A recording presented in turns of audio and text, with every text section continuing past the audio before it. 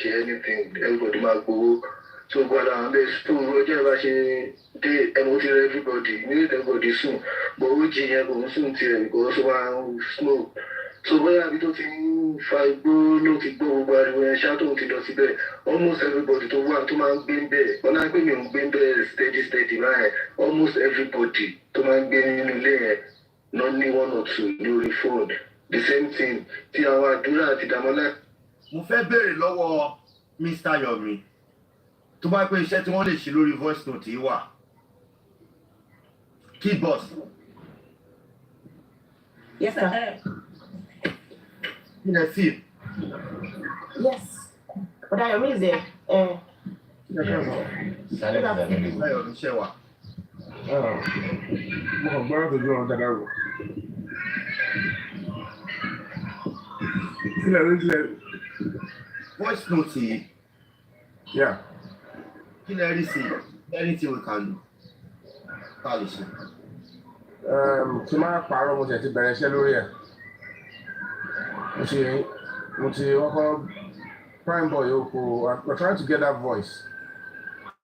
But ó dẹ̀ pẹ́ nìyẹn. Òótọ́ ló sọ but ó dẹ̀ wọ́n lo voice yẹn. I don't know what done to that voice because we want to keep the identity of that person. Torí ó ti sọ pé wà lọ́wọ́ OG bọ́ ẹni gangan. Àti ìmọ̀ láàrin àwọn tí wọ́n sọ fún àwọn ilé yẹn because mo ti gbọ́ voice lifestyle. Mo mọ voice àdúrà. Mo mọ voice spending. DJ Bami yẹn ni mi tí gbọ́ voice ẹ̀ rí. We don't know whether he's the one. So ó ti but prime boy lóhùn ò lè confirm voice ẹ̀ because ó mọ DJ Bami yẹn. So àwọn òkúta ló tún wá wà nílé ẹ̀ tó yàtọ̀ sí wọn tó yàn ti dárúkọ yìí. Òun náà yẹn sọ pé òjò ojì yẹn ló ń sọ̀rọ̀ yìí. Ọ̀kú jẹ́ pé bóyá. Ó ń sọ̀rọ̀, òjì kan ló ń sọ̀rọ̀. So tàbálẹ̀ ti wò ó sì gbogbo àwọn tí mo dárúkọ yẹn láwọn sọ pé tàbá list orúkọ yẹn jáde gbogbo àwọn tó wà nílé yẹn we will be left with maybe one or two options. Àwọn amọ̀ ètò jẹ́ nu wọn but for now this is not Adura's voice, this is not Spendy's voice.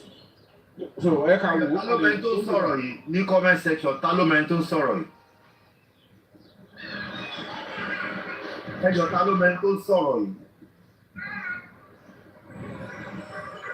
So, but we're working on it. That person said, ìgbà táwọn máa dé láti show yẹn, wípé Prime Boy lọlé àti the other guy. So definitely they all came back from the show together. They went to the show together and they came back together. So if Prime Boy can list the names of the people they went to the show together, I don't know if we can. Free from that, as in from all the list of the people they went together.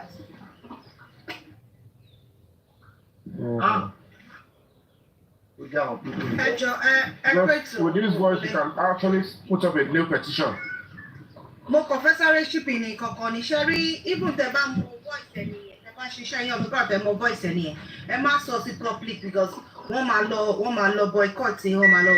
Àwọn máa ti mọ ìwọ́n ti gbọ́ báyìí àwọn máa ti mọ̀ ọ́ tó bá jẹ́ pé àwọn ọmọ bá ara wọn ni wọ́n ti máa mọ ẹgbẹ́ jẹ́ ìyẹn ṣe kiri we are looking for a different route.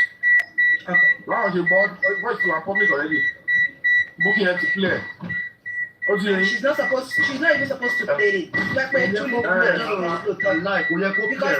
ọmọ àbá evidence yẹn jẹ́ wọ́n máa lọ síwájú ẹni yẹn wọ́n máa lọ sọ́dọ̀ ẹni yẹn wọ́n máa lọ gba evidence lọ́wọ́ ẹ̀ ọkọ̀ threatening ọkọ̀ jẹ́wọ́ fún àwọn ọmọ ẹ̀dẹ̀ wà submissive fún wọ́n ti ń jẹ́wọ́ fún iṣẹ́ kò dé wọn mọ́lẹ̀ kó mú àwọn ọmọ ìfẹ́ kó dé wọn. Kò fẹ́ kí evidence wá true kọ́ báyìí ni mi ò ṣe é kò fẹ́ kó wá true eléyìí lára pé ọlọ́mọ jẹ́ kó wọ́n máa sọ̀rọ̀ fídíò wọ́n máa sọ̀rọ̀ ẹwọ́rú yẹn ebe kò wọ́n ṣe jólè lọ́nà ṣé wọ́n lọ́ọ́ bá àwọn ọlọ́ba CCTV kìíní jẹ́ bọ̀ wọ́n tọrọ àwọn ni wọn ò bá yẹn gẹ́tọ̀ ẹ máa wọ́n rọ́bọ̀ wọ́n tọrọ àwọn ni yòókù lè parọ́ fún yòókù ní sọ̀rọ̀ yẹn lọ.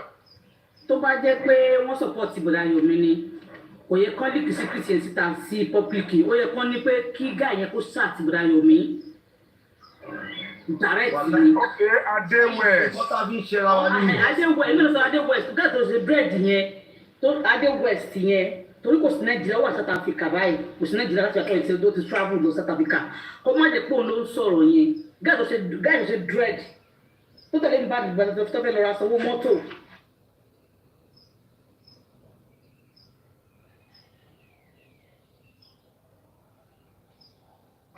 ẹ rántí. ó dà bẹ́ẹ̀. tó lọ ṣe show lórí Instagram pé kọ́lọ́pàá kó gbogbo àwọn.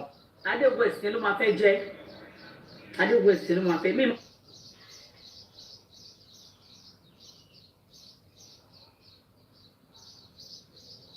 What is your boy?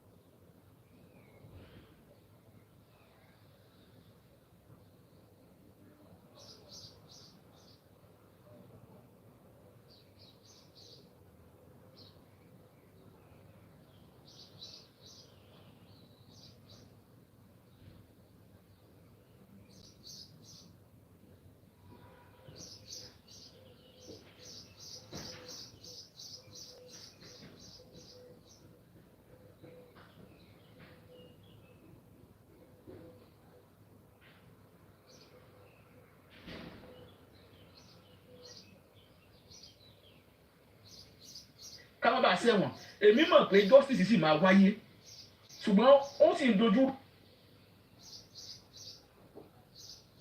báyìí ni ó dẹ̀ sì máa dojú rú sí Buhari dẹ̀ sì máa padà rí at the end of the tunnel there will be light because èmi ò ní bísí ẹni nǹkan this is ṣáàgà ní ó lè ràn wá pé kò má ṣẹlẹ̀ ẹ rí ẹ kọ́lẹ̀ mírèkù ó padà máa ṣẹlẹ̀ o á padà máa rí justice yẹn ẹ tó bá máa ṣẹ̀wọ̀n ló máa ṣẹ̀wọ̀n ẹ rí ọmọ ṣe ń bẹ Mr. Yomi every time ẹ jọ ẹ ṣáàjẹ ká ẹ má já wa kulẹ̀ ibi tágbára yín bá mẹ́sì máa sá lọ tó bá ti jẹ́ contribution we will do it because ọ̀nà tá a lè gbà ń sí nìyẹn ó wá ń gbé fídíò jáde ó sàfẹ́ kó jẹ́ ìwọ nìkan ó wá ní pé bèbè ẹ̀wọ̀n dé ó wá ń ju kíní jáde láti cover rẹ̀ ṣé ajẹ́wèrè ni àbúríwá pé sáàmù tó ń lọ ni it's not good kò ń ṣe nǹkan gidi àwọn ìyá láti ẹ̀já bí i Yorùbá yìí nǹkan tí in fact kò dáa. ìyẹn láti fi ń bá yé ara wa jẹ́ kí ni jẹ́ ń bá yé justice yìí jẹ́ ó dẹ̀ ní adúrú nǹkan báyìí ó fọ́lù ẹ̀ legally kẹ́ẹ̀dì ẹ̀ ṣe kẹ́ owó lélo láwọn ọmọ ẹ̀fẹ́ gbà tẹ́lẹ̀ fún wọn láti fi gba evidence lọ́wọ́ wọn. 1.5 evidence lẹ̀ lọ́fẹ̀ẹ́. ṣé ló irú evidence ni wọ́n gbélé lọ́fẹ̀ẹ́. Okay, Mr. Lati ẹ sọ fún mi gbogbo bó ti wù kan lé Mr. Yomi tó okay ẹ wá àzún pé kéèsì kan wá lágbára ó wá lọ́la sí i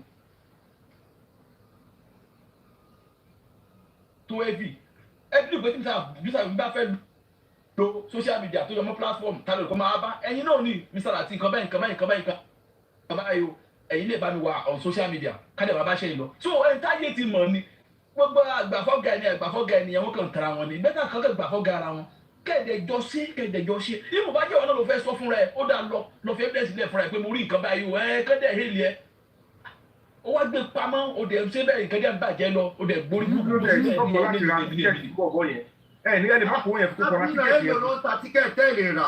why na. mo ti ra tíkẹ́ẹ̀tì máa lọ airport o tó bá dẹ̀ ti dé airport wọ́n á gbà kan lọ́wọ́ ẹ̀ ẹni wọ́n máa tẹ̀tú mú $300 wọ́n á fún ẹ ní $300 extra máa lọ sí airport. nǹkan tá ń tà lè sọ́kọ̀ fẹ́ fún àwọn boys yẹn ni ẹ̀ tá ń pariwo sí pé èyí tó bá fẹ́ escape jáde come we will find a way pathway for you. ẹ wá nínú kọ bẹ́ẹ̀ yẹn dẹ̀ pamọ́lẹ̀ ẹ wá ní èyí tó wá dùn èmi jù ni pé ní olùbí tí búkì yẹn o báwo ló ṣe máa lọ fún bàbá ṣé bọ́ọ̀yì fún bàbá yẹn wọ́n fún sáàni yẹn náà ẹ̀ wá ṣàn. kọ́ sí. àwọn ọmọ tó ẹgbẹ́ invite tó jẹ́ pé wọ́n wẹ̀ sí lọ́wọ́ easily àwọn ẹ̀ wẹ̀ sí lọ́wọ́. Equally, ẹlẹ́mọ̀ ẹ̀ka kàn ṣe tó yẹ kí public they just èèyàn feel like èèyàn feel like wéwu thinking we are on the same page and it's ó kàn dùn mí pé kò ṣe lọ́dọ̀ kó jẹ́ látọ̀dọ̀ tèmi mo ti pariwo sí àpé lady Bukky tó bá yẹ kó ọ̀lọ́fẹ́ gba glory ẹ̀ meanwhile ọlọ́run tún test ẹ̀ pé ṣọ̀rọ̀ pé lè mo tún gbélé wá fún ẹ tó bá wá látọ̀dọ̀ ẹ̀ kò sí bí yọ̀mí ṣe fẹ́ sọ tí ò ní dárúkọ ẹ ìwọ náà láyìí máa dárúkọ pé ẹ̀yẹ ká dúpẹ́ lọ́wọ́ Bukky kí ló wà ń bẹ̀ ṣe wá bí àwọn ló pé rẹ ẹ̀yẹ ká dúpẹ́ lọ́wọ́ Bukky ṣe òun ló ra tíkẹ́ẹ̀tì fún ọwọ́ yẹn òun ló gbẹ tàfíró tó jáde period. ẹni ló kí ni play tó wá play kí ló wá wúlò fún báyìí. kò ní mo fẹ́ fi sọ fún yín pé òun ó yẹ iyọ̀ rẹ̀ nígbà tó ní pé àwọn ti rọ́bó kò sí èyí wọ́n fẹ́ iyọ̀ rẹ̀ kú. ó fẹ́ sùn. tó àbá àti. kí ni additional wo ló fún justice yìí addition wo kí ló fi help justice nígbà tó play ní tansin. ẹgbẹ́ nàìjíríà ọ̀rọ̀ ẹni ẹlẹ́kàwé tó bá yá olóòdúpọ̀ rẹ̀ a máa pe bíbá ní illiterate platform ṣé wọ́n lọ́pọlọ tẹ̀mí bá ẹrù kó jẹ́ irú ẹ̀ àwọn ọmọ bẹ́ẹ̀ ló wá wẹ̀ sẹ́mi lọ́wọ́ èmi ní àwọn tí tẹ̀mí máa pè bí ẹ̀rọ̀dọ̀sà èmi máa ní èmi náà kọ́mítì tí máa pè lẹ́sẹ̀kẹsẹ̀ pé wá nǹkan ṣẹlẹ̀ báyìí kàṣà báyìí kàwòdì a dẹ̀ máa yanjú ẹ̀ lẹ́yìn without coming outside. A máa parí àwọn ọmọ ẹ lẹ́yìn wọ́n máa dé sẹ́yìn tí ẹ̀ ní mọ̀ pa à ń ṣe nǹkan kan gan lẹ́yìn bí Bukky ṣe wá dá kíní ẹ̀ tó dákẹ́ láti ọjọ́ ẹ̀ kò ṣe nǹkan kan fáwọn ọmọ yẹn ẹ dẹ̀ fẹ́ gbé evidence lọ́wọ́ wọn káwọn ọmọ ẹ wá dé evidence sílẹ̀ kí life wọn wá wà in danger. Ta ló máa fẹ́ help justice tí ò ní need safety kò sẹ́ni máa fẹ́ ran justice lọ́wọ́ tí ò ní need safety kò tí ì sọ onítọ̀hún. Ṣé tó bá fẹ́ lẹ́ẹ̀kú justice tí ò ní ní the safety wa? Kò sọgbọ́n. Kò sí. Ok, ẹ wò bá tí Mr. Yomi rí 3 seconds yẹn, bó ti Kàrímọ́ ṣe gé kínní àṣàmọ̀, Kàrímọ́ náà lọ pè, náà tún pé at the end of the day, òun náà ló padà wá bá nǹkan jẹ́ bọ̀. Ẹlẹ́bọ̀tọ̀ nìyẹn, ẹlẹ́bọ̀tọ̀ lọ́lù. Wọ́n ṣàpẹ́ nǹkan mọ́ra tó wá. Yes,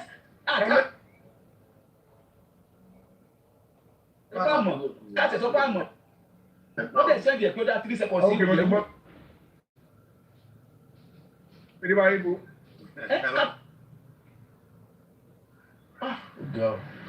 Wọ́n sọ fún wọn ní kọ́ yanjú bọ̀bọ̀ yẹn bẹ̀ yẹn àwọn tó play part nílé yẹn dẹ̀ mọ́ra wọn ẹbí Mohbad dẹ̀ wà lára wọn and whether you like it or not ẹ prepare fídíò yẹn máa jáde àwọn tó dẹ̀ jẹ́ gbogbo ráìmà wọ́n sì máa jà ọlọ́pàá ò bá sọ pé okay àwọn wá àwọn ò fẹ́ wá peace they cannot continue to deceive the public and protect murderers ó máa ṣẹlẹ̀ but wọ́n máa lò ó fẹ́ lórí time election láti fi kó bá ìjọba yìí ní ààrẹ nígbà owó tí ó tọ́ yẹn fún yín tẹ́mi bá ti secure ọmọ tèmi tán ẹ máa rí pàmò fèsì ẹ̀ bóyá mi ò ní padà sí abájọ fèsì wèrè yẹn papọ̀ we will get that justice and we will get it clearly alágbára lórí kò bá fẹ́ lọlẹ̀ kò bá lọlẹ̀ mo ní ká máa pààyàn ká máa fi ṣe ẹ máa wó go wèrè kiri ṣé àwọn bàbá àwọn ṣẹlẹ̀ gba ẹ káwọn fi ní fẹ́mu wèrè fẹ́mu orí burúkú àti tẹ̀wá kiri ẹ wá pọ̀ ọmọ ọlọ́mọ ẹ ṣe kà fún ṣojú ọ̀dọ̀ ẹlẹ́rù bá pọ̀ pa wá ní at the end of the day wọ́n kọ́ ọmọ ọlọ́mọ lọ́rùn wọ́n ṣe ogbó ẹ̀ gbogbo àpáàrà rẹ̀ àtẹ̀bí àtọlọ́pàá gbóyè wọ́n sọ pé èrí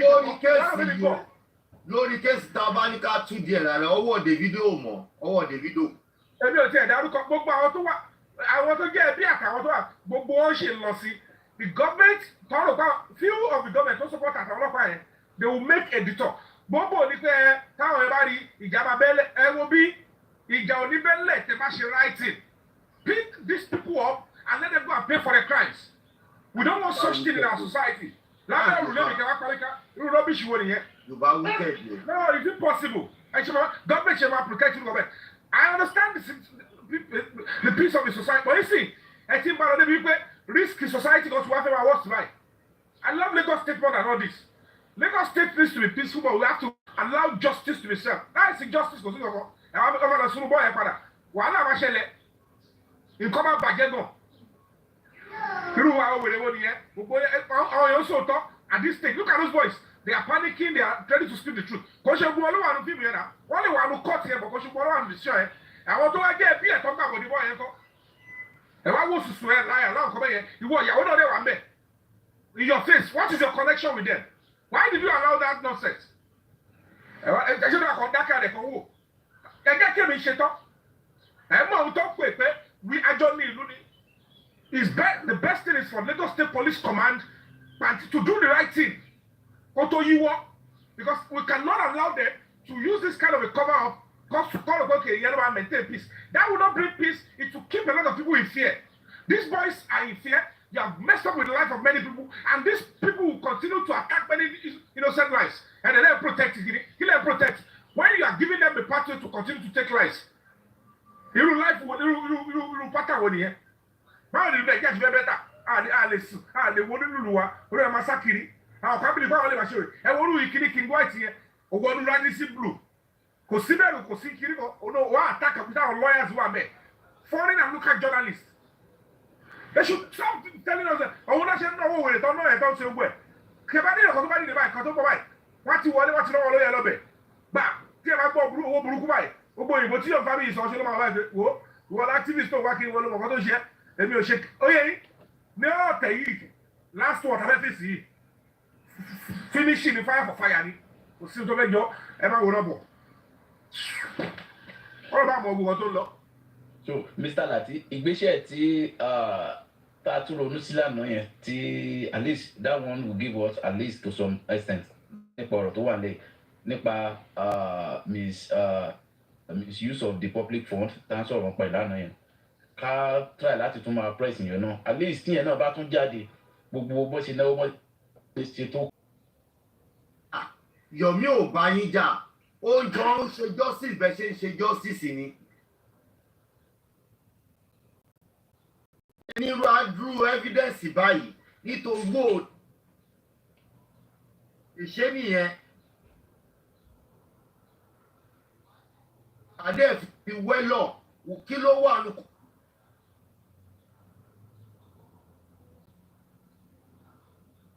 Nítorí tí ìmọ̀tara ẹni nìkan ẹ̀dẹ̀ payé evidence yẹn jẹ́. Ṣé ló àwọn ọmọ yẹn fẹ́ jáde mọ́? Ẹ mọ̀ nígbà tó ti kọ́kọ́ ba CCTV jẹ́ yẹn tí gbogbo yín ti dákẹ́ fún yẹn òun ló jẹ́ kó rọ̀. Ẹ wo gbọ́ ọgbọ́n tó dá lórí CCTV. Picture wájú ilé máa yẹn wà àti Mr. Fabu ìwá yẹn. Wọ́n dẹ̀ post wájú ilé máa yẹn tí máa yẹn dẹ̀ bẹ̀rẹ̀ sí. Àní máa yẹn pariwo mo tún wọ́ máa yẹn déwájú AIG mo tún kọ́ lọ fọlọ́pàá gbé máa yẹn pé àdé mi ò gbàṣẹ́ máa yẹn ní ó kẹ́ fóun níbọn ẹ bá ti ní àpúrúfù bọ́ fóun o mo ní mo ti lọ gba ọlọ́pàá I spent millions láti Abuja come and protect me máa yẹn náà lówó òfẹ́ sẹ́ owó òfẹ́ ọlọ́pàá òun fẹ́ tó máa mú fúnra òun tọ́ba ti rẹ́dí láti fóun níbọn AIG wò pé wọ́n ti kọ́ máa yẹn lára ọkọ̀ gbogbo mi sára ẹ jẹ́ kí máa yẹn máa lọ.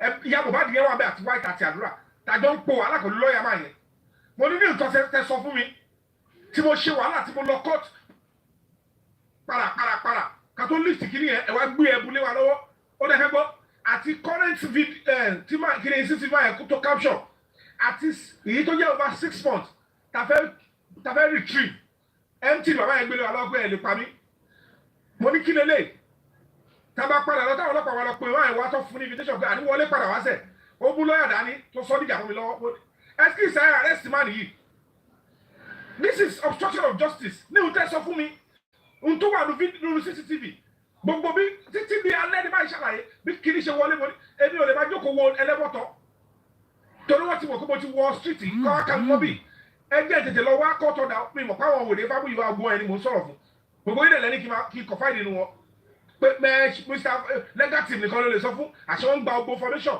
kọ́ lè máa block ẹni this same book náà ló post ilé máa yẹn ló post ẹ lórí page ẹ tó ń post ilé máa yẹn tí wọ́n fi wá ẹgbẹ́ nísìnyí my life is in serious danger Hello, Lati, ẹ káàárọ̀, gbogbo ilé ẹ káàárọ̀. Ẹ káàárọ̀ lórí. Ẹ káàárọ̀, ẹ ṣé àná o. Ẹ bá mi show some love. Ẹ̀yin comment section ẹ bá mi show some love sí bí mi. Ẹ ṣe jàre Lati. In fact, mo ṣe mọ̀ pé wọ́n fún ìdí owó tí ẹ bá ń gan. Èmi ò sí lára àwọn waste of the land. I'm not a waste. I am not a waste. I'm not part of the wasted generation. So yẹn ò tiẹ̀ ṣe rí picture yẹn tó bá tún ní ìdí sí. Àwọn better ones wà mo tún lè send ẹ̀ sí. Ṣé mo àwa náà public àwọn tàbí pictures ti fẹ́ àmọ̀ kó máa wà ní public. Wọ́n ní wọ́n rí tó lọ. It's nothing. Ẹ wo. Mọ́mí ó dúra wọn lọ. Ìgbà ní kò pa mí tẹ́ ò fòlù. Ẹ má mà dá lọ, ayé yìí ti bàjẹ́. Ìwọ tó jẹ́ pé waste ní any land of Germany. Waste. Yes. You do not matter in any form or shape. No matter. So I don't pay attention. I don't pay mind to things like that. So moving on. Ẹ̀yin ará ilé ẹ káàárọ̀ jàre. Mommy Biri you this side. Daddy be jealous. Ó dúra wọn lọ. Àwọn èèyàn káwọ́ sókè délùú òyìnbó ni. Èyí ò káwọ́ sókè. Èmi like Mommy Biri ni o. Àwọn kan lè kọ́ jẹ́ lọ́ọ̀yà àwọn jọ́ọ̀jì ni. Voice wọn jọ́ọ̀jì máa pè wọ́n. Jọ́ọ̀jì ni Mommy Biri ni. I love you. Thank you. I love you. Good morning everyone. Ẹ káàárọ̀ sà. Wọ́n ti ń pè lórí WhatsApp. Àwọn lára wọn tó pè lórí WhatsApp. Dá Lati. Ẹ kú Ẹ ti rí nọ́mbà. Mo ti rí. Nípa àwọn lára wọn tó pè lórí WhatsApp. Nǹkan tẹ́ ẹ béèrè fún mo fún yín náà. Gbogbo ìlú ló wá sí léètì. Ilé tó ń jẹ lára, ó tí mọ̀ kọ̀kọ̀. I'm sorry for you. Yes.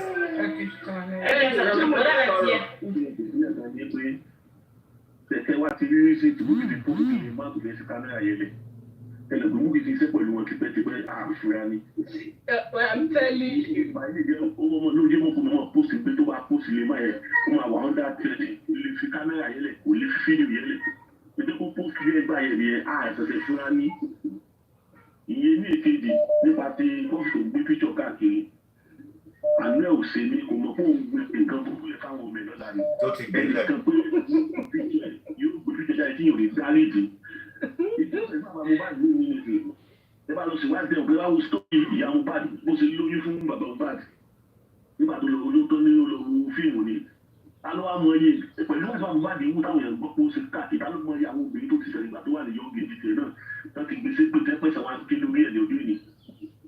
Ó yẹ kí kò fi kó lẹ̀ lórí ọ̀rọ̀ bàbá Mohbad ìdísọ̀ jù bẹ́ẹ̀ lọ.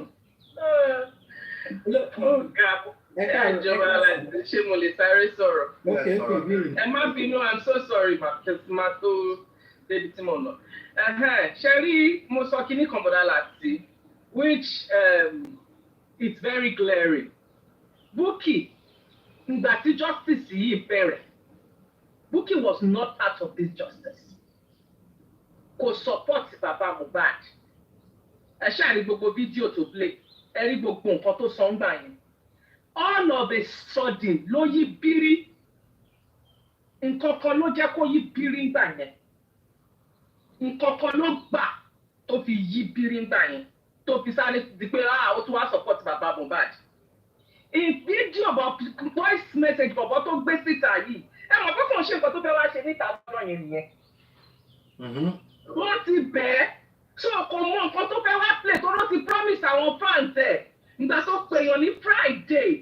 Tẹ̀tọ́ tí wọ́n ń bẹ̀ ní Saturday. Ó ti bẹ̀ẹ̀ kò mọ nǹkan tó fẹ́ wá play.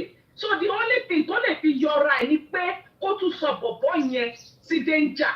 Bó ṣe ṣe pẹ̀lú fídíò CCTV yẹn gbà yẹn. So àwọn tó ń pè àwọn tó ń bá ṣiṣẹ́ tí ò bá ti ṣe bẹ́ẹ̀ yẹn of course àwọn èèyàn máa wá sọ̀rọ̀. Man tí ó ní CCTV ń gbà yẹn just like this man said òun ló mọ̀ ṣe ń gbà yẹn tó ló ti mọ̀ wọ́n máa checking ẹni yẹn. So this same boy tó ń dárúkọ ẹ̀ yìí ọmọ kan wọn yẹn ṣì wà ní Nàìjíríà ó mọ̀ pé ọmọ yẹn ṣì wà lárọ̀ọ́wọ́tó wọn òun lọ́mọ yẹn ṣe ń dárúkọ ẹ̀ pé ó jì ó ti fi bọ̀bọ̀ yẹn sí danger she knows what she's doing lójú ààrẹ ó wà calculative ni tọ́lọ̀ bá dẹ̀ fẹ́ mú yàn báyìí as in very ìbàdàn yìí sì bàjẹ́ ṣé ó mọ̀ ọ̀kan tó ń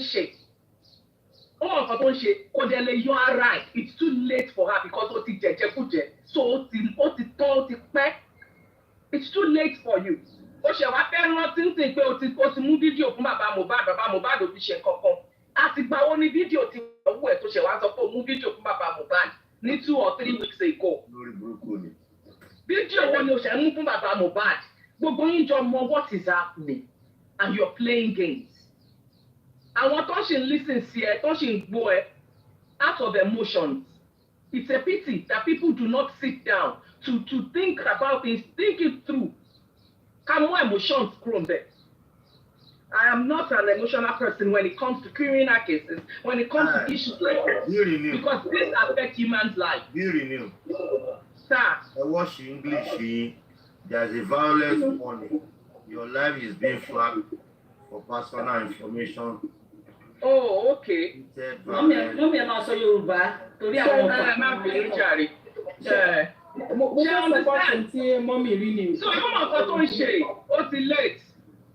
Ẹ wo ẹ̀gbọ́n mi we gallant we stand tall and proud. Mo fẹ́ support o. Gallant o. Mo fẹ́ ṣe rí ojú mi kan ojú mi ni pé níjọ́ yẹn yeah thank you sir. Ohun tó dùn mí bẹ́ẹ̀ ni pé ọjọ́ tí ó jáde day before that day Bukky said pé kò ní confession lọ́wọ́ bóyá platform mi mo wà níjọ́ yẹn mo tààpù pé they should try mo ní pé mo ló fẹ́ expose àwọn people yìí pé kán try tó bá lè rẹ́ àwọn èèyàn láti pé kán sọ fún un kó má play any voice note tó wà ní inú ilé yẹn but it's like probably people do say or something like that. Then ní ọjọ́ yẹn nígbà tó fẹ́ play a few people were saying use voice changer ṣe ló pariwo mọ́ wọn.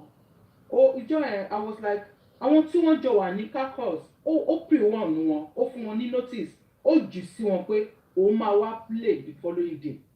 I expected them wọ́n ti call ẹ̀ pé don't do that but I want to say probably they are not sensitive or probably I don't see the reason because they have to know pé eléyìí tí Karimo jù sílẹ̀ lọ́jọ́ sí òun ni problem tá a ṣe ń fà yìí tí ó lè tó expose tí ò jẹ́ kí á débi tó yẹ ká dé because ó possible bóyá tó bá pé wọn rí information yẹn bóyá tí màmá play along lọ bọ̀gbà tó ti ju tó ti wà ó dà inú òun náà ló kọ́kọ́ bọ́ síta Bukky náà ló dà ń gbó bàjẹ́ ó dà kó náà ló kọ́kọ́ bọ́ síta so ló ṣe fi wọ́n kókè who are the people tó ń rally round bàbá yìí so could it be lóòótọ́ kó bóyá they are trying to because if we are protecting Baba too much because of other family it's like we want to nail it's like a selective judgment or what do we call we are focusing on just only Wùmí what of gbogbo àwọn tó wà nínú ilé yẹn what of dáhùn pariwo sí pé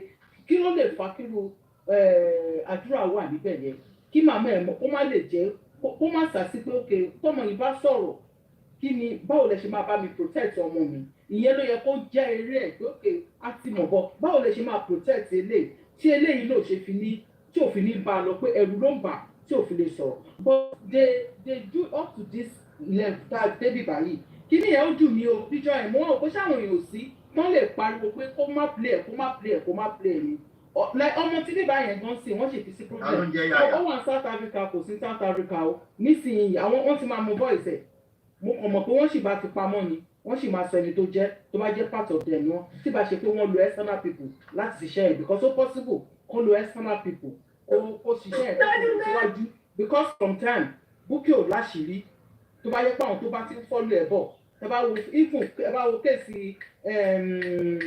tó bá Genesis ṣe gbogbo àwọn tó fún ní information ó sì refill wọn so anything tó bá ti kó fún Bukky anybody kó mọ̀ pé ó sì ń bọ̀ wá sórí àtẹ kò sí àṣírí kankan ẹni tó jẹ́ irinṣẹ́ tó ń lò tó ń fún lówó ìyá táwà ó sì expose ẹ̀ òun náà ló expose ẹ̀ so people should know pé there is nothing tẹ̀lé fún Bukky tó lè máa lò lẹ́yìn tí ò sì ní wá gbé síta lọ́la Garani, ó guarantee. So it's one of the, so we should use it as an example. Even if there is anything, people we should all know. If you have any evidences, you can't bear it. You could you oh, the support no be or to the poor where I know. Already, ó ti throw bàbá, ó ti jẹ́ kí bàbá, ó ti throw bàbá tó lóun support gan, ó ti jẹ́ kí bàbá yẹn mọ̀ pé òun ò indirectly náà ti jẹ́ ó ti padà lẹ́yìn ẹ̀, ó ti jẹ́ kó mọ̀ pé yes, òun ò gba ẹ̀, wọ́n kàn yín tanra wọn ni, wọ́n sì máa ṣépè fún àwọn at the end of the day. Thank you.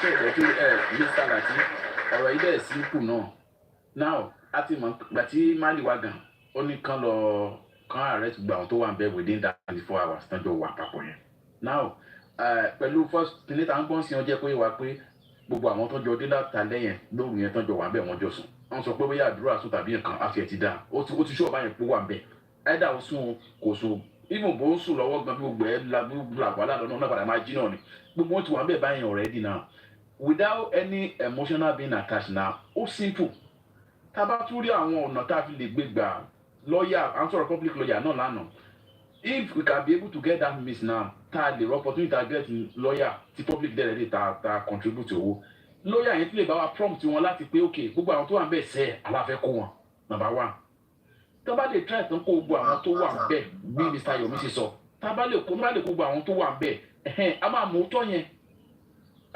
yẹn pẹ̀lú ilé ìtàn sọ́lá náà pé ok o misuse of nìkan management kìnìkan public fund now kíyẹn náà wà bẹ́ẹ̀ ó ti di méjì nìyẹn pẹ̀lú ti voice note àtúrí lánàá yìí náà ìyẹn náà sì wà bẹ́ẹ̀ ifá àtàbá lè tra lóòótọ́ nǹkan yìí àwọn nǹkan yìí owó ló padà máa gbà lọ́wọ́ wa bọ̀ public already because a lè máa tẹ̀lé kínní lọ sódì gbà tó bá di December mọ́ wa lọ́wọ́ ni àbí kọ́ bá ní ó yá ọmọ yẹn kàn gbé lọ sí because gọ́ọ̀mẹ̀ntì rẹ̀ gbẹ́lẹ́ fẹ́ sí lọ́la gọ́ọ̀mẹ̀ntì rẹ̀ di irú gbà bẹ́ẹ̀ ló fẹ́ gbé nǹkan lónìí wá ní kó gbé náà ni kí wàá ní èrè àwọn tó ti náwó ẹlòmíì ò sùn mọ́ ẹlòmíì ilé ẹ̀kan ti dàrú lórí ọ̀rọ̀ ẹlòmíì gan ọkọ̀ ẹ ti gbógun ti pẹ́ wàlẹ́ ti ẹ̀pọ̀ lórí ọ̀rọ̀ ẹni a lot of stories làwọn èèyàn ti nípa ọ̀pọ̀ yìí.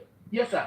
Mr. Julius ẹ̀mí bá ní pé ká má tiẹ̀ mẹ́nu bà ọ̀rọ̀ kọ̀ọ̀kan sìn aráṣẹ́ ìkọ́ àwọn èèyàn kí gáàpù lọ fún ọ̀rọ̀ gbogbo tó ṣẹlẹ̀ tẹ́lẹ̀ bóyá olórí ẹbí tó bá di let's wait for the end of the month káwọn èèyàn fi kíní yẹn tiẹ̀ fi kúrò lára àwọn èèyàn. There is pathway to justice. I will get it. But I can find any gap. Kọ́ dẹ̀ fi parí corona in force. Kọ́ fetí àwọn kàtẹ́gbọ́ rìpọ́tì corona yẹn kí yẹn end. So ká mọ̀ pé èyí tí wà lọ́wọ́ mi àti tí búkì yẹn mú wáyé la máa ṣiṣẹ́ lé lórí. So wọ́n á lè mọ̀ pé jọ́ mi ká wa ó yẹ ká ṣiṣẹ́ papọ̀ ni. So ti yẹn so let's give it time because to ask people to do it now, I mean if we look for people are showing reluctance and I understand. So eka ní sùúrù àwọn máa sọ̀rọ̀ báyìí sọ̀rọ̀ yìí lọ let's wait to the end of the month a lè máa ṣe nǹkan míì ó sì yẹn ẹrú géèmù tí olórí ẹbí bí wáyé sí a máa ṣe géèmù a máa ṣe iṣẹ́ lọ máa lọ lábẹ́ by the time we get to the lawyer to stand a lè ti máa sọ̀rọ̀ lẹ̀ pé a máa need it but a máa jẹ́ kó mọ̀ so time after we get closure on that one this one ọ̀ lè yọmi kúrò ní kéèsì lè mọ́ torí mi ni wọ́n fẹ́ lù jìbìtì fídíò tó lè fi lù mí jìbìtì àti ìforí ẹ̀ sọ anywhere so kò sí nǹkan tó fẹ́ ṣe sí ìsìn àkọ́mẹ́sọ̀ pé yẹn wọ́n ṣẹ́ lórí ẹ̀ ọ̀ àmọ́ wa fà á lọ so Mohbad's case is coming through and justice will be served and ọ̀nà ara ẹlẹ́kọ́lẹ̀ ọ̀nà ara yes of course kí ni ẹ̀ máa jáde so nítorí bẹ́ẹ̀ suggest mi yẹn. That's nice.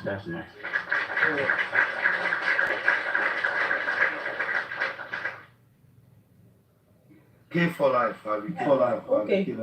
Ẹ má bínú mo kàn fẹ́ ṣàìsàn kan ni Mr. Yomi please that video tí ẹ̀ ń sọ yìí tá à ń sọ yìí ẹ jọ̀ọ́ ẹ má include ẹ pé. Yomi ẹ kú iṣẹ́ takuntakun ó lè bẹ́ẹ̀ sọ́sọ̀ lọ́wọ́ ìyàwó tí mi stream mi lọ́wọ́ and but we don't care mo kàn ní kí ni pé ọ̀rọ̀ tẹ́ ẹ̀ sọ ọlọ́pọ̀ fún voice tẹ́ ẹ̀ ń sọ yìí tẹ́ bá ní ẹni tì nígbà tó bá tiẹ̀ mọ orúkọ ẹni tó ṣe ẹ má sọ síta bọ̀dá Lati so that people who don't know who is on that voice message ṣe ti káwọn tẹ́ bá anything tẹ́ bá ti rí as from now ẹ má máa sọ síta mọ́ ọ̀sibọ́sọ stream mi lọ́wọ́ báyìí àwọn náà máa capture many things wọ́n máa fi the other thing behind it wọ́n ti rí kọ̀ọ̀kan bọ̀dá Yomi ẹ má. ẹ wo bí àti ẹ má sọ ẹni tí ẹ bá ti rí. àti padà ẹni tí ẹ bá ti rí ẹ má sọ síta.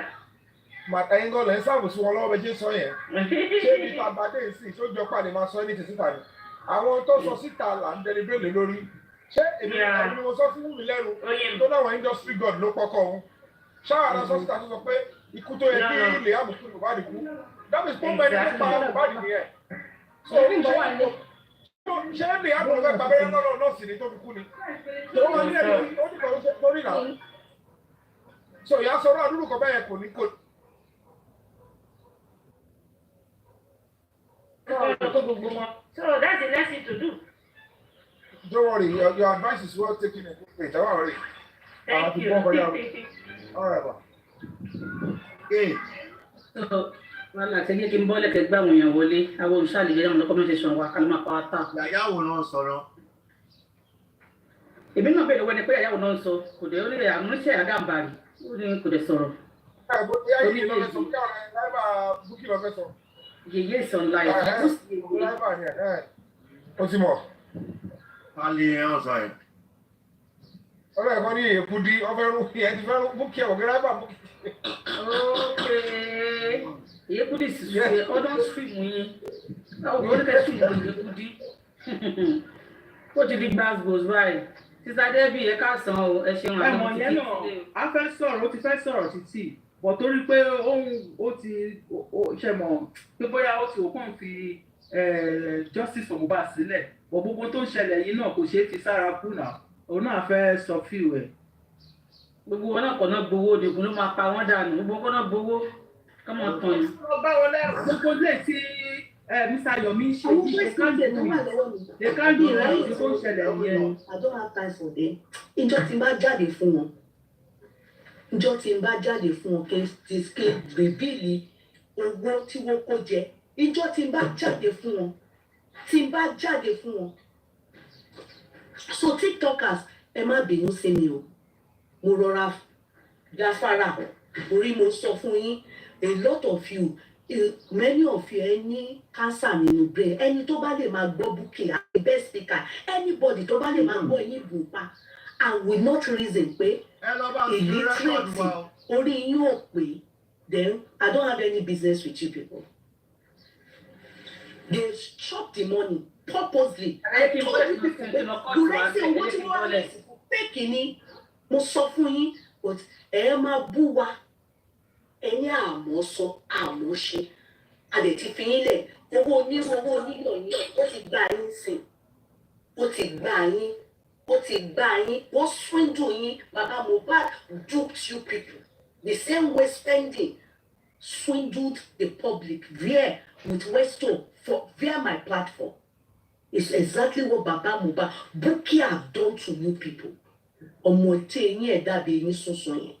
Ọmọ àlè játijàti wọ́n ní ó ń plan fún èmi ẹ bá ti try ẹ bàbá Mohbad Ọlọ́run ìwà àti ìwà ò bá ti try ẹ wàá sùn sẹ́wọ̀n èyí tí Elégùṣì ṣiṣẹ́ fún yín yẹn kékeré ni wàláì bàbá Mohbad tó bá yẹ kó try ẹ ní ó tiẹ̀ competition màá make sure pé ó gbàgbé ẹsẹ̀ wọn màá fi hùn ẹ pé kí o ní connection kò mọ̀ yan ṣé hùn kò mọ̀yàn ó lè mọ̀yàn níbi tí wọ́n ti ń clean ibì kan wọn kò kí n ṣe bí ti tèmi o ò bá ti try ẹ̀wọ̀ àti mú ìwà màá make sure pé wọ́n fún mú ìwà ní ìwé l'Amẹ́ríkà wàá wá gbé wálé màá jẹ́ kí wọ́n fún ní ìwé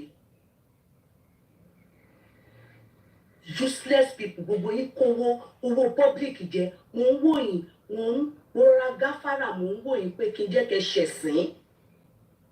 Ṣé justice lè wá yìí justice náà dẹ̀ lẹ́yìn gbogbo owó ẹni ẹ fẹ́ ṣe autopsy ẹ̀yìn ẹ fẹ́ ṣe autopsy ojú ẹ fẹ́ ṣe autopsy ẹnu ẹ kó owó public ẹ kó jẹ ẹ kó owó public ẹ kó jẹ ẹ gbé template spending lẹ fi bẹ̀rẹ̀ template spending òun lẹ fi bẹ̀rẹ̀ the way you people tẹ́tí mú ìwà owó lè.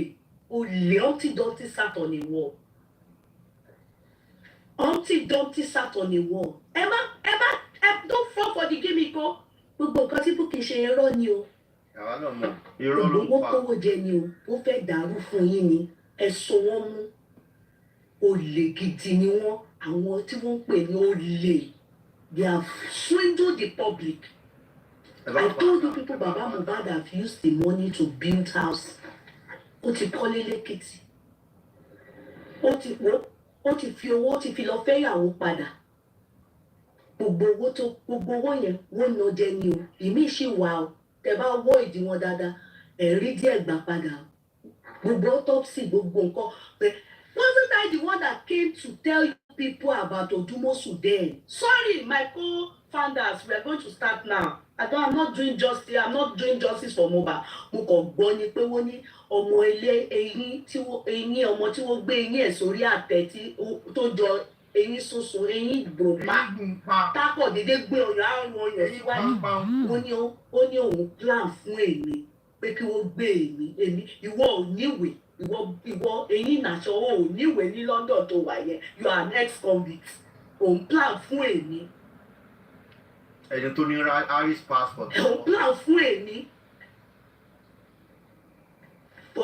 Mú ìwà o ò bá ti try ẹ̀ ìwọ tó yẹ pé àtijọ́ tí justice of Mohbad ti bẹ̀rẹ̀ àwọn làgàtà àwọn ló sponsor bó ṣe àti bosman àwọn ló ń sanwó.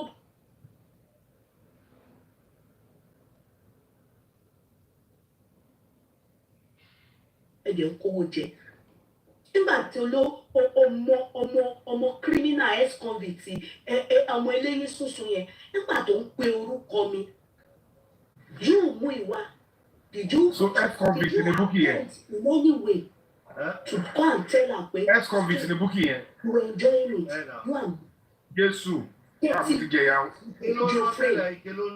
Ike ọmọ ní ike. Ìwà gbọ́ bàbá Mohbad ó sọ pé òun ní fíìmù ju Yomi lọ. Dóòmí ò gbà tí Yomi ò kì í ṣe kò ń ṣe bí irú Yomi sí ojo frame. Investigation ẹ má gba ogun yẹn gbọ́ ọ máa ń bára wọn jẹ́ o. 1 million times Yomi yìí better jo frame 1 million times. If they tell me choose, ma she choose Yomi mi ò gbà tí Yomi o. What is the only thing you people have come to do in this matter is to go and swindle people to manipulate the public. Is to swindle people to manipulate the public. That's all you people have done. Tell me what any Bruba, what she achieved in this just.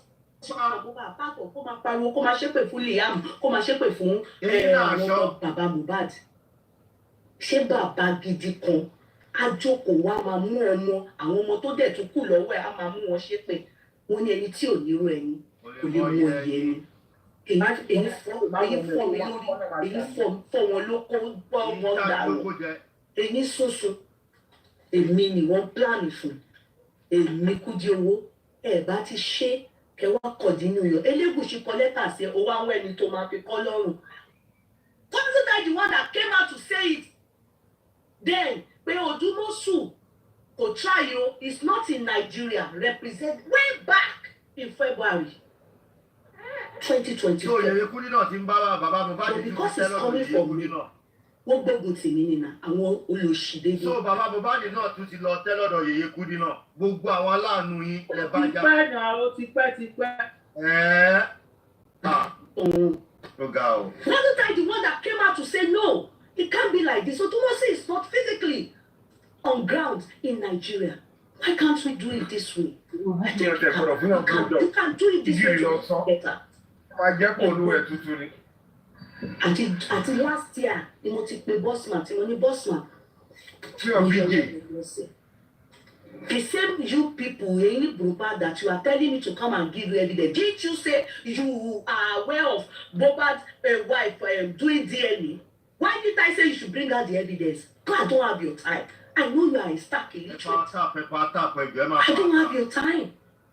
I don't have you people's time. I don't have your time. You lie, you're a pathological liar. Pretty, thank you. You have a problem. And I think that problem is nothing I can't help you. nígbà tí mo ti rí pé àti wọ́ àti Joframe àti Múyìwá àti Bùrẹ́sì olè lẹ́wà jà nínú justice for Mohbad owó onírú owó oníyọ̀ nígbà tẹ̀tí ẹ̀ ti lè jí 6 million lórí platform mi tẹ̀tí sọ pé kí wọ́n filẹ̀ ìwọ ọmọ ilé ní sùsùn yẹn. What is 6 million? The only thing that I see you've achieved in this justice for Mohbad is to destroy justice for Mohbad. And I don't care. Who cares? I don't care. I don't care. The father of the child choose to do it that way. That's not the business. Ìwọ Joframe, òun bá ti try ẹ̀. Kò try ẹ̀. Ìwọ àti Múyìwá wà láì máa jẹ́ kí wọ́n gbàgbé ẹsẹ̀ wọn. Èmi Kúdí owó mo sọ. Máa jẹ́ kí wọ́n gbàgbé ẹ sí ẹ̀wọ̀n. Máa jẹ́ kí wọ́n gbàgbé ẹ sí ẹ̀wọ̀n. Máa jẹ́ kí wọ́n gbàgbé ẹ sẹ́wọ̀n. Kò sẹ́ni tó máa gbà ẹ́ lọ́wọ́ mi. Wọ́n wọ̀ yín ni o. Ẹ bá ti ẹ̀kọ́ try ẹ̀ lásán.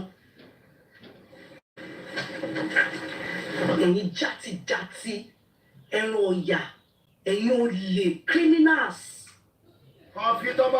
Criminals ọmọ yẹn ó ti di tissue sí ibi tó wà. You are still there looking for how to swindle the public. All those ones they are coming to tell you people wọ́n tún fẹ́ dọ́gbọ́n sọ pé kẹ́ dá owó nǹkan míì ni. Tí wọ́n bá ṣe toxicology àbí gbogbo òṣì tí wọ́n ní àwọn lọ ṣe tí wọ́n ṣe.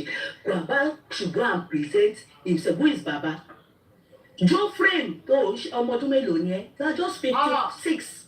They are just 4 years older than me. You are the same age with my immediate older brother. Ẹ̀sìn rẹ́kọ̀dù. Mohbad ló jẹ ọlá ẹ̀ lọ́wọ́ mi. Mohbad ló jẹ ọlá ẹ̀ lọ́wọ́ mi. Kí ni ọmọ yẹn wà láì? Òun ni mo dúró tì tọ́nà. Mo stand fún ọmọ yẹn ni. Òun ti sọ fún bossman. Onítọ́wà bínú. Mo do 360-degree turn around. Last day of 2024, I'm no more going to put my mouth. If not that, mo gbọ́ ọmọ eléyìí sunsun yẹn. Thank you, Sister Teniola.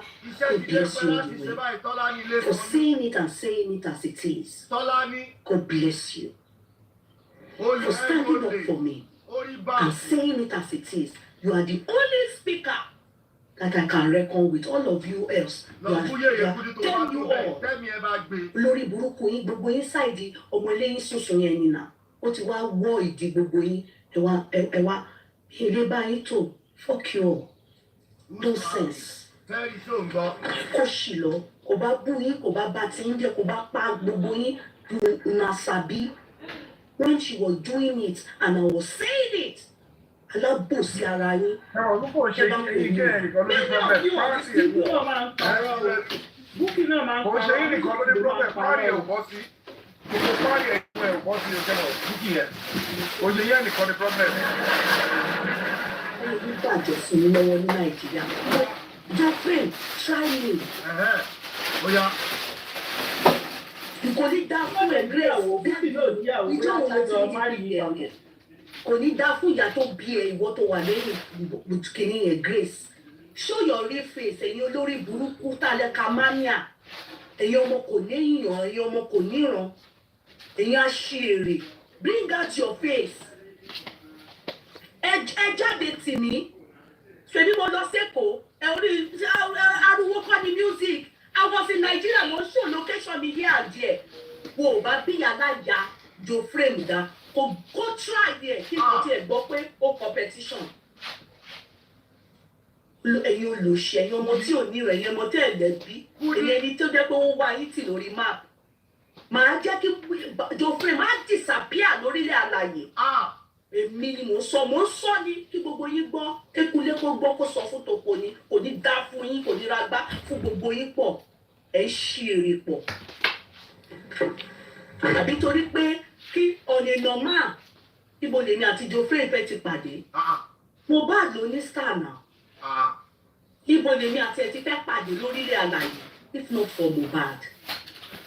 Wàláì owó yẹn Joframe ó jọ láǹkọ̀ púpọ̀.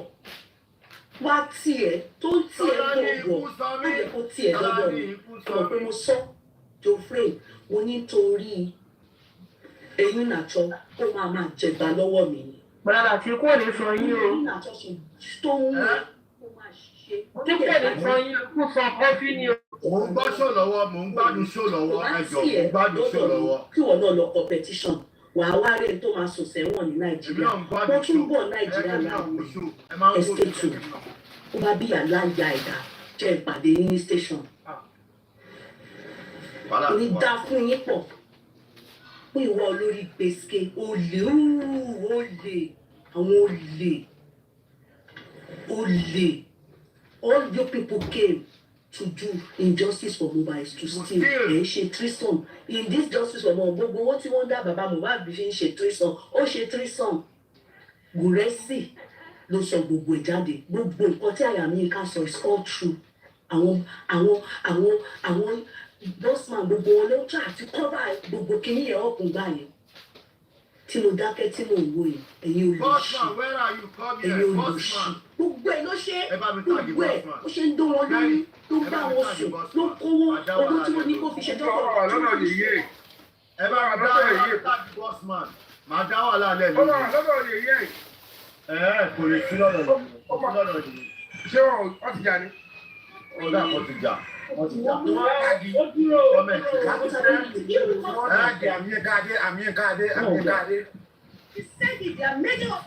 Ta ló tún máa ń wá sórí pláfọ́ọ̀mù mi tínú máa ń bí wọn náà o. Àyàmíyínká máa ń wá tínú máa ń bí kọfí. Àyàmíyínká ta tún ní náà o. Andy Crush Queen. Owó ni kókó. Ẹ lọ gbé Crush Queen wá. Ẹ̀rí sọ̀rọ̀ lọ́wọ́ gbogbo àwọn tó bá ti ń sọ̀rọ̀. Ẹ lọ gbé Crush Queen wá. Crush Queen báwa bẹ̀rẹ̀ kọ́mẹ̀tì. Ẹ wá ṣe analysis tí máa fẹ́ dá wà lálẹ́ sí. Crush Queen ẹ jẹ́ fún Tọ́lá ní ilé sọmí ní ṣòṣe. Ẹ jẹ́ fún níṣẹ́ ṣe kó lè ṣe analysis tó gbáàsì. Tọ́lá ní ọpọlọ ẹ lè má gbé o. Wọ́n bú bàbá tó bá pè mí sí ẹ máa lẹ́ jẹ́ gbádùn ṣó yẹ jẹ́ má bínú ẹjọ́. When they said it wọ́n wá expect kótà létí ni wà láìtàlà kò ní ra gbá fún yín. Ẹ̀yin olùṣí olè criminals. Please, I'm not here for that today. I love you all. But trust me, the only reason why I've said something today is because I heard ọmọ tó eléyìí soso yẹn ó sọ pé òun sọ pé kí wọ́n lọ bóyá kí wọ́n pè mí wá látẹ̀kọ́ ṣe ọgbọ̀n wọ́n ní lílo àfọ́jú olójú kan na their master you can imagine and you know the funniest part that mú ìwà tó rí ẹ Humpty Dumpty yẹn ó kàwé he claimed to me pé òun lecturer ní Unilag o Humpty Dumpty. Then someone that is a dropout. Humpty Dumpty. An ex-convict, a dropout, nothing is what giving advice, even to Odumosu. I don't understand. I'm in shock. In fact, I'm having PTSD. Post-traumatic stress disorder. In this case, I stopped talking to them because I realized that these people are just after money. Tell Mohbad to go and do DNA. He's not ready to do it. That girl is not lying. That's wife to Mohbad. They are all the same.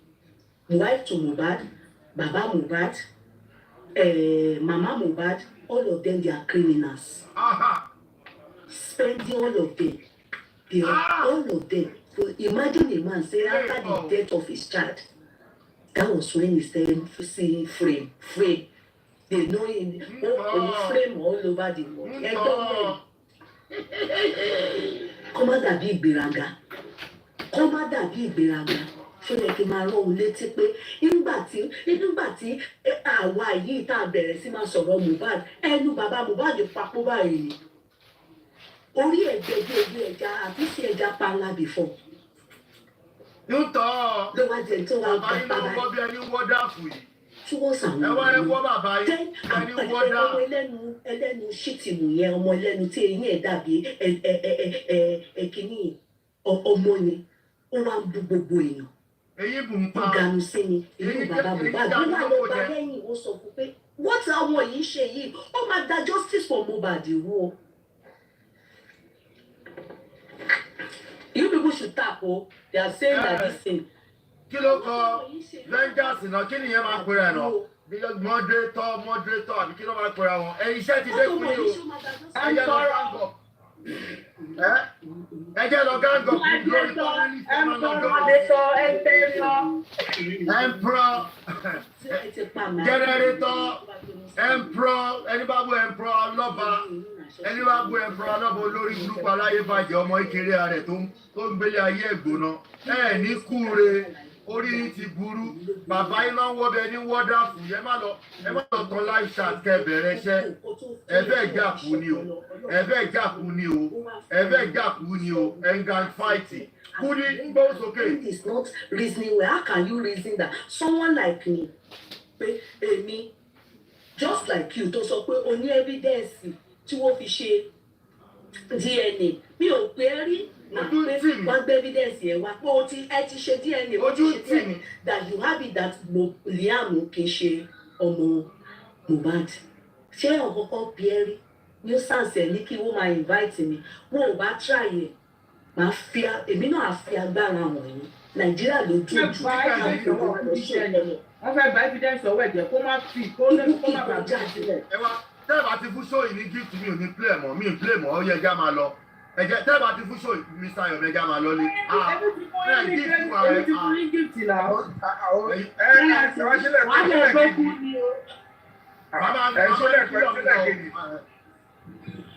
ẹjẹ dá gift ìbólẹ̀ gàrí ẹja ṣeré gàrí ẹja gift ìbólẹ̀ ká máa fi gbádùn show. Accountability. Ìgèwéjú. Mohbad tó fẹ́. Àti ìgbésí àwọn olówó orí èdè. Wọ́n ti ná owó jẹ. Kò sówó. Owó tó tún kù ọwọ́ bàbá Mohbad ló wà. Fún ìwà ọ̀tọ̀ mọ́ bàbá Mohbad. Mo ti sọ fún yín tẹ́lẹ̀. Bọ̀tẹ́ ṣe sọ pé tí yín di ni. Mo ìwà ọ̀tọ̀ mọ́ bàbá Mohbad. Ojú kọ̀rọ̀ gbára. Mo bókì ló mú ìwà wa. Òkú ọ̀rọ̀ ni ẹ o. Bọ́bọ́ yìí, kí ló kọ boy, kí ló kọ ọmọ tí Yọ̀mídá kọ́ sí náà? The bossman said the same thing. That guy said the same thing. Ẹ deserve it. Àwa báyìí. Tá a mọ̀wọ́, tá a mẹ́sẹ̀, tá a know good, àwa ni victim. Our public àti Tẹ́ni, Sister Tẹ́ni, thank you. God will honor you. God in his infinite mercy will honor you. God will stand for you. Anywhere you go, Ọlọ́run á dúró fún yín. Because you are the only speaker that is truthful. Gbogbo àwọn tó pa alábọ́sí ni wọ́n.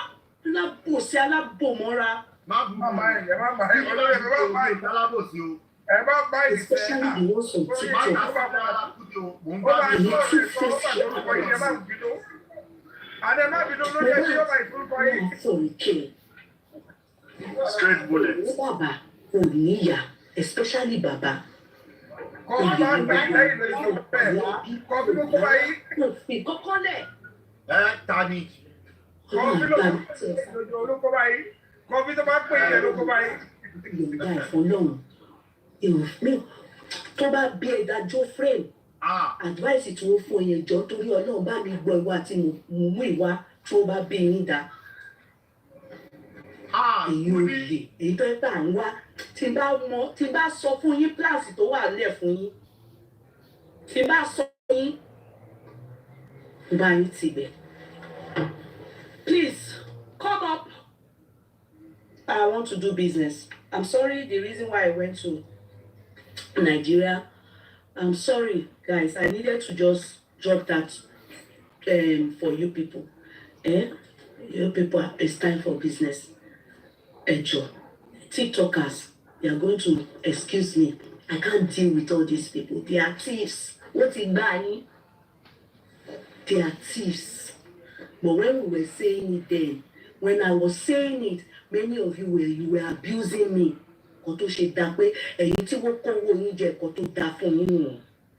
àlá ẹ sunkún látẹ̀ní dọ́là ẹ sọ pé ó ti lọ ẹ láwọ́ yín kẹfún mi.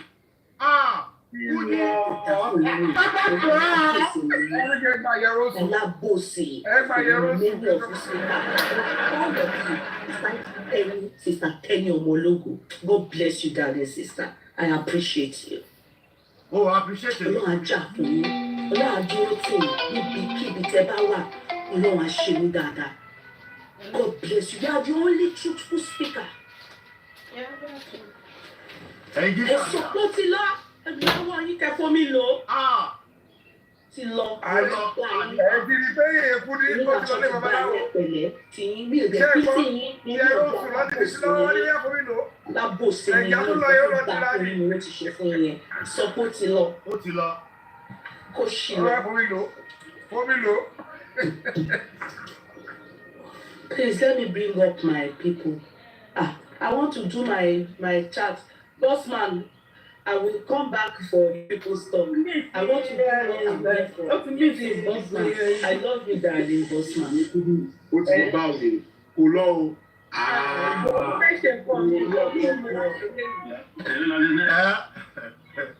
Wọ́n dé òle. Ẹgbẹ́ tó kọjá ìtẹ́jú kó jẹ́ ti já sí pé ọ̀gbẹ́ni sọ̀pọ̀lẹ́ ẹ̀ náà ilé mi náà wá ń kí ẹ̀ mọ́lẹ̀ náà ti gbà sí ìlú jẹ́ kó pèsè yìí. Ẹni jẹ́ kó ẹ̀rọ pé wọ́n wá ń dun mọ́lẹ̀ yìí. Sọ ẹ̀ bá lẹ́yìn kó pèsè yìí láíláí kó tẹ̀lé pèsè ìjọ kò tẹ̀lé kò ní sọ. Ẹ ti jára kì ẹ̀ náà. Ẹ̀yin náà fomi ìlú bẹ́ẹ̀ Elétí lẹ́yìn náà ṣe wọ̀ mọ́ ọ lọ́wọ́. So káró ti rí eléyìí tẹ́lẹ̀ á ti sọmọ. Kò mọ̀ pé ẹ̀yin rẹ̀ kẹ́ wọn ni.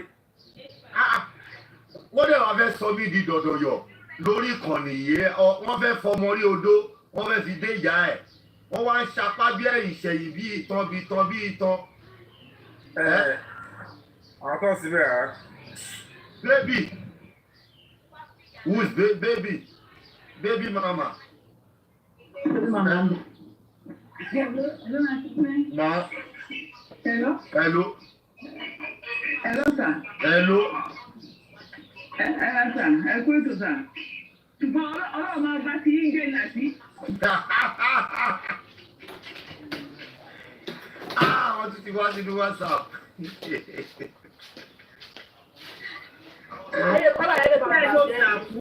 Ẹni tẹ́ ẹ lọ sàfún tẹ́ ẹ tún gbé ẹni pé wèrè ń gbogbo wọn.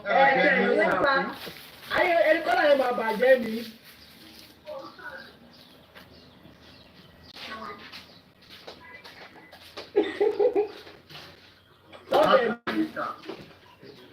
Ó dẹ̀ méjì tó. Ẹ kọ́pì ẹ̀ kẹtẹ, ẹ kọ́pì ẹ̀ fi sí comment section. Máa pé ẹni olórí burúkú àwọn wèrè. Ṣé mò ń fún wọn ní pressure ni? Ó fún wọn pressure ni owó kọ́tà ìdí ẹ̀ fún wọn pressure ni. Pressure tó máa pa wọ́n àwọn wèrè. Wọ́n ti wọ́n pressure. CEOs now. Very terrible people. Ṣèbí fracas là ń ṣe, ṣe justice lọ́wọ́ tá a wà yìí, fracas. We are doing fracas. Justice, no fracas, sir. No, àyè fracas ọ̀tọ̀, àyè justice ọ̀tọ̀, lẹ́yìn ní fracas ni, because that's what they want. Kọ́tọ́ fẹ́ nìyẹn. Wọ́n sọ wọn dáwọn lóhùn láti jọ ìjọba dáwọn lóhùn. We are doing fracas. A ti sọ di fracas. Àwọn olórí burúkú. Ikú pa ogbó wọn. Kọ́fí, oníkun àgbè, ikú pa ẹ́. Àṣìírè.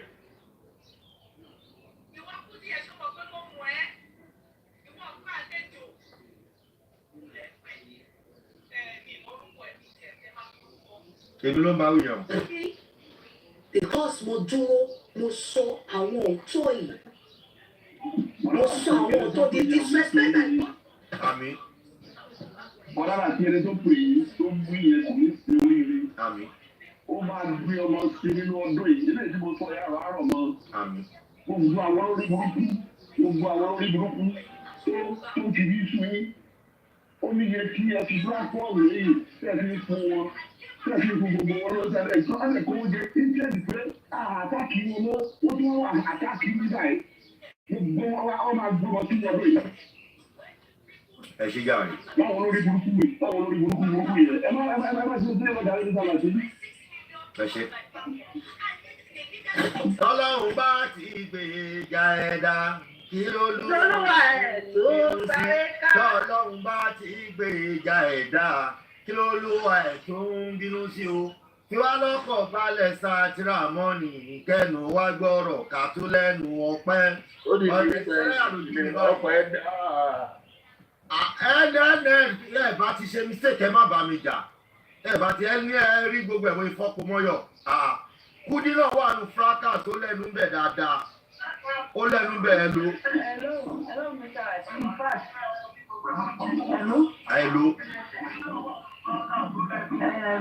Hello now. Hello, sir. Let's stop interview gbọ́ wa now. Ẹ̀dẹ̀ ń gbọ́ ṣó ẹ̀ tún ń pè wá ni. Nẹ́tíwọ̀kì wọn ni ò dáa. Scapegoat because already nǹkan tó ń bá eyín náà sọ́fà ó ń bá fà níbi tó wà she's dealing with a lot. So I understand pé ẹni tó ti ayé ẹ̀ ti pa bíi gúgúrú tó wẹ́ ní kúra ni wọ́n ti wọ́ ìwọ́nú ìwà wa máa sọ pé òun mọ̀ náà. Hello. Ọ̀sà dára pé ìṣe jẹ́ wájú sa o. Ẹ ṣe kan sà lórí gbogbo tó ń lọ ní gbogbo everywhere sà. Ṣùgbọ́n ló máa bá ti jẹ́ àtàwọn tó ń lè. Sensitive case like that of Mohbad, if you want that, ṣé ilẹ̀ rọ́pù ní kò bọ́ta ní kí ló wọ́n káwọn lára báyìí? Àbí yẹ kí wọlé ará Nàìjíríà àwọn tó fún 5,000 lánàá.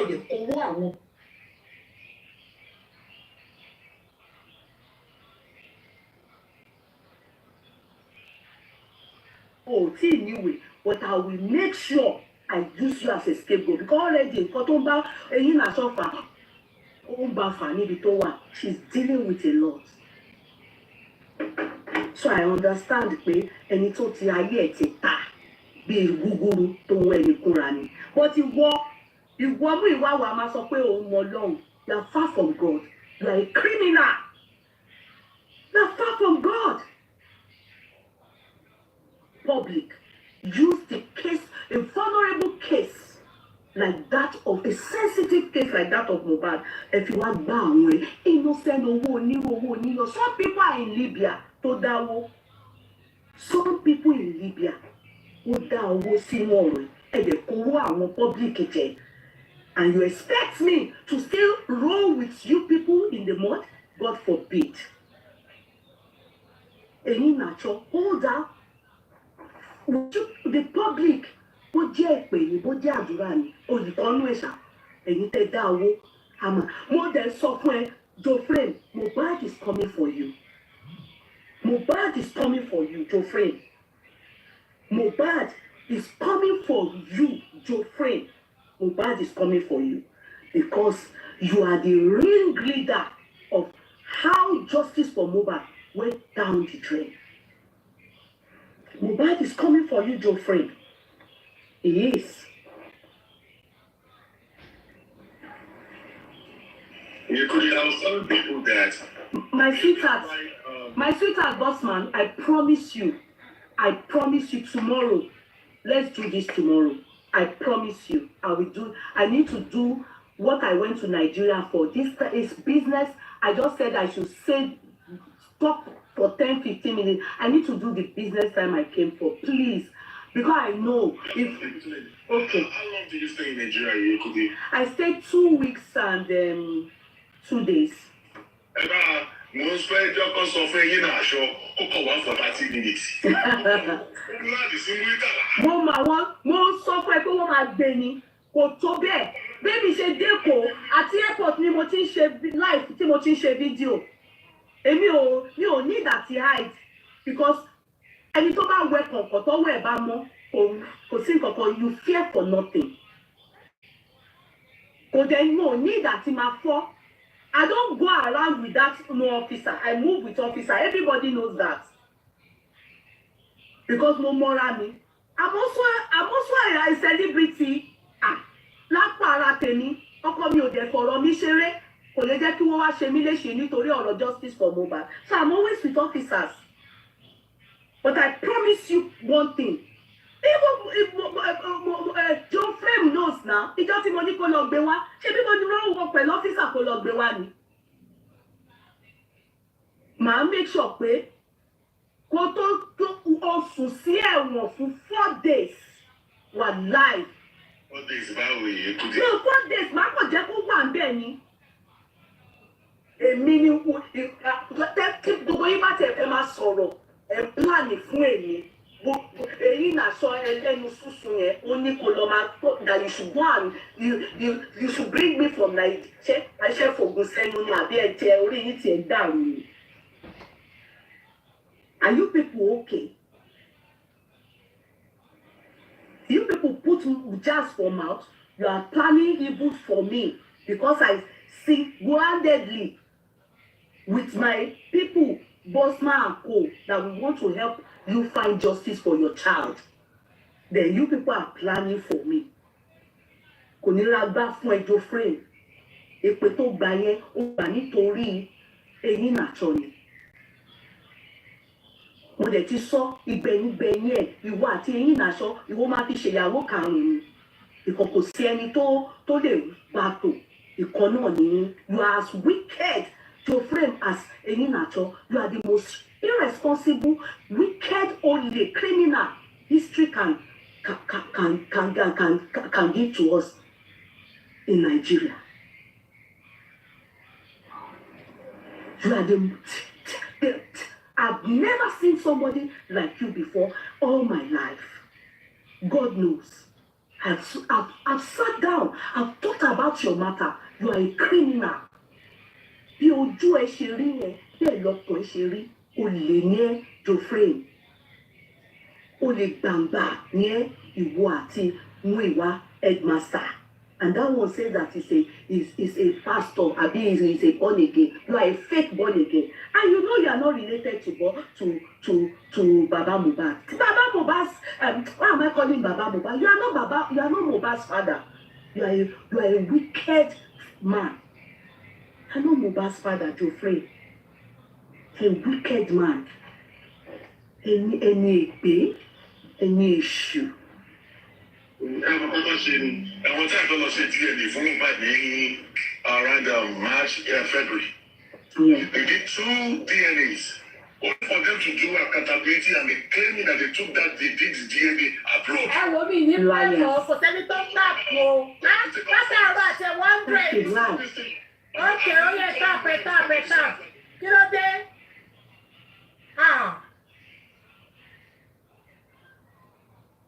Kàtí ẹ̀rẹ̀ máa ní 100 látàárọ̀.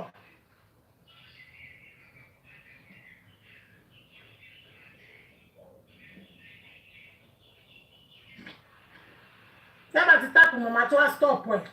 Please, by the grace of God, Bossman, please, let's leave it to tomorrow, please, I beg you, my darling, please. $1. Because when I heard that, Kenya Omologo stuff was sent to me, I was in shock. Money, Sister Tenny, God bless you. Ọlọ́run á gbèjà yín. Mi ò mọ̀ pé wọ́n plan nǹkan tó yẹn fún mi. I know it's the gods for me. It's the gods for me that they are planning evil towards me. You understand? And that's irresponsible Baba Mohbad. Only Baba Mohbad. Fake Baba Mohbad. The original Baba Mohbad, mi ò rò pé ọ̀nkọ́ lọ ṣe DNA Baba Mohbad àti Mohbad, òǹkọ́ ló bí Mohbad. Torí o ò lè bí ọmọ yẹn kó jẹ́ pé owó nìkan ló máa wá kiri. Olè criminals. Yeah, what's going on right now is the real Baba Mohbad is exactly what he is. Even though we win the case here, the properties and everything, this is the real. This is the Sherry. When you are in your lowest level, property. I mean, I'm trying to run my this thing. But once you gain everything, you have money and all stuff like that, you will see that the real character of yours. It will show. It start coming out, and this is the real Baba Mohbad that people have been. That's the real picture. Very proud, very prideful person. Yeah. Ó tún proud lórí òfò òkè Georgia. Ó tún proud. Ẹ ṣe máa jẹ o, ìgbà tí Baba Mohbad máa mọ̀ lẹ́yìn àwọn frame tẹ́kọ́ sílẹ̀ yẹn ó sì máa kó. Frame wo?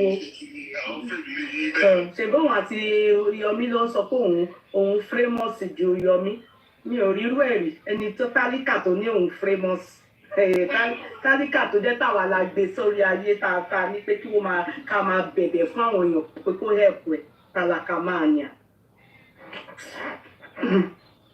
Nonsense, man. Asunishola, please go ahead. Now, I was in Nigeria. Bossman, I'll talk to you. We'll do this tomorrow, please. I was in Nigeria and we went to.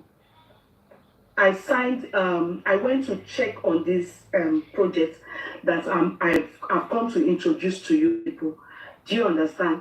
And please, I had to go to Nigeria. Many of our projects, I was there to check. I'm so sorry to the co-founders of. I am so sorry that I distracted myself, and this is what I brought them to come talk about to us. For those of us that want to, please help us stop it. We don't want to give a nonsense project promotion. You know, without I'm so sorry. Yeah. So please, this is Mr. Efe. They were at my place. They came. Please, can you mute her? We don't want to advertise nonsense here. I went to see the place they're going to talk about. Thank you. Please, guys, you guys can discuss. I'm a bit busy. Okay, Kodi, late. The late one it's too late. Because you people are a liar. Or everybody let your month and got a plan. So let us say death after burial. Because that's my way, you know. Medicine after death. Only let us. So, because then to very cool ye wala ti eniye. But can you pay ọmọ tẹ́ gbé há nìyẹn? Can there be anything happen see? And this is the time that you come and say pé kò rí bẹ́ẹ̀. Ó ti wọ náà already láti inú ayé ti wọ náà. Èmi máa ń sọ àkọ́kọ́ pé gbogbo ẹ̀yin tẹ́ dọ́wọ́ nínú pípé kí Wùmí wálẹ̀. Ọlọ́run ò lè gbàdúrà yín one way or the other. Because ẹ máa jẹ̀yà nǹkan tẹ́ ṣe. Gbogbo ilẹ̀ lọ́mọ. Tẹ wá jókòó tẹ́lẹ̀ àní Wùmí ló pọ̀ pẹ̀ sọ owó náà sọ lórí láyé pé ọmọ àlè ló bí ó sọ̀nà ó dárúkọ Olégùṣì ń jọ́ náà lọ́hùn. So why coming out now? Kò máa debunk fake irọ́ because wọ́n tó ń tó fẹ́ polówó ọjà tó bẹ́ẹ̀ kó tó gba àwọn èèyàn ti padà lẹ́yìn ẹ̀. You are very stupid woman. O ní brain. Tó bá ní brain ni you will never even put your hand there. You call yourself a baby lawyer because you are not a lawyer to me. If you call yourself a baby lawyer, you're supposed to think before you put your hand into this issue. Even kan tó jẹ́ pé jòsì fẹ́ lu ẹ̀dì wá kò sí kọ́nà ní pé èmi ò ṣe o ìtẹ̀múlẹ̀ irọ́ ni. But you go ahead láti búlì ọmọ kékeré pẹ̀lú ọmọ tó gbé dání 5 years old boy nígbà tí ọkọ̀ bàbá ẹ̀ kú. And you're not coming out now pé it's a lie. 5-month-old ọmọ 23 tó jẹ́ pé tó bá tètè bímọ gan ti bí lọ́mọ ó ti bí báwo ni wọ́n fẹ́ sọ̀rọ̀ yẹn náà ó ti bí dànù gọ́sẹ̀ ó ti bí dànù. You believe that when you want to make money out of it, look at your life now. Àwọn wo ló fẹ́ máa gbọ́n tó ń sọ tó ò bóyá pé o máa tún máa ní view bíi ti tẹ́lẹ̀ bọ́ ó ti kọjá fún ẹ bèbí gbàgbé.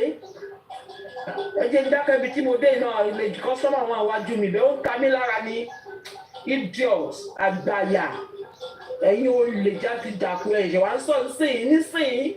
Thank God now pa àwọn èèyàn bí èèyàn ọdún tọmọ yẹn. By now that girl could have been where he's supposed not to be. Idiot àgbàyà. Ẹ sọ̀rọ̀ mi ò wọ́n jíkẹ́ lómi sọ̀rọ̀ dé mú.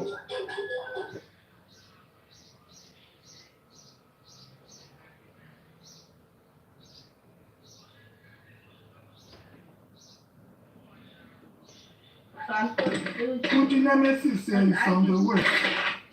Gbogbo èyí medicine after death tó ń sọ yìí ìgbà tí wọ́n kọjú sí ẹ tó fẹ́ ṣe ìwà ibi tí wọ́n wù fún mi tó fẹ́ wù sí ẹ ló ṣe wá ń sọ̀rọ̀. So you are not saying it because you have seen the light or you have just seen the light because you know what it is before you went into it. You know all these things that Joseph Aloba is saying, they are all lies.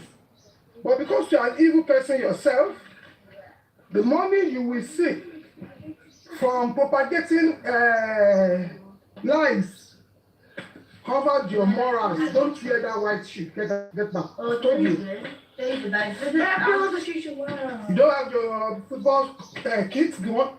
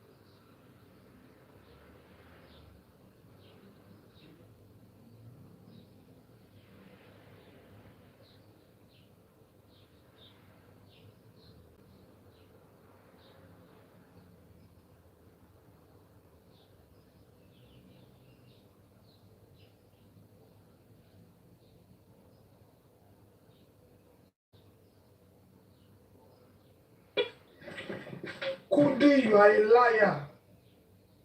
Your lies has been casted. That is why Oshemu atamo. Because you know what it is before.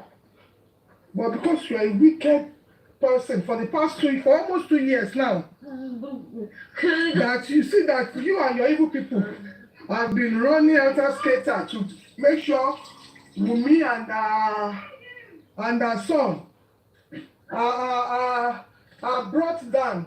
But because you see that despite what because you know what you have done, despite all, this girl is still standing.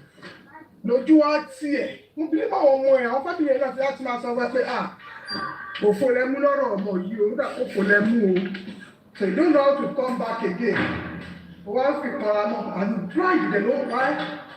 The simple thing you could have said, I'm sorry, Omowummi, I'm sorry, help me to carry this.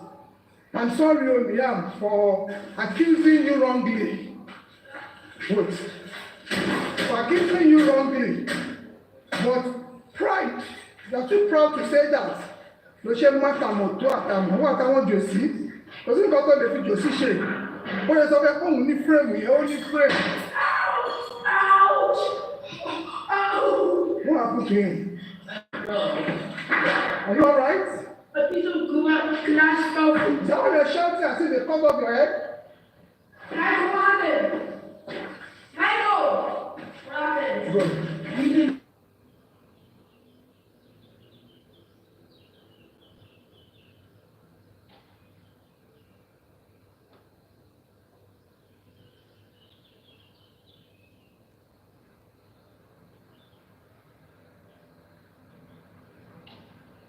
Kúkú yẹ kó yà di pé kó lè wà fèsì Wunmi yẹ kó lè tọrọ. Kúkú jáde kó wá sọ fún Wunmi pé dáríjì mi o, gbogbo bí iṣẹ́ ṣe pẹ̀lú ẹ̀ ọkọ mi dáríjì mi. Then you can never come out. Wọ́n máa dáná sun mi. Ìgbéraga ni, pride ni. Pride ló wá sí àtàmọ̀ mú àtàmọ̀. Àgbà tí tó kọ fẹ́ fóun ní fírèmù. Sọ̀rọ̀ pé ọ̀rọ̀ yóò ní fírèmù ju ẹlòmíì lọ. Fírèmù yẹn á ti kí ẹ kí ọ̀dọ̀ ẹ lọ. Gbogbo yín máa jọ rọra yín lẹ́wọ̀n ni, bóyá ló mọ̀. Gbogbo yín pátá àbí tí kò bá sí àbí tí wọ́n bá rí fídíò tó ṣe tó fi accuse Wunmi nǹkan tí ò ṣe. Gbogbo yín ẹ máa jọ rọra yín lẹ́wọ̀n ni. Wọ́n máa ṣe ń rọ́jò sí lẹ́wọ̀n tó máa rọ̀wọ̀ náà lẹ́wọ̀n tó gbogbo ilẹ̀ ẹ̀nẹ́bù ẹ̀. Tí ẹ̀ bá ẹ̀nẹ́bù jòsí kò ní kó fa àtó extent tó lọ yìí. Ìgbà tó gbé wọ́n yẹn pé tó bá ní pé kò sí èèyàn tó dá òun lóhùn. Tó bá ní pé àwọn èèyàn já irọ́ òun lẹ́sẹ̀kẹsẹ̀, ó máa ti jáwọ́. Gbọ̀gbà tó ní pé ẹbí ní gbogbo tó ń sọ tó wáyé nípò ló ṣe tún mú irọ́ mọ́ irọ́. Ìgbà tó bá rẹ̀ èèyàn kan tó yẹ kẹ́ já pé irọ́ má sọ bẹ́ẹ̀ kò jẹ́ kó rí bẹ́ẹ̀. Owó mílíọ̀nù lẹ́gbẹ́ fún a rò pé sọ bí irọ́ ṣe ń tàrè ó tún máa tó tún the next time wá tún jáde á tún kó rọ̀ mí wà.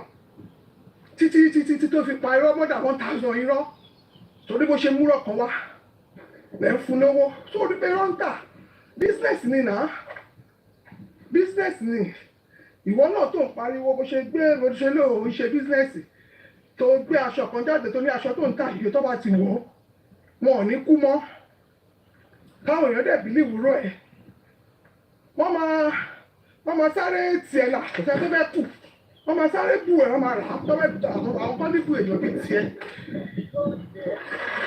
wọ́n bá bílí ìbẹ̀ gbùgbùgbù wọ́n máa tún sáré wá tó rọ̀ bá tún rí tó bá tún dọjọ́ ọ̀la tó bá tún máa gbé mi wá ilé yìí ó tẹ́ bá wọ̀ o anytime after 1 million years tẹ́ bá kú o ẹ̀yin lè máa jókòó sí right hand of God wọ́n máa tún bù ẹ̀ so àwọn oríṣiríṣi irọ́ kàmbàkàmbà tí jòsí ẹ̀yin lẹ̀ nébù ẹ̀ ẹjọ́ máa rọra yín lẹ́wọ̀n ni bí jòsí ṣe lóun fẹ́ rán ẹlẹ́wọ̀n yẹn tó ń lẹ́nu pé kò lówó ti lówó ẹ̀ lẹ́tí sọ́dọ̀ lówó ìwọ pẹ́ ẹ̀yin lẹ fi ọwọ́ ara yín ra nǹkan tó máa pa yín jòsí ní nemesis gbogbo yín bẹ́ẹ̀ náà ṣe ẹ máa ọlọ́run lòdì fúnra yín ni ó dàbí ogun Syria ní against the Israelites ọlọ́run lo àwọn ogun Syria against ara wọn wọ́n lọ́run ṣe máa lò fún yín nìyẹn owó tẹ́ ti dá fún òun náà ló máa fi sọ̀rọ̀ ògbóyin lọ sẹ́wọ̀n pátápátá ẹ̀yin náà máa ń ṣèwà tí wọ́n á mú òkun ẹ̀ máa pawọ́ pẹ̀ máa rọ̀ òkun lọ sẹ́wọ̀n bó ṣe máa ṣẹlẹ̀ nìyẹn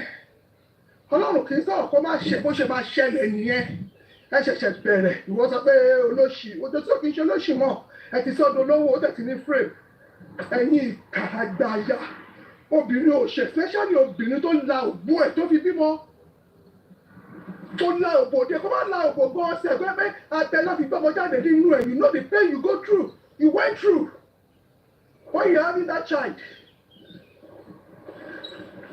o wá ní jòsí parọ́ ọmọ pé ọ̀nà pàtẹ́wọ́ fúnra ẹ̀ náà parọ́ náà onírọ́ ló lẹ́yìn méjì náà ló mú onírọ́ ló mú onírọ́ náà onírọ́ lẹ́yìn méjèèjì olòṣìkà ìkà abúrajẹ̀bi stupid ìkà obìnrin jòsí ò lẹ́bi tó gbogbo yìí ẹ̀yin obìnrin tẹ̀ nébù ẹ̀ ẹ̀yin nìkà torobìnrin ni ọmọ máa ń ká lára ju ọkùnrin lọ obìnrin lọmọ máa ń ká lára ju ọkùnrin lọ bọ́lọ́run ṣe dá nìyẹn kì í ṣe pé bóyá ọkùnrin fi ṣèkà bọ́lọ́run ṣe dá nìyẹn torobìnrin ló ru èèyàn tó ti wà pẹ̀lú ẹ̀ for 9 months nínú ẹ̀ ó bá ṣe breath ẹ̀ lọmọ yẹn ń lò láti survive oxygen yẹn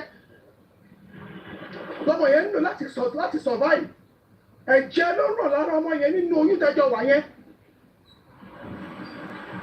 so tó dẹ̀ lọ́mọ ṣe máa ń ká obìnrin lára ju ọkùnrin lọ gbogbo ẹ̀yin obìnrin pátá ẹ̀ nébù ẹ̀ jòsí gbogbo yín pátá lójú yín máa ráre jòsí lọ́lọ́dẹ̀ máa lò láti fi yín ṣe ẹ̀sìn rí ayé ẹ̀ náà rí ayé ẹ̀ ó wá ń sunkún ó ń sunkún ó ti sunkún ó wá sun ẹ̀jẹ̀ iná tó ń ju ẹ bẹ ṣèṣì ń jáde báyìí iná ló ń ju ẹ iná díẹ̀ bá ti ju ẹ báyìí wọ́n sáré jáde ẹ̀yin tẹ́ lè gba búlì tẹ́ lè gba threat tẹ́ lè gba kéèyàn sọ̀rọ̀ sí ẹ̀dẹ̀ ń sọ̀rọ̀ sẹ́lòmíì ẹ̀dẹ̀ ń búlù ọmọ ẹlòmíì whatever you can take you don't dish it out yes my dear whatever you can take you don't dish it out ó wá ń sunkún ó ń sunkún ó lòṣì ó jẹ́ máa rán yín lọ sẹ́wọ̀n mi gbogbo wọn tó jọ parọ́ pọ̀ tí wọ́n ẹ̀nẹ́bù mi jòsí gbogbo wọn náà lọ́ máa dáwọ́ pọ̀ lọ́ máa fi rán jòsí lọ sẹ́wọ̀n wọ́n jọ àwọn lọ sẹ́wọ̀n ni lágbára Kristi ẹ̀yin ìkà àyàfi tó bá ṣe fídíò àwọn tó bá lè rí fídíò kan tó ṣe tó fi ẹ̀nẹ́bù jòsí ló yà kù àti tó bá lè rí tó bá ti lọ sí orí social media o tó ti lọ sí gbogbo àgbáyé tó ti káńsù gbogbo orúkọ gbogbo fídíò ẹ àwọn tó ti save ẹ tẹ́lẹ̀ gan kò ti lo magic kò ti káńsù ẹ kúrò nínú hard drive wọn that is the only time you no go to jail tí jòsí òfin nínú ẹ lọ sẹ́wọ̀n. Okay, so mom, the only pay that low go.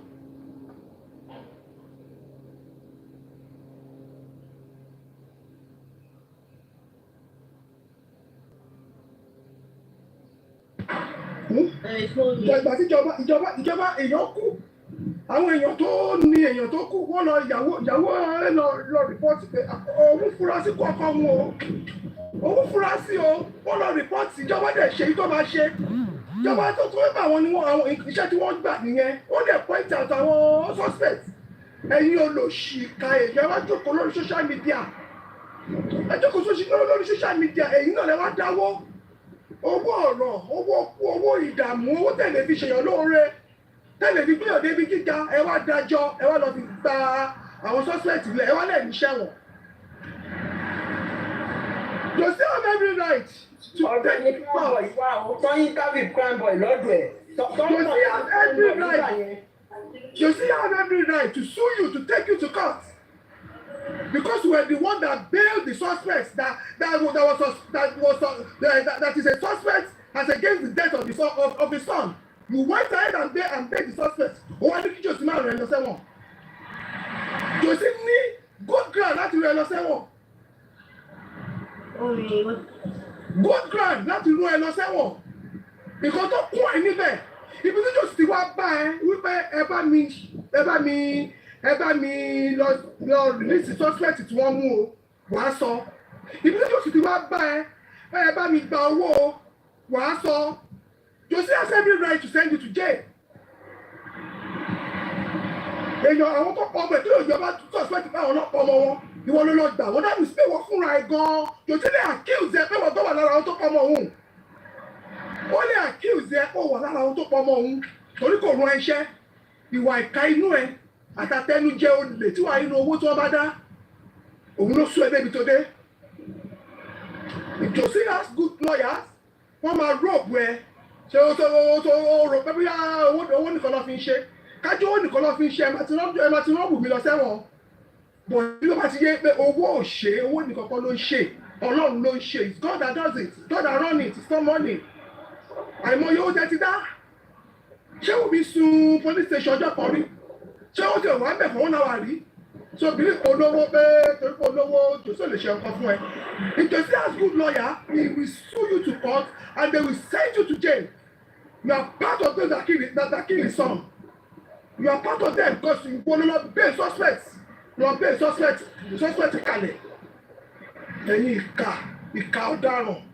Wọ́n lẹ́nu láti pe àwọn kan lólè. Wọ́n lẹ́nu láti pe àwọn kan níkà. Wọ́n lẹ́nu láti pe àwọn kan lólè. Oh jeez. Wọ́n ní stop us for me.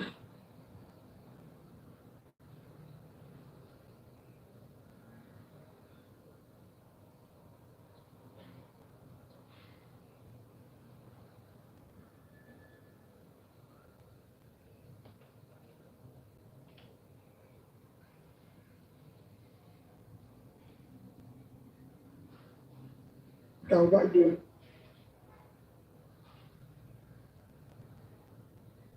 Poetry.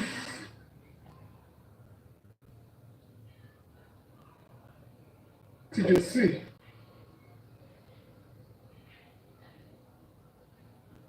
Just stating. Hey, òun náà ẹ̀mọ́ ẹjọ́ yìí lẹ́yìn ọ̀kọ̀ọ̀kan ni.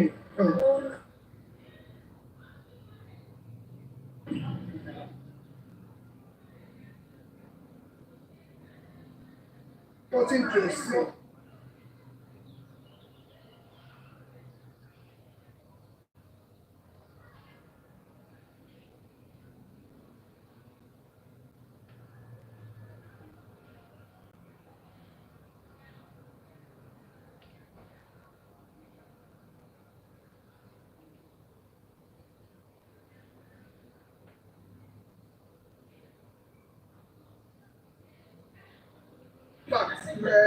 Kúrí tó jáde tó fẹ́ máa. Àwọn ìwọ̀n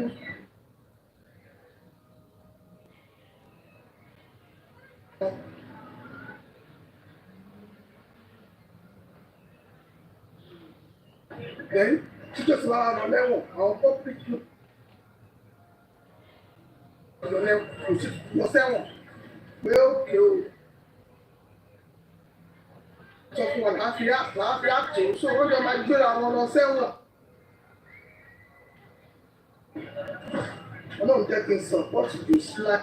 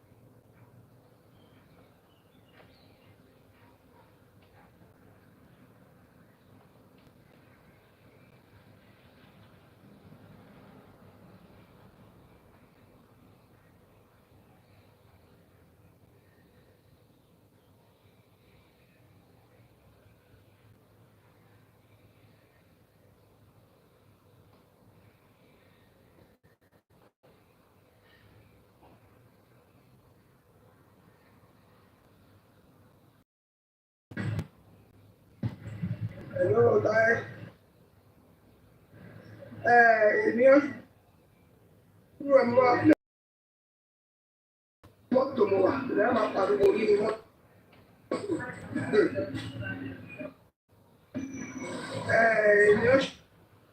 Ènìyàn kúra wá pé nǹkan lọ́wọ́ ẹ̀ṣọ́. Philipet.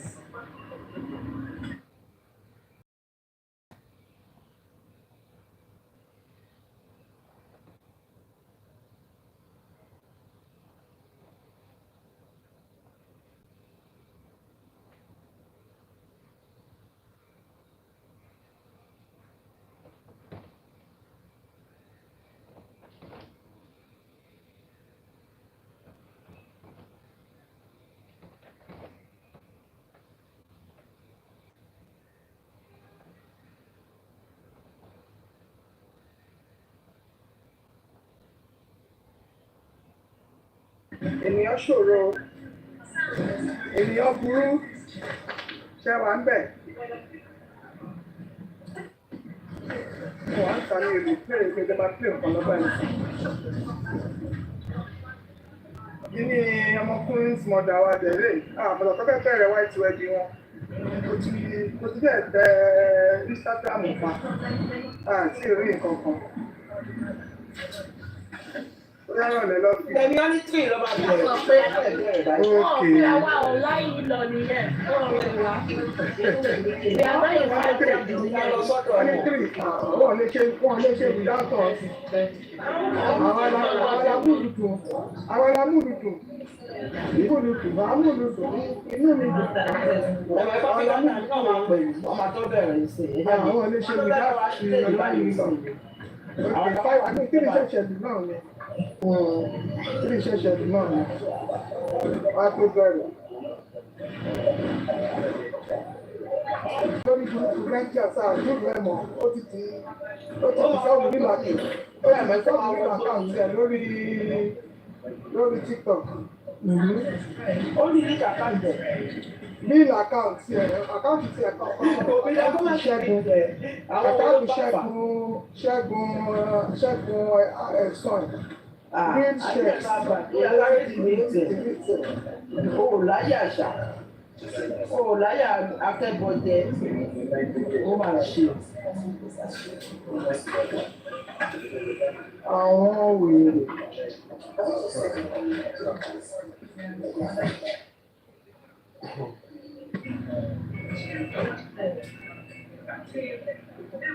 Wọ́n ló fẹ́ train fún wa báyìí. Wọ́n ló fẹ́ gbé wa débẹ̀.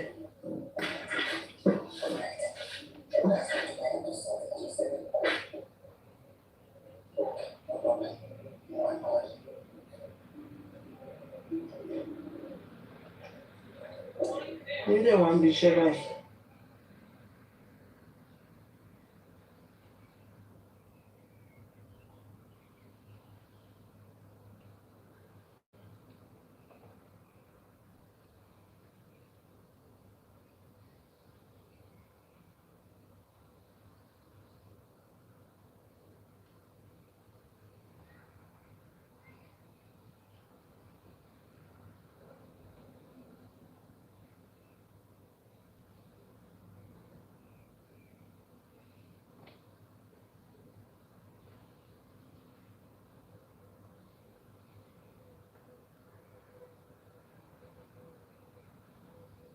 Wọ́n ẹ má bínú o. Àwọn ọ̀gá mi tí mo ṣe irun fún mi gbọ́dọ̀ dìde mọ́, wọ́n ti ń complain pé mo dìde bẹ́ẹ̀ látẹ̀ kan. Tí ìbá parí ẹ̀ báyìí, wàhálà ni.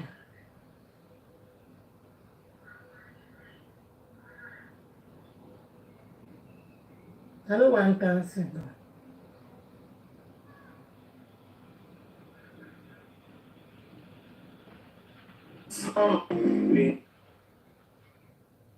Sọ́dọ̀ lórí burúkú ni ìṣe. It was a gang up, but that is by the way.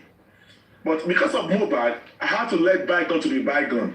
That was when they were looking for Westo and all stuff like that, you know. But at the same time, I had to let the truth to come out. We were spending a lot of money. We are affected by only 5 million naira. Tamale pay me. Kudi, boss man, comrade. round whisper, power fresh you. But thank God that Arifa is now saying he has speak out the truth now, and our evidence is money against Westwood back then. Laura was spending multi-poster, so you war me bang. The text messages I was spending multi-poster, Laura away and they spending the 9. In fact, Westwood told us we pay but what release the CEO, close CEO, Muslim of this guy. The editor guy Mohbad Tele, what's his name? Naira Marley. Yeah. Weston told us, but I want Naira Marley at Samilari Jade. So they told us to call, they told them to be coming to the party to be signing. So that day when they went to sign, they gave spending money, part of his release. Till date, Westo, also how much the work for spending. I also played the audio of Spending Sister. Spending Sister, $1 to was will show you could Westo don't provide it. Do you know that ever since that time? Riga Yabasoromo, Ubago Wamo, Uncle Spending Tama Basoro, Abati Dawo, Ubeko Wamo, Westo that look provide about all these things. You understand? These are the things that people were not listening when we were telling them up because they just want to shut some people up and just they want to love some hosts. Now, lórí ọ̀rọ̀ tí nǹkan tí èyí kú dé sọ. Ẹgbẹ́ bá ní pé mo kọ́ ti ní church jà. A jẹ́ pé ẹni tó àwọn tó ń sọ̀rọ̀ accountability mọ́ a jẹ́ pé wọ́n right nìyẹn. A jẹ́ pé wọ́n right. Mo tiẹ̀ ti gbàgbọ́ orúkọ àwọn ọ̀bọ yẹn àwọn àyà àti àbí kí mo tiẹ̀ korúkọ àwọn sẹ̀lẹ̀ àwọn sẹ̀lẹ̀. A jẹ́ pé àwọn sẹ̀lẹ̀ a jẹ́ pé wọ́n right ní àwọn celestia. Yeah, they were right. 100. The Bosman bá sọ̀rọ̀ tán, I will talk after Bosman. Jerry, a lot of things don't show behind the closed door. And you sorry about Dumosu is the best lawyer. But I am telling you, Mr. Andy is here.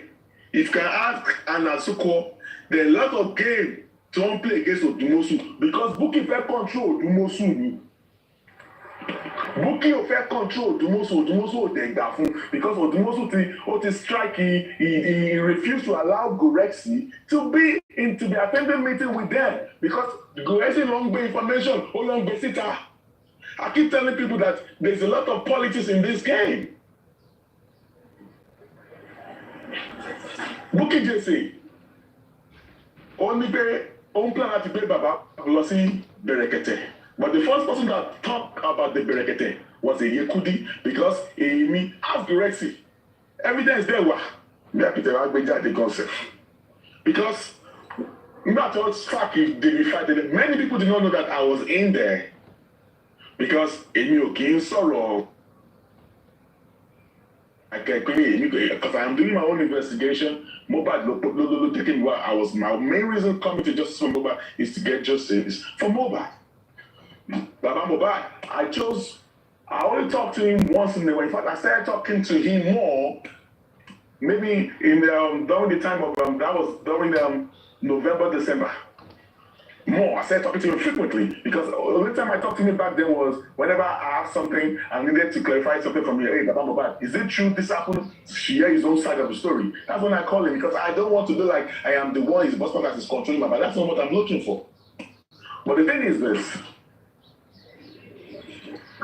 And I'm not saying that because I am angry with Baba, I am not angry with Baba, I have no issue with Baba. Even Miwa, Amy will choose not to deal with them anymore. I have not spoken to Mr. Miwa since the NMS, whatever. I chose not to talk to him anymore because I told him that you are messing justice for Mohbad up. And I'm saying that I hope you are keeping because the public are going to ask for all those things. The witnesses or even Mohbad. It was because we got to know myself, J Blinks, and then Comrade Mose. I played Baba Mohbad for like 1.5 hours laughing interview Baba Mohbad, and we're trying to tell Baba, can you bring the whole group together? Because if a house that is divided can never stand. Everybody is fighting against themselves. Can you bring other people together? I won't lie to you. Baba, I agree with it. He tried to make an amendment. But when the story announced that he was going to talk to his son and Mr. Miwa, but the moment Baba Mohbad went to Mr. Miwa like this, he turned Baba Mohbad's head 60 degrees. Miwa will go and report to Bukky Jesse. Bukky Jesse call for Mr. Miwa. Bukky Jesse does not want joint whatever. She wants to be the one to bring justice for Mohbad or justice for Mohbad. That's what she's looking for. So Baba is not the problem. Miwa is the problem of Baba. Miwa, and to be Miwa, I am saying it today, was Bukky Jesse. Bukky Jesse, Logbe, Mr. Miwa, want justice for Mohbad. You can also ask Comrade Mose, you can ask Ryan Whisper. The reason why Ryan Whisper and Lady Ryan left justice for Mohbad because he could not condole Baba Mohbad and he could not condole Mr. Miwa. Now, can you reverse? Can you rewind yourself, your thought, your mind back to 2023, the beginning of 2024? Forget about what the personal thing that you have against every oath or against every other person that you have. Just be seriously minded in this justice for Mohbad thing. You will see that Yekudi has been talking about all of this thing, exposing all these things since way back January. Around March last year. Bukky just said, look, the politics wanted justice for Mohbad. She gets rid of the Yekudi justice for Mohbad because that was the main rivalry of her. Bukky just said, use you, brother Lati now. She used you into her own politics now to establish her own goal. And by the time she makes use of you, then she will always, because Baba Mohbad is in a bondage. Baba is in a bondage. Bukky just said, no, I'll buy a bay Sanshitu. Gorexi, Mr. Miwa, and Bukky just say are the one that brought Sanshitu. They brought Sanshitu because now they were not having information anymore. Gorexi does not have any information anymore because they did not allow him to be part of the group when the legal team are having the meeting.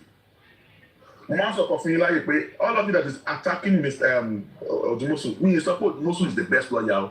If you know, I Comrade Mose, we are one of the best, first critics of Odumosu.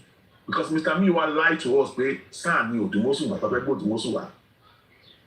And later on, I don't know, but our families are no, Baba Mohbad is not a suspect. He does not need a lawyer, which is true. Baba Mohbad does not need a lawyer. But because of the game that Wunmi was playing, to Obasan Falano, why did Wunmi run to Falano? So, and when they went to court, we saw the game, politics that they were being played in court. As I coming most of one in court now, everybody saw the kind of game they play. Yawo Falano one court. Because she's the son, tó bá ti ń sọ̀rọ̀ báyìí, magistrate respect ìyàwó Falana. Tó bá ti oppose èèyàn báyìí, kò ní on, jẹ́ kí lawyer answer question. That's why we said we actually needed someone that can compete with ìyàwó Falana. No, that is why I don't need the son to compete with ìyàwó Falana in court. If not, we do not need the lawyer. And I'm telling you today, that Sano plus Odumosu, they are not Mohbad's lawyer. They are for Baba Mohbad. And at that time, we thought Baba Mohbad was looking for justice. I was wondering, like, if you want to drag people, you can drag the first man.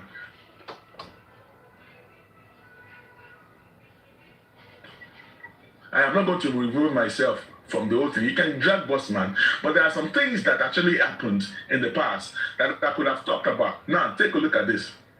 When Baba Mohbad went to Berekete, now, let me start from here. Bukky Jesse, on plan to give Baba Mohbad lọ sí Berekete. But Bukky Jesse ò mú àwọn èèyàn. Ọ̀dọ̀ Berekete tó gbé Baba Mohbad lọ, ó ṣàwọn Baba Mohbad sórí line ní pé kọ́lọ́ tó. Kọ́lọ́ ṣe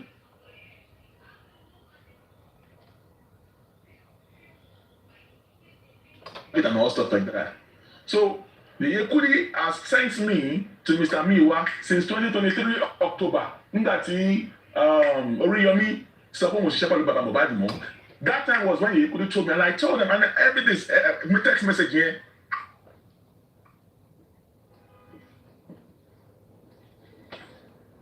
Sorry, a call kept coming. Can you hear me? The call kept coming in. I don't know. Just hold on, please. A call. Let me test that person that I will call the person back at I'm online. crush queen.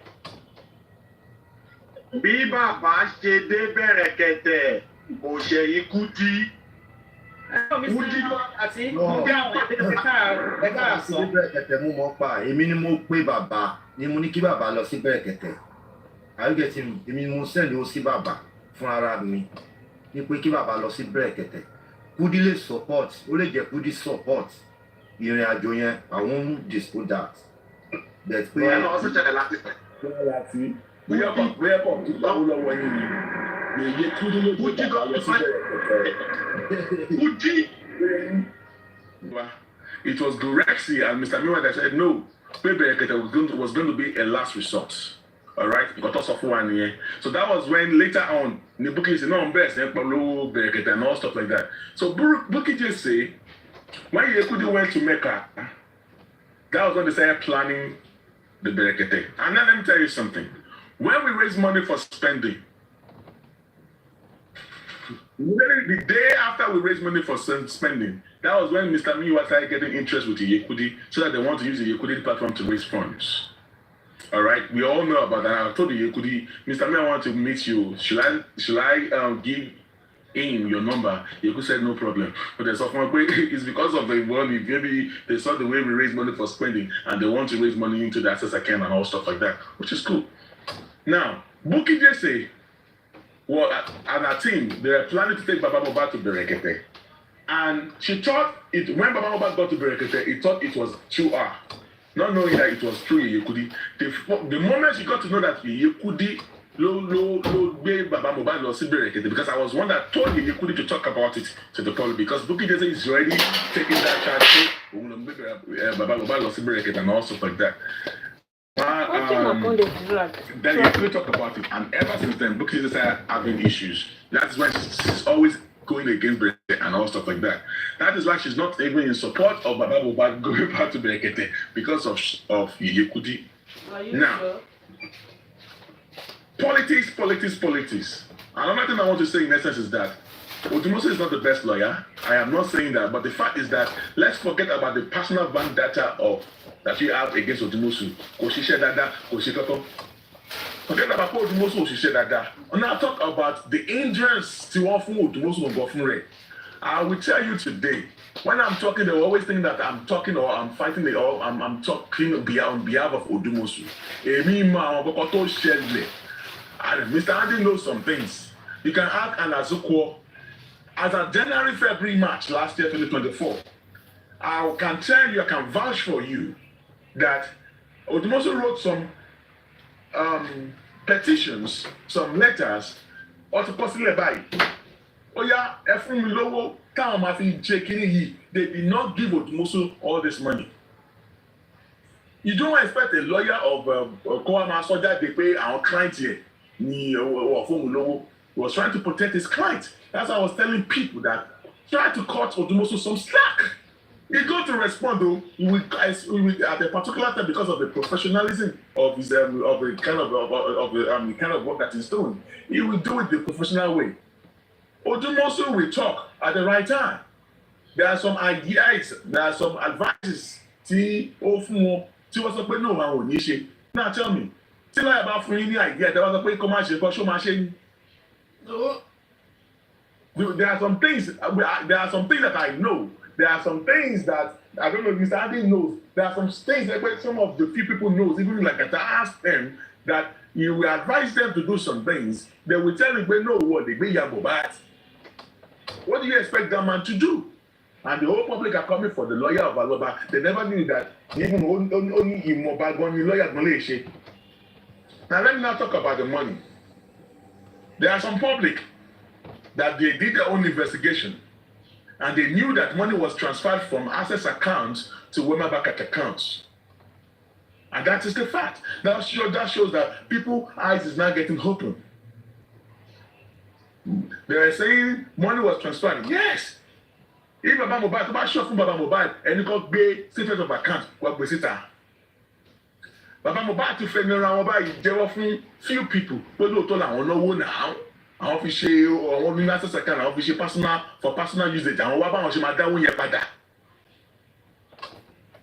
So àwa ń dá owó for justice for Mohbad of your own son. Ewo Niru, Ewo Alata. You were using our own money. You're schooling all of these fronts. Our one suffer. We're going to be online 24 hours seeking justice for your own son. I even blame myself being a loyalist of Baba. I allowed the love of Mohbad to blind my mind. All because of Mohbad. And I swear to God, I've been telling Ryan Whisperer and coming that Baba Mohbad is a greedy man. And what you are seeing in right now is exactly, that is the true Baba Mohbad that you're seeing. Just imagine Baba Mohbad. Just imagine that he won all the properties of Mohbad. All of you here, mark today's date down. You will hate that Baba. You are saying that Solomon married 400 and something wife, baby. You two space in Nigeria, Makere City Baba Mohbad. Then that's when you will now, all of you will now see the real to true color of him. But sometimes I will say to myself that, why am I even fighting justice for Mohbad? Should I just pull out? But I was like, ṣé kí n dẹ́kìtì Mohbad ṣé kó gbé ni? Ṣé gbogbo nǹkan tó jà fún kẹlòmíì ẹni tó mọ̀ nípa ikú ẹ̀ kò ṣe kó gbé gbogbo property yẹn lọ ni? But at the same time, I don't want to fight for that property and everything of Mohbad for this man because he is very prideful. He's a prideful person. Agbẹ́wọ́ sílẹ̀ wípé ìyá Mohbad sọ pé àjọ sí ìwọ ló kó àwọn èèyàn wá kó wá gún Mohbad pamọ́ ní ẹ ká gbé ìyá yìí ká invite ẹ kó gbọ́rọ̀ lẹ́nu ẹ̀ kó wá fẹ́ràn rẹ̀ sọ ẹni tí jòsí gbé wálé o pé kó gún Mohbad pa o bàbá Mohbad sọ fáwa wípé they cannot arrest ìyá Mohbad àwọn jọ bí ọmọ ni. If you are being partial, if you cannot investigate people openly, say what kind of justice are we looking for? I think for what Baba Mohbad glory now. Do you know how many Mojade money? I am not going to continue to do damage control for these people anymore. Because the damage control is even making me to look stupid. Damage control every time, and they kept on doing Emashimo, you will repeat the same mistake again. Everyone long calling. Is it Baba Mohbad lè kó máa kọrin kó tún máa bú àwọn supporters tó ń bá wọn wá justice for Mohbad? Even though I'm not a fan of Yomi and all stuff like that, but when I heard about him saying that he has nothing with Yomi, I got mad about that because the truth is bitter. Our supporters bá ń bú Baba Mohbad wọ́n ní kò ń ṣètò wọn láti ní pé àwọn fẹ́ respond padà sí wa. And if Baba Mohbad could start singing songs, abusing his supporters, so what are we talking about? And I keep saying something. Do we need our public, all of us, and we allow the love of Mohbad to overcrowd us, and we give power to Baba Mohbad. Our like we power from Baba Mohbad. Because we thought, as the father of Mohbad, he would be right there. But he was not looking for justice. He was making money. I was making money. Now, accountability. This is what I call good analysis. You can see Bossman is not abusive. Co-abusive, Baba. He only saying the truth. Ṣẹ́gbó wà òkè bẹ́ẹ̀ yẹn, ó ń sọ tọ̀rọ̀ tó jáde tó mọ̀, ó ń sọ kò bú bàbá. He never insult Baba. Now, I'm making Wasoro. There's a lot of people that are the boss man and give us evidence. There are some things where there was no evidence of that. Do you want me to go before with Baba Mohbad and be recording him? All right? Jakago Crush Queen. Please. 1 minute. Crush Queen. Thank you, Mr. Lati. Thank you, everybody in the panel. Thank you, commenters. Happy Easter. Me, I just want us to swing into action.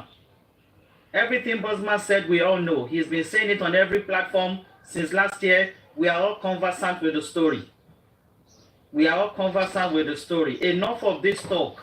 Let us swing into action. The action of accountability. Let us swing into action. Action of accountability. Accountability is the basis of development. No country can survive without accountability. No society can survive without accountability. It is not negotiable, and they cannot stop us from talking about accountability. It's not possible. The public have donated money. I did not only contribute, I encourage the public to contribute. I did not only contribute, I encourage the public, those who did not even want to drop a dime. When I spoke, they were debiting the account and they were transferring. Mr. Lati, wọ́n gbọ́dọ̀ ṣe accountability, wọ́n lè ní ká gbẹ́nu dákẹ́. And olórí accountability tá máa mú is Joseph Aloba.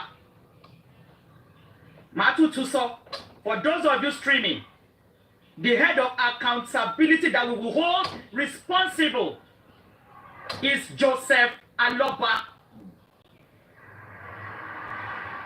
Orúkọ ẹ̀ pẹ̀lú àwọn mẹ́ta ni wọ́n fi ṣí GoFundMe. Baba Mohbad cannot escape this one. If there are people telling him, did they force people to donate? They are deceiving you, Joseph Aloba. You will answer for public funds. You didn't get the memo? You didn't get the script? Hey, school is not a scam, oh. Shefe Bosa, school is not a scam. We went to school for a reason. We went to school because of people like you. You will do accountability. Odijo Koleni. Enough of stories. We have swung into action.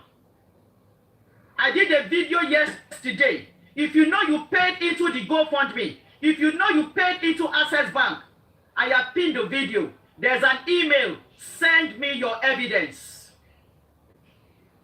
Send me your evidence. The email you are going to attach is there. Mr. Lati, I bear anybody. I bear anybody. Oguni, Tabasho Gogui Tisuko. Orilo. Do you know how many thousands of people contributed? Ewani Kajake, Mr. Joseph Aloba, you are the head of your board of trustees. Linked to the GoFundMe. You will account for every dollar. The last time I checked that GoFundMe balance was $28,600. Commenters, Ebanishi figure $1,600 for us to know the Naira value. You think we are playing? My email, the email that we are going to use is on that video. Multi-pin, Mr. Lateba, Big Besare, enough of talking. Let's swing into action. Accountability is a must. Budget angle, now justice for Mohbad. We are going to pursue it. Now, everybody listening, I know of 3 different underground groups who are working on this accountability. Emi, Moneka group meta, Timo one shisha lori from different angles. Baba Mohbad, Atawote, Jokowo, GoFundMe, at the Access Bank. You will not escape. Special fraud units, EFCC, our units in Nigeria, they are your matter. They are your matter. Email account, if you know you paid into the GoFundMe account, if you know you paid into Access Bank account, attach your evidence and dig out evidence. Attach it. The video is pinned to my page. To bá fẹ́ ràn wá lọ́wọ́, let me repost the video. Ẹ bá mi share ẹ̀. Tẹ́ bá fẹ́ ràn wá lọ́wọ́, ẹ má máa tẹnu sọ. Ẹ gbé ìgbésẹ̀. Mo ti bá yín gbé ìgbésẹ̀. Ẹ̀yin náà ẹ fọwọ́ kún mi. Ẹ bá mi repost ẹ̀. Ẹ bá mi share ẹ̀. Ẹ jẹ́ kó wò gbọ́rọ̀ ayé lọ. Wọ́n kéré. You cannot swindle the public and walk away. The era of sentiment is over. The era of sentiment is over. I am so happy that one of the board of trustees wants to gbé ìgbésẹ̀ to clear her name, and that is Miss Mommy Lighton.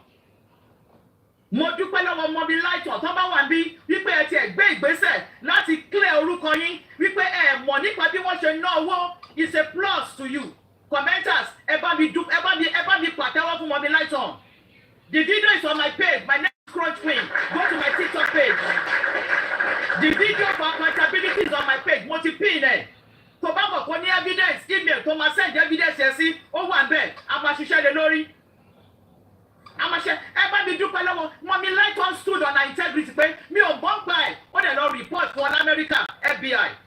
Òun nìkan ló dákọ́ ló yọra ẹ̀ láàrin àwọn mẹ́rẹ̀ẹ̀rin. Àwọn mẹ́ta tó kù tó máa káwọ́ sẹ́yìn rojọ́ lórí public funds Joseph Aloba, Fámúyìwá Ayọ̀délé, Àbùkọ́lá Jesse. Màá tún dárúkọ àwọn mẹ́tẹ̀ẹ̀ta. Ṣé ìyá Mọ́mí Lighton ti lọ report ara wọn? Wọ́n ti lọ report bẹ́ẹ̀ ni wọ́n ti lọ report ní US. Wọ́n ti lọ clear ara wọ́n ti lọ report. Àwọn mẹ́ta tí ó bá wà accountable fún GoFundMe mo máa dárúkọ gbogbo wọn. Bàbá ńlákù bàbá wọn ò lè ní ká má sọ̀rọ̀. Thank you for reposting Cornerstone. God will bless you. Ẹ ṣé gan ni. Ẹ bá mi repost, ẹ bá mi share ẹ̀. Kì í ṣe torí platform mi lélẹ́yìí. Bọ̀dá mi ló ní bí ìbàyà wa la ní bí. Ẹ bá mi gbé post yẹn sáré kọ́mọ̀ wípé àṣeré. The era of talking is over. Action now are you. All right. Thank you. Thank you. Bàbá Káyọ̀dé, bọ̀dá bàbá Olúkáyọ̀dé, ṣẹ́wà. Prince, mo ń bọ̀ lọ́dọ̀ Prince. No, ẹ má wọrí ẹ sọ̀rọ̀. Ṣé pè mí ní olórí ẹbí? No, Mr. Káyọ̀dé, Mr. Olúkáyọ̀dé, ẹ̀rọ sà. Láti pé ẹ̀rọ sà. inú mi dùn láti tún rí gbogbo wa lówùúrọ̀ yìí. Alhamdulillah. Ojúmọ́ ire o. Àkú ọdún, àkú ìyèdún o.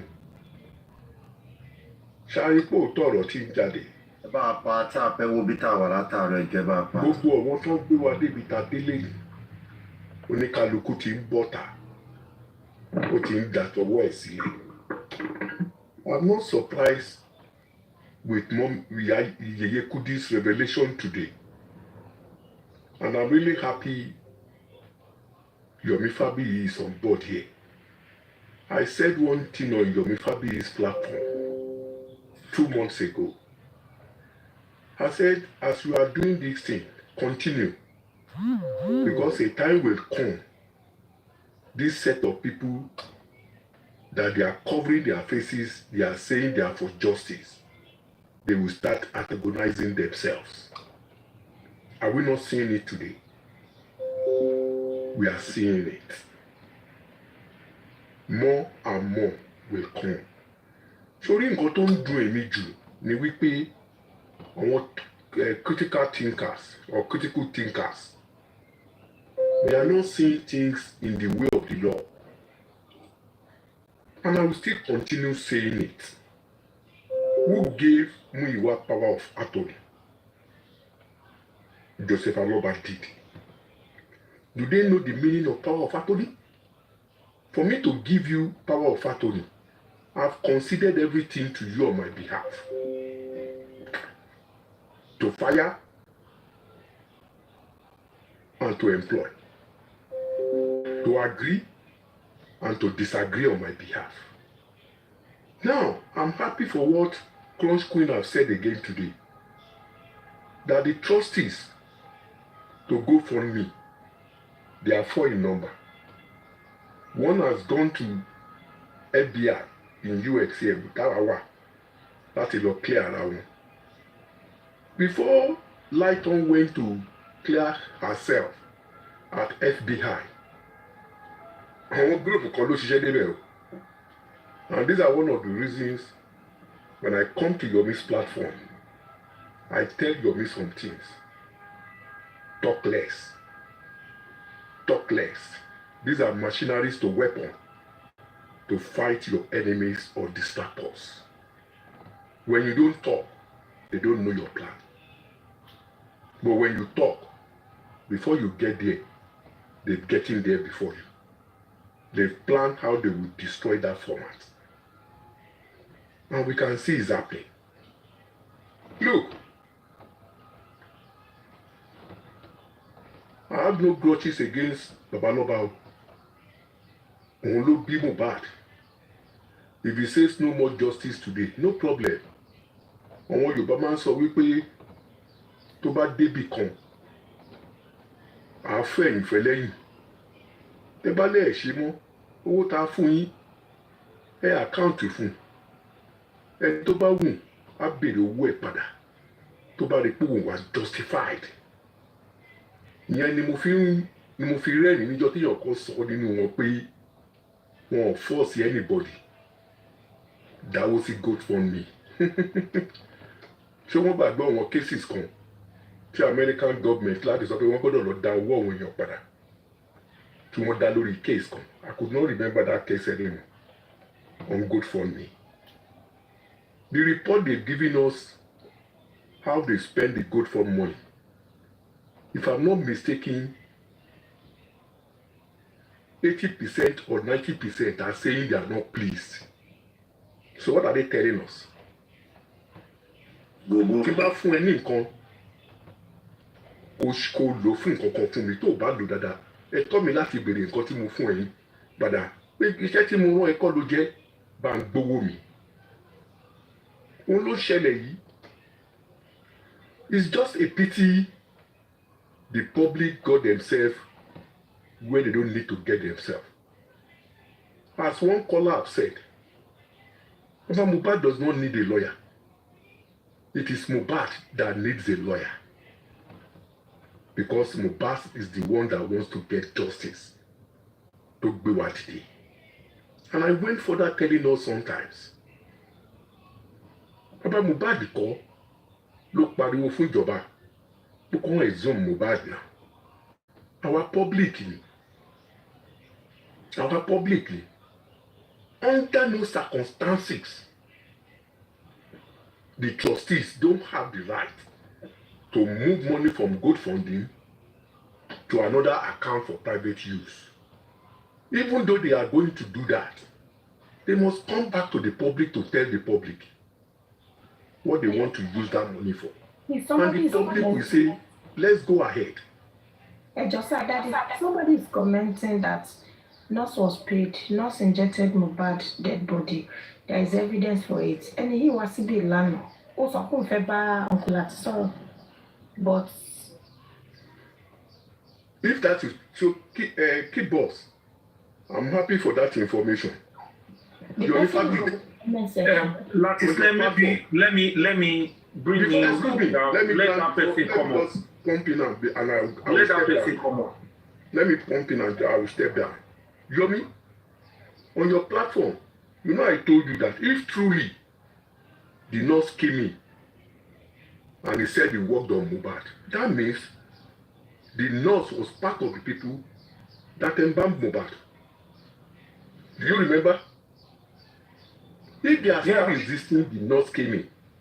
That means the nurse worked on Mohbad's dead body. It's obvious now. The video will come out very soon. God bless It's you. obvious. bring him up, moderator. God bless you. You see? Richard, something, okay. God bless you. Sherry, I read revelation. Fura sí. Adé ń sọ pé ọlọ́pàá ò ṣiṣẹ́. Ọlọ́pàá ń fi wá ṣe ẹ̀yẹ. Ó ń fi àwọn ẹbí ọlọ́pàá náà ṣe ẹ̀yẹ. But ó ti ń Jenny Efe wá sókè. Aisa, Dr. Lugade. Jenny Efe wá sókè ni. He requested to come up yesterday, but I'm busy, so ó ṣàn sọ mò ń wò ó sọ pé òun ní Oya now, so then only with evidence. So Let àárọ̀ them ẹ̀sìn bring everybody to the person up. ẹ̀yọ́ títí ń sọ. Let them bring him Ẹ up. ká àwọn ìwà gbọ́ wá sókè. Are you getting me? Tó bá yá ìjọba fún rẹ̀ máa dìde. Ó máa wá di government versus Aloba family. Mark my words. We are getting there. Ó máa di kí ni government / Aloba family. Because this embarrassment is getting too much. It's getting too much. It's getting too much. It's getting too much. Now, the same critical thinkers, they've been making noise for over 1 week after this report now, that Muiwa should come and address them. They gave Muiwa up till yesterday. Muiwa has not shown up. Oh. Show up for what? Is Muiwa the only trustee? No, they have right to question. Our critical thinkers, they know that NEB. If they are pushing them in a direction they might not know. I'm not And they might calling savage them, I'm not calling integrity. them evil person. Why is Muiwa not coming out? Why should it be Muiwa? It's the power of the attorney. Wait, Why should it be Why should it be Muiwa alone that will come and explain? We have 4 trustees in that place. One person has gone to FBI to declare herself. Is it not a concern for the remaining 3? Hello, sir. Hello. We could say something, sir. Yeah. Now, yes, we have 4 trustees, if that's the route you want to go to. But people need to understand the existence, how the GoFundMe came about. Mama Lighton was the brain behind the GoFundMe, all right? So she said she wanted to go create a GoFundMe. Then Mr. Miwa said he has already created a GoFundMe in December 2023, all right? So they put Mama Lighton, Baba Mohbad and Mr. Miwa were the first name on the GoFundMe before they included Bookie and Crunch Queen on that list. Now, Mommy Lighton. I'm not a trustee. Please correct yourself. I'm not there. Sorry, I take that back. Sorry. Please take it back. I beg you. I'm not there at all. At all. What you did was that you were. Please mention the names. Please correct yourself. I'm not comfortable with that statement. I'm not there. Famiwa, Mommy Lighton, who again? Yeah, that's the I'm Baba Mohbad. Ayodele Famuyiwa, Olaitan Paul, Bukola Jesse. Yes. I'm not there. Yeah, all right. So it's time to be corrected. So now, what happened is that Mommy Lighton was never aware of how you can, all what you guys can see, how money was going to the GoFundMe. The paste list on the GoFundMe is what Mommy Lighton sold. A minimum pay Mommy Lighton for me. The moment we find out in December, pay Mommy Lighton. Are you aware that they started touching the money in the GoFundMe? In fact, I had to tell her that go to the police, go and report it if you know that you do not know anything about it right now. That was when Bookie said at that time. So Mommy Lighton was not even aware of what was going on. Now Bookie just say, mo ti post the video tí Bookie just sọ wípé òun mọ bí owó ṣe ń wọlé bó ṣe ń jáde. Mo ti post lórí timeline mi ẹnu ààrẹ báyìí ló fi sọ. He knows everything, how money is flowing in and coming out. She knows about it. So that's what I'm trying to say, Mr. Lukayode. Thank you very much. God bless you. Your submission is accepted for me. I don't know others. So, we have a long way to go. Now, the public has woken up. How do we go about it now? The money in the GoFundMe is public money. Part of the money in Access Bank is public money to fight justice for Mohbad. Now, the public is ready to pursue the justice for Mohbad. If the public needs funds, even though we are going to contribute more money. Okay, again, support points are raising there. When I made that post and it was being circulated, I got 2 calls on the Green app. And the concerns, both people, a male and the female, Mr. Lati, the concern they raised because from my post, they only saw I mentioned GoFundMe and Access Bank. So, but I was calling them, the same thing, not just saw one Crunch Queen. Oh, Shefia, why didn't you put the Access Bank account, the Wema Bank account on your post? And I told them, when I told them, I said, calm down. Wema Bank, I have 12 years banking experience. It's not a joke. From the audit they would do on Access Bank, it will be traced to Wema Bank. Wema Bank, so I told them not to worry. Part of public funds is in Wema Bank. So when they do the audit trail, it will show the debit and the transfer to where? It will show Wema Bank. So I told them not to worry. Wema Bank will see escape. Baba Mohbad will jello. But when we talk about it's more audit trail. One trace or 1 year forensic audits. They do it on account statements. So I told them, Wema Bank has not escaped. Public fund is in Wema Bank. So for everybody hearing me, and for the gullible thinkers listening to me, Wema Bank will be audited for the records. All right,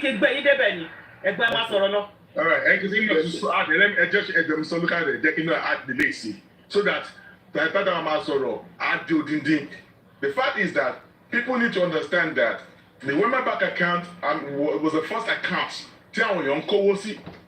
People were before that was the emergence of before the emergence of the existence of the access account. All right, so people were giving Baba Mohbad money for personal use. They're also giving him money towards justice for Mohbad. For at the very beginning, when the people that are very close to him, people are using their own personal money for justice for Mohbad, and they said, Baba, okay, can you just take 50,000 or 100,000 out of the whatever that people were giving you? Baba kept on saying, no money, no money, no money.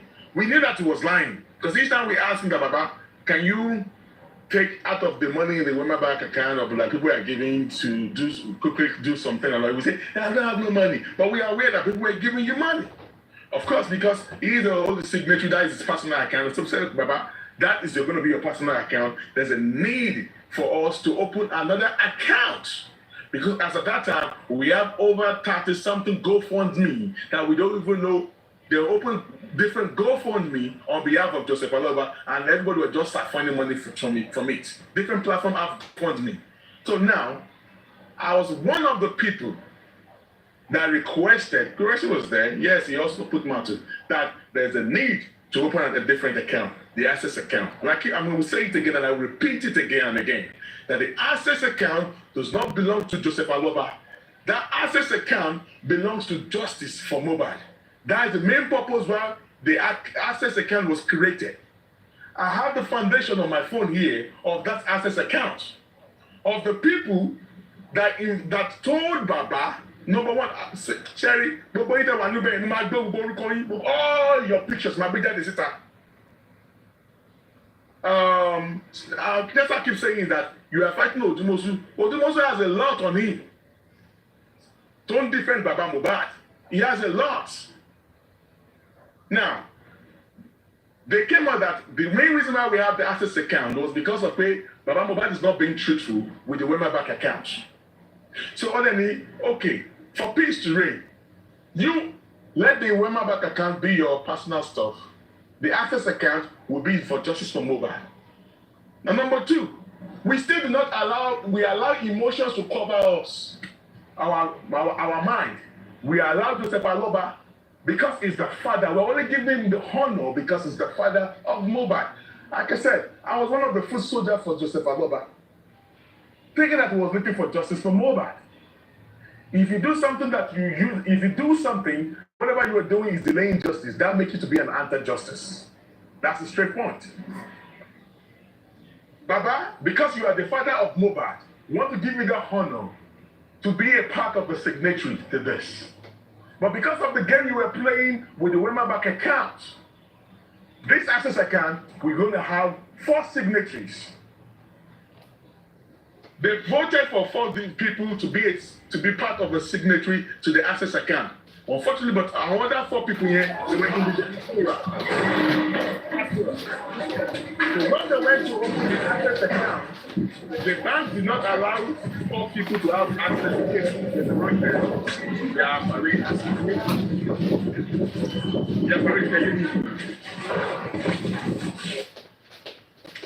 Now, Richard, so look at the professor, so people will understand the imagine how access round it up. So so that people will understand how access account came about. All right. Because the access account do not belong to Joseph Aloba. Justice public loan access account here. And I would give you precedence of how the access account came about. That time, Baba Mohbad was booking the Baba Mohbad was in Orioke because I pray. So for us to open the access account, we tell Mr. Miwa to tell Baba to go to Lagos. I don't know, maybe Gracie followed in Lagos and all that to open the access account. Unfortunately, when we were about 4 signatory to that account, that is only 2 people can be a signatory to the account. Of course, Baba Mohbad will be number 1 automatically because he's the father of Mohbad. All right? Because we thought we are all blinded. We made him to be straight up to be automatically to be a signatory to the account. So we said, okay, you, Mr. Miwa, since they say it's only 2 people can have a signature to the account, automatically, because you are the power of attorney and you are going to be the one speaking on behalf of our Aloba, and because you are knowledgeable, you know how to do when we want to demand, the public want to demand for the statement of account, they want to ask questions regarding to the access account, you will be able to talk on his behalf. So automatically, let Richard say what he has to in comment section. Can we get Richard? Who is Richard? Ẹni tí mo sọ fún yín ni. Mr. Lukayode, are you getting sir the emergence of that access account? I'm getting it is not Bossman ẹ jọ sọ kò ẹni ẹ ò send the request. I'm getting Richard yẹn òun ló sọ pé òun ní nǹkan tó ń fẹ́ sọ but he send the request, so let's leave him. All right. So now, Baba Mohbad have to go to Lagos open. So although that day, Mr. Miwa Yaripe, he did not want to be included. He doesn't want his name to be included. That he doesn't want to deal with public money. We told him, we stood on the ground that you must be part of it because Baba cannot operate that account. Because when the public want to ask questions, we need instant action. When the public want to ask questions regarding to the money in the GoFundMe in the access accounts. That was why we imposed and we told him. You can see, people are asking for evidence and all that.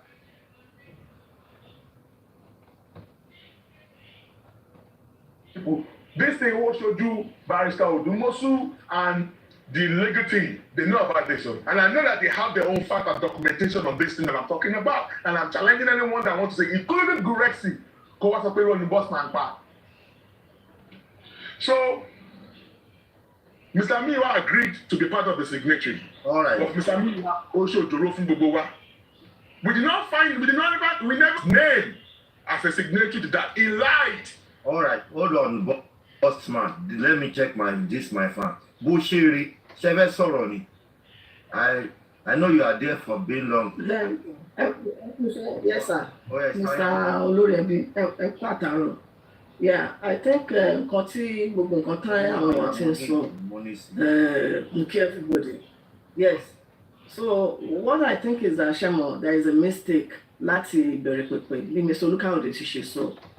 So why pé a ní ìjọba tó dání àwọn náà wọ exhume Mohbad based on our own crime. Àwọn ní àbá ti cry fún so that kán lè fún wa ní public prosecutor. Tó wáyé pé wọ́n fún wa ní gbogbo funds tá à ń raise tá bá tiẹ̀ máa raise a mọ̀ bá ṣe máa go through ara wa balẹ̀. It was because nǹkan tó ń ṣe fún wa they exhumed the body of Mohbad and we were thinking pé ilé yóò ṣẹlẹ̀ rèé. And we believe in the Lagos State government as at that time because they are ready to take action. And for that, we put emotion and sentiment. Now when you raise the fund, without allowing them, we say, okay, step to take it, I can see it through. Now, if I don't want to raise it, good for me, because when you're to me, and I think Ms. Olukayode mentioned it some days back, wípé family Mohbad wouldn't have come in, especially Baba Mohbad, and this is my own opinion too, because ibi tí ẹ bá fẹ́ kí proper auditing wà, number one kì í ṣe owó Baba Mohbad. This is not to relegate him. Àwọn èèyàn ṣì ń support wọn personally, but on the justice for Mohbad, I think that is where we went wrong. And ìwúdà pé ńgbà tí Bossman ṣàlàyé at one point nígbà kan wípé initially Mr. Muiwa could be part of it. And even at that, a botanical jet signatory, number one, how can the power of Anthony go 1,000 miles away? I'ma give order. It's not on ground. The same thing, Odumosu, as the legal Anthony for justice for Mohbad, is thousands miles away. How do we corroborate this? So, the are dictator factors in gbogbo nǹkan tá à ń rí. Tó bá pé power of Anthony ó wà ní Nàìjíríà, then tó bá jẹ́ pé wọ́n tó jẹ́ signatory wọ́n ju ẹyọ kan lọ. Bẹ́ẹ̀ ṣe sọ expectation ni pé Mr. Muiwa àti Baba ni signatory to the account. Unfortunately, it was only Baba Mohbad. And I don't think any bank can resent that you have an account and you want, what if tó bá pé a ṣe business tó jẹ́ pé partnership ni tó bá máa jáde tẹ́yàn mẹ́rin bá ṣe business tó bá ní àwọn mẹ́rin àwọn fẹ́ be signatory, bank will not object to it. Àwọn náà kó lọ sí bank, so bank kan ló máa dictate ẹni tó máa jẹ́ signatory. So that area alone to me is an eye opener that ibi tí wọ́n ti get it wrong nìyẹn from the get go, because tó bá jẹ́ pé bàbá Mohbad ò sí níbẹ̀ then wọ́n pé wọ́n come out láti jẹ́ ká mọ̀ pé okay àwọn méjì signatory until that time gbọ́ pé Arifa sọ pé owó tán fóun òun àti Mr. Muyiwa làwọn jọ sọ̀rọ̀, unfortunately ọ̀dọ̀ bàbá ni owó ti wá. So ìyẹn lásán is a pointer, but let's assume pé gbogbo ilé ti ṣẹlẹ̀. The way forward is what we are seeking now, and I think Baba Mohbad also should learn a lesson. The same thing náà ni pé wọ́n gba mò ń gbọ́ tó yẹ bóyá Bukky Jesse from platform kan pé 90% of the job tó ń gbà tó fi gba legal team ọwọ́ Mr. Odumosu ló wà. It was only 10%, which is the DNA. To me that is totally wrong. What are the terms and conditions? Tí bí Mr. Olukayode ṣe sọ láàárọ̀ yẹn, we don't know it, we don't have it. This is public fund, and tó bá fẹ́ lò ó yẹ kó máa jẹ́ kí àwa aware wípé okay o n tó ń lọ yìí terms and conditions lélẹ̀. Of course kì í ṣe pé gbogbo wa náà la ní access láti sign àwọn pé kínní, but àwọn tí wọ́n dáwó wọ́n láti wà privy to what is going on. And I would suggest going forward if we have volunteer lawyers tó jẹ́ pé wọ́n máa dìde when actions need to be taken, kó máa jẹ́ kí àwọn volunteer lawyers kó guide wọn so that they will know the implication of things. We all have, accounting exercise in our various families, and now our family tó jẹ́ pé wọ́n ṣe nǹkan tó jẹ́ pé wọ́n tó máa fẹ́ ṣe nǹkan bíi pé property their estate tó máa ní àwọn family tó dẹ̀ pé wọ́n mọ bó ṣe manage it. So this is an eye opener for us. Then I heard them, I think Bossman also saying that ìgbà tí wọ́n ní kán gbé ìyá Mohbad, ṣé mo pé everybody wa ló ń sọ pé ìyá Mohbad wọ́n sọ pé bàbá ló ní kí prime boy kó lọ gún ọmọ pa. Ṣé mo whole city wà nù kínní láti lẹ̀, and like everybody knows pé we are emotional and then support bàbá Mohbad, but àti jẹ́ kí emotions wa kó cloud judgement wa kó cloud justice tá à ń jà fún lórí pé àwọn nǹkan tó yẹ kán ṣe normally wọn ò ṣe, and bàbá Mohbad tó bá ní wọ́n ṣe lé wọ́n á ní wọn ò lè gbé wọn. Òun náà ló dítò fún àwọn ọmọ wọn tó ṣe nǹkan tí wọn ò lè sọ pé okay o ọmọ yìí ṣe nǹkan. It's not about petition pé want a competition, it's about taking the right step.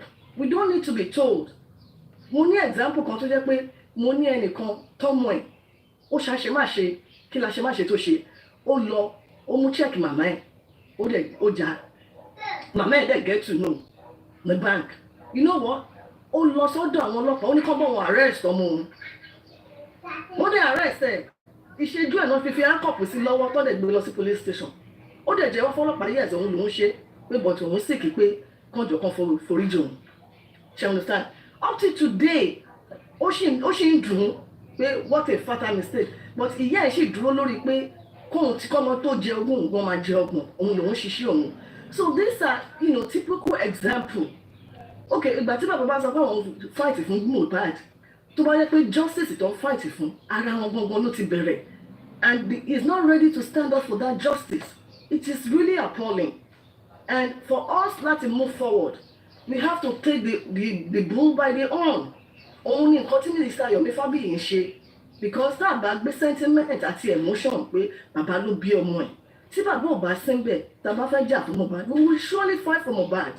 But bá ṣe ń fight lọ, I will also employ Mr. Yomi pé tó bá máa ṣe protest yẹn, we need the government to give us a prosecutor so that a lè dẹ́kun gbogbo ọ̀rọ̀ funding.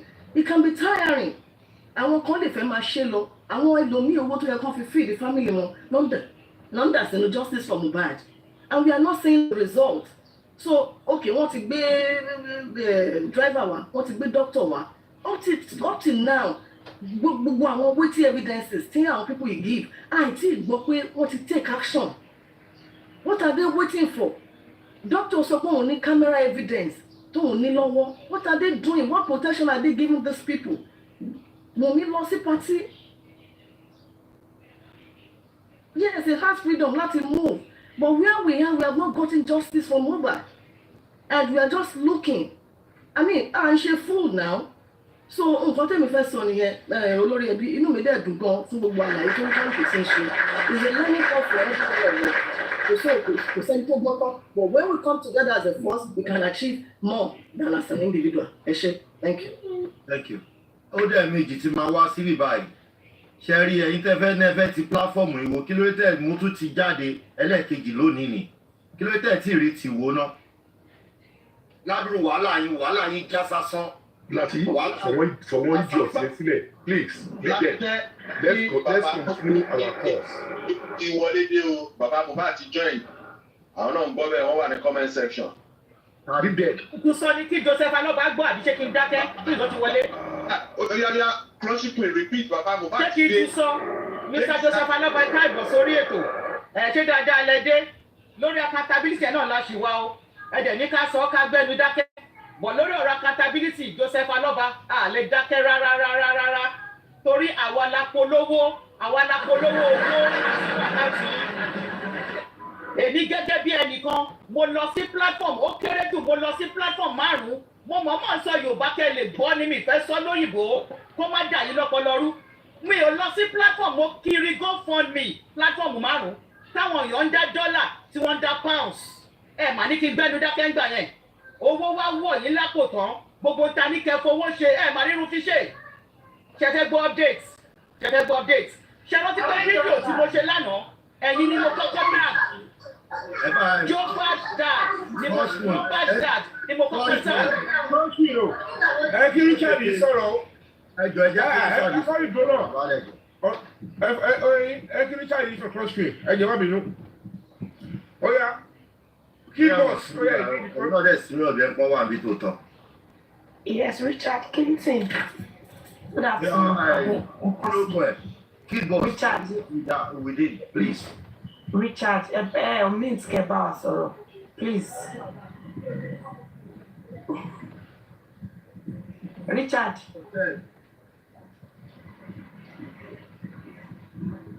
Richard Aduro, ẹ bá wa sọ̀rọ̀. Unmute, please unmute your mic and talk to us. You said you want to tell us something. You were here yesterday too. Good afternoon. Are you here? Hello, Mr. Richard. If Richard is here, what is he? Yeah, let the host, you can help me to unmute him. Okay, Onile, please, Auntie Debbie, unmute. We are come up, she fell unmute. Come on, one of the Auntie Debbie. Onile, AOA, Kofi, unmute. But ẹ máa ní lọ́kàn tó wá jẹ́ pé gbogbo nǹkan tó ṣe yẹ we have to find a way to bring Baba Mohbad in if he is innocent ó wá jẹ́ pé àwọn ẹ̀ lọ́ lo 19 fún bàbá yẹn tó bá fẹ́ sọ̀rọ̀ kó wá sọ̀rọ̀ and let us know the truth ṣé ti yé yín. Uncle Lati ẹni ẹ ò unmute ẹ jẹ́ bá mi unmute ẹ bóyá kò mọ bó ti máa unmute. ó ní òun ní olórí TikTok unmute ẹ. Click your whatever ẹ bá mi. Ẹ bá click olórí ẹbí yẹn bá yọ. Kò ṣe yọ náà mo ti try bí kò ṣe yọ mi lè unmute. Kò mọ̀ ṣe náà ni o, cause honey is new. Clinton. Ó yá ẹ jẹ́ gbé bọ́lẹ̀ tó bá ti wọlé. Ẹ máa mú ẹ calm down. Let me drop in. Ẹ jábọ́lẹ̀ kó wá request padà. Send your request again. Tó bá ti request. Okay, so Mr. Clinton, please send back your request. Send the request in again, Ejo. Ẹ moderator tó bá wà ńbẹ̀ ẹ bá mi wá. It's okay, sharp. Thank you. Crunchy Queen, please, you can continue, ma. Thank you so much, Big Boss. Thank you, everyone. So, Mr. Joseph Aloba, nígbà tí mò ń káàkiri platform, mo ní láti sọ fún ọ wípé kán máa pè mí ní Crunch Queen Aloba. Wọ́n sì fi ń bú mi dè ní.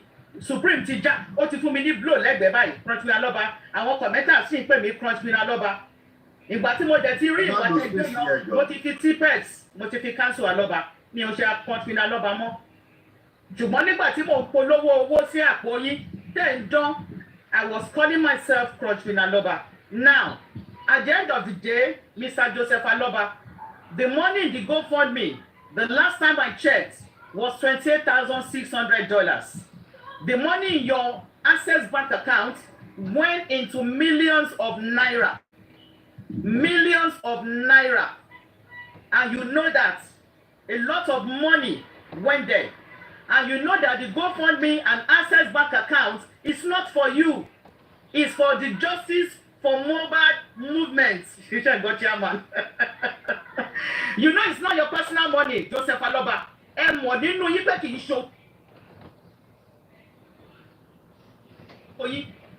But the mistake you made was that you were too attracted to the money. And that was your mistake. Public ò ní sọ̀rọ̀.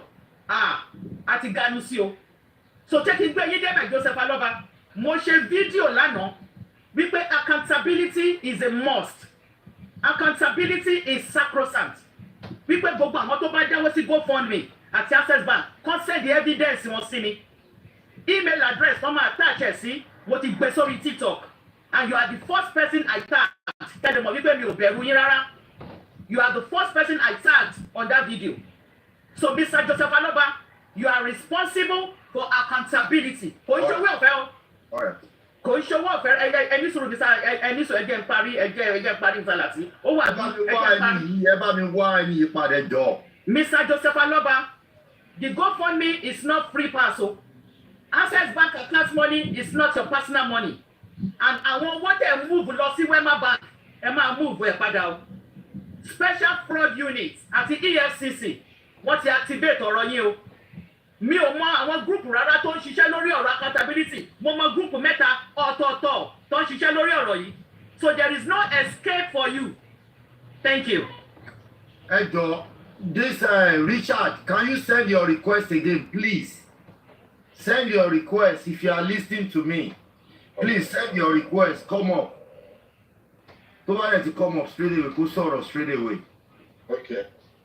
So but they come up, I will just stop. I want to quickly say something because Crunchy Queen one day, from what Osman said regarding to this signatory to this Access and Wema account, Crunchy Queen, I want you to try and listen. When we are on that group last year, which are today, Andy?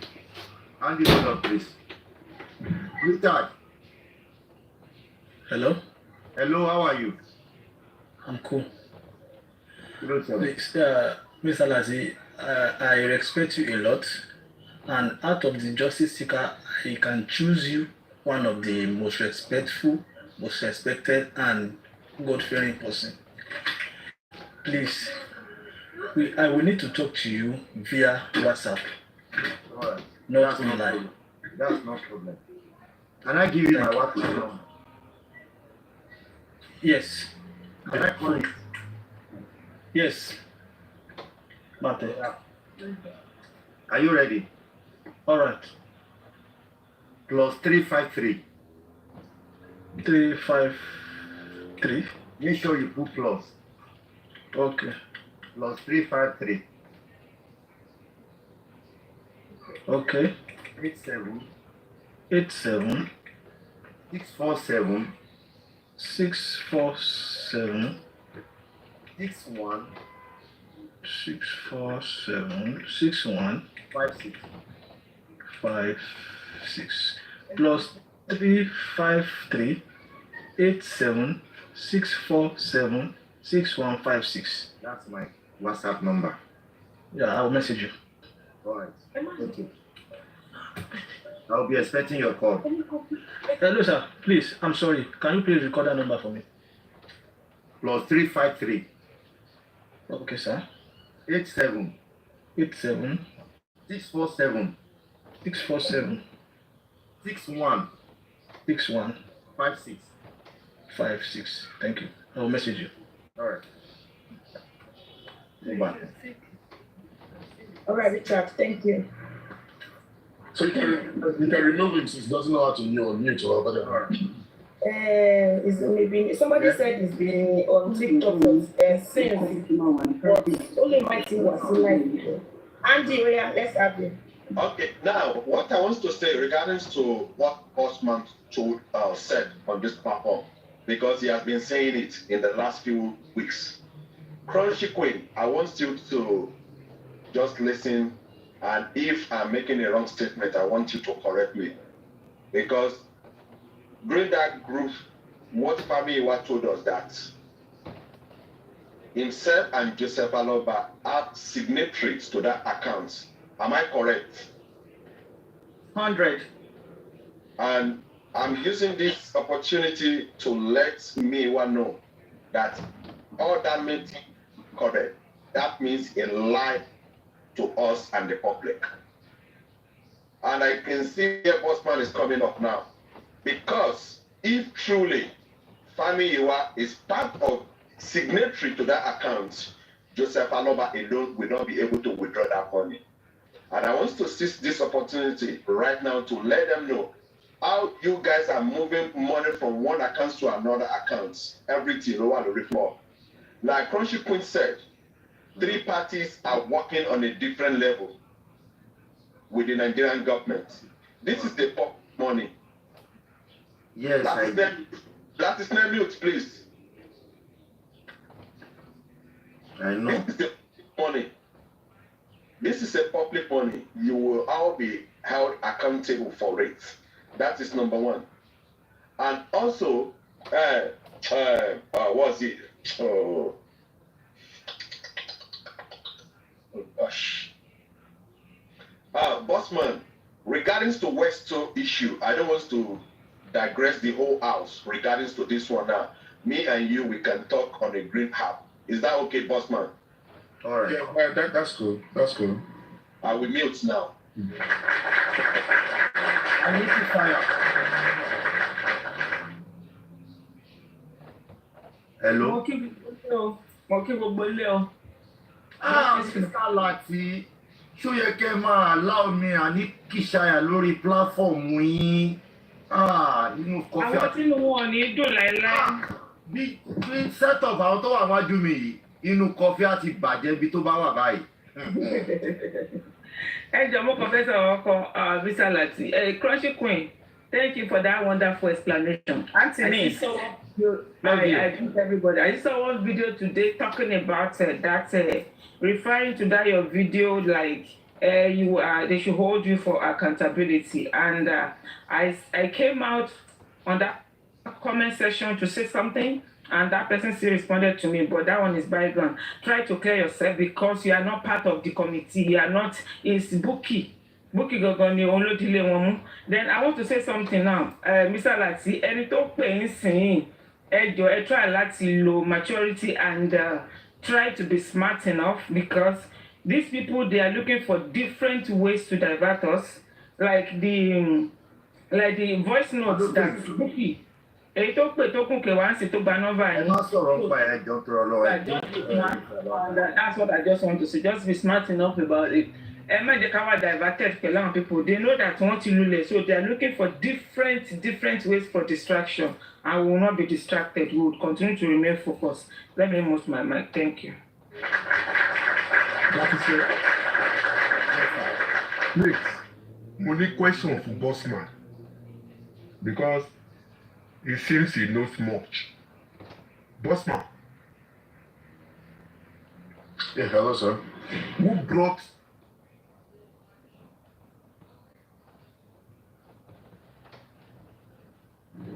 Udumosu as the solicitor? Ó ti sọ lẹ́ẹ̀mejì bí ẹ̀mẹ́ta. I said it before. Ó ti sọ láìmọye ìgbà. 2 men, one in America, one in the UK, and Gorexi brought Odumosu. They brought Odumosu. I started talking to Odumosu in November, the first week of November. Myself, Lady Ryan, Mosu. And we met them. That was where I met Gorexi. All right? And then a comrade asked, is this man a criminal lawyer? Where do you get it from? Mr. Miwa said, in fact, comrade and Mr. Miwa and myself and Ryan Whisper, I guess James was on that call. we fought with Mr. Miwa. We're like, he said it was a son. But by the time when we got to know that the argument was, in fact, he even lied that, I don't know if it was a lie. He said Odumosu was with Akaba Shong. Government was like, no, you are lying. Odumosu, this person is not under Akaba Shong or whatever.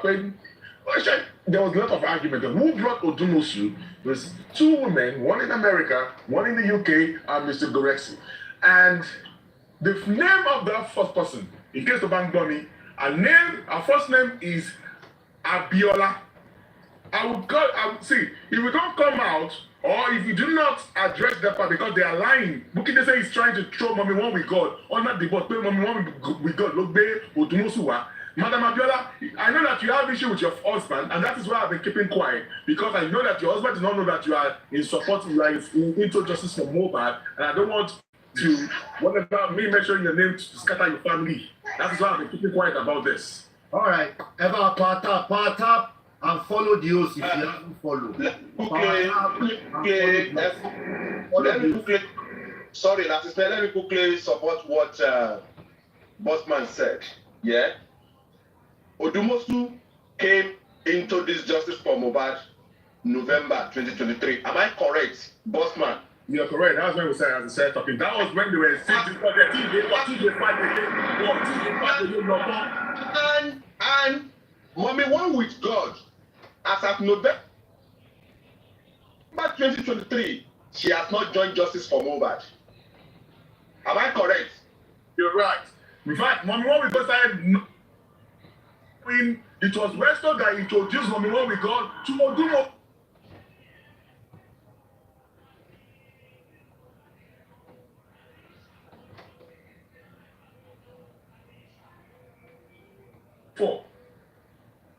So why are they trying to throw Mama One with God under the bus?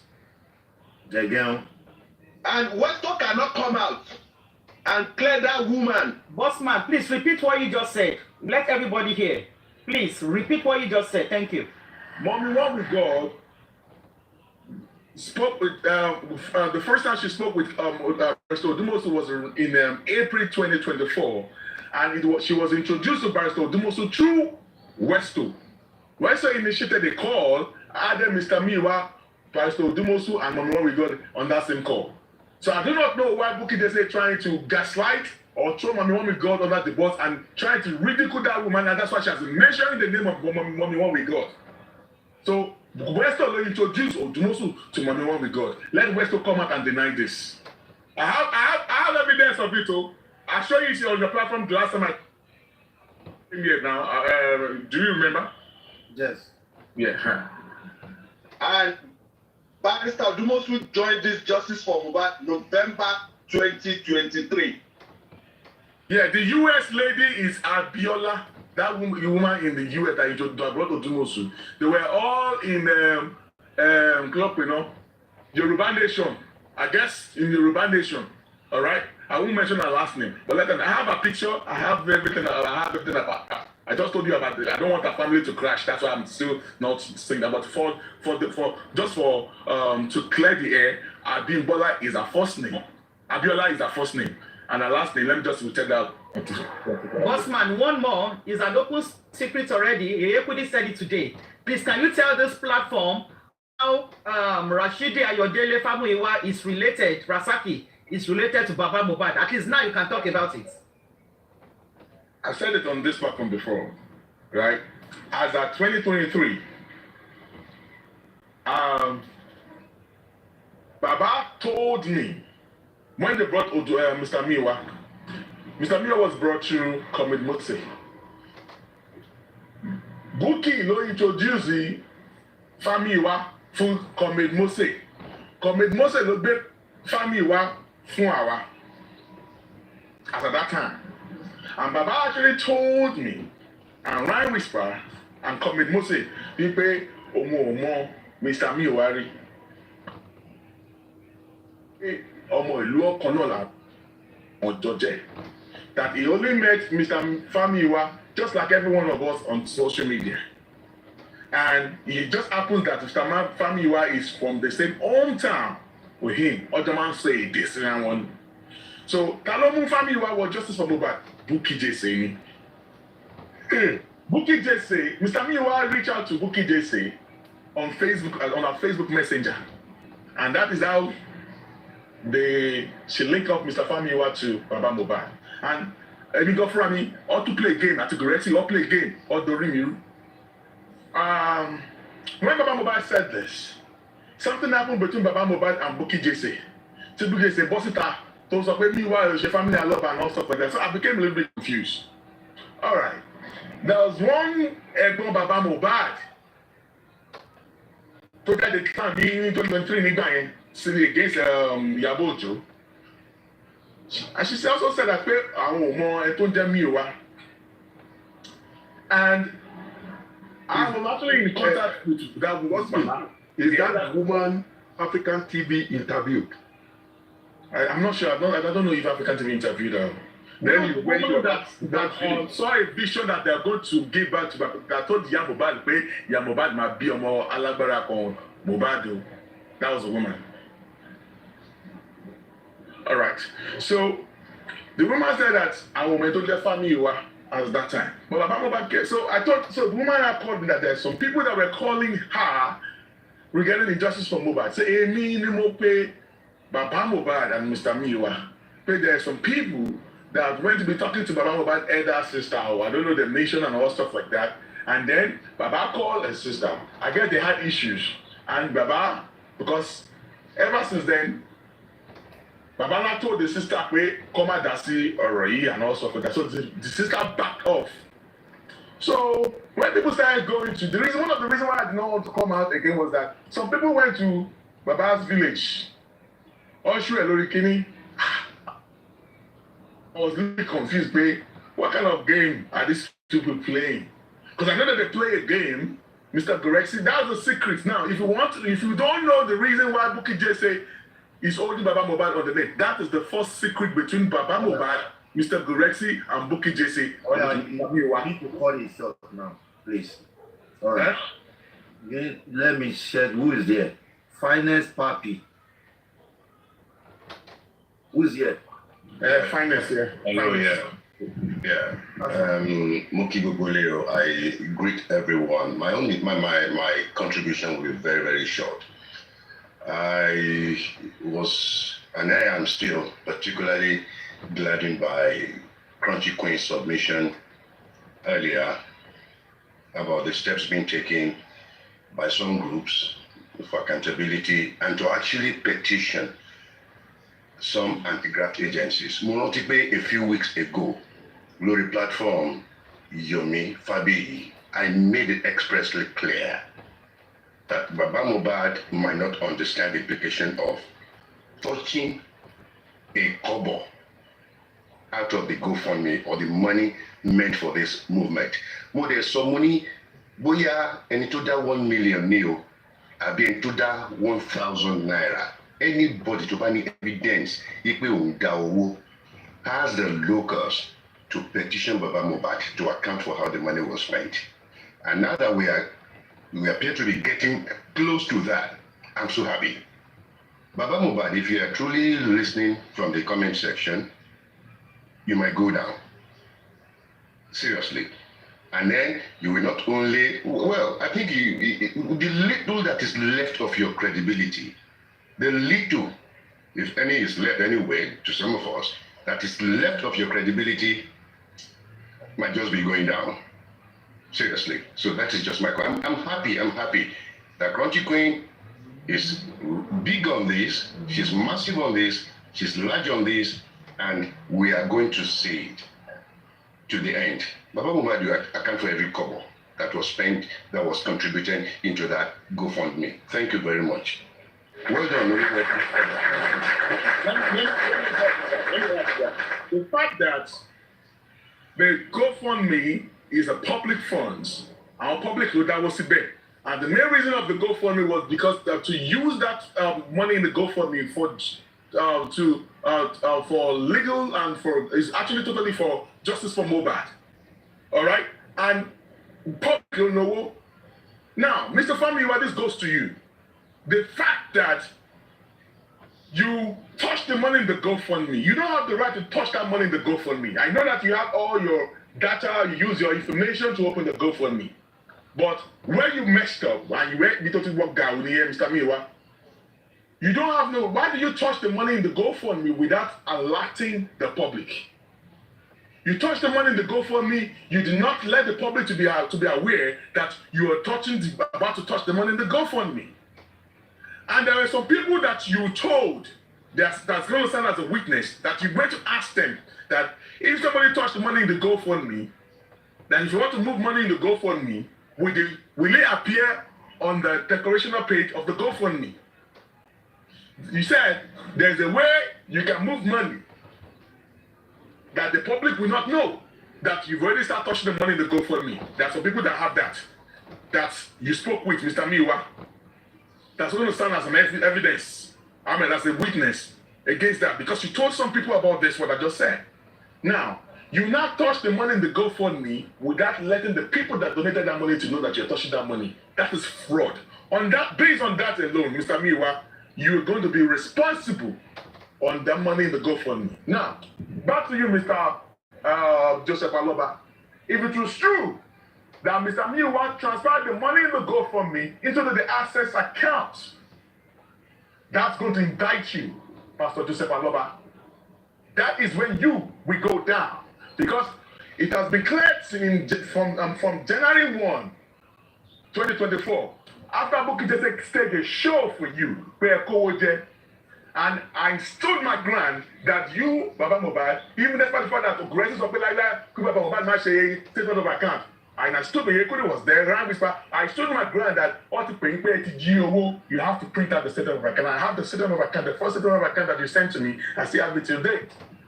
It was in the statement of account that we found out that Mr. Famiwa was not a signatory to that account.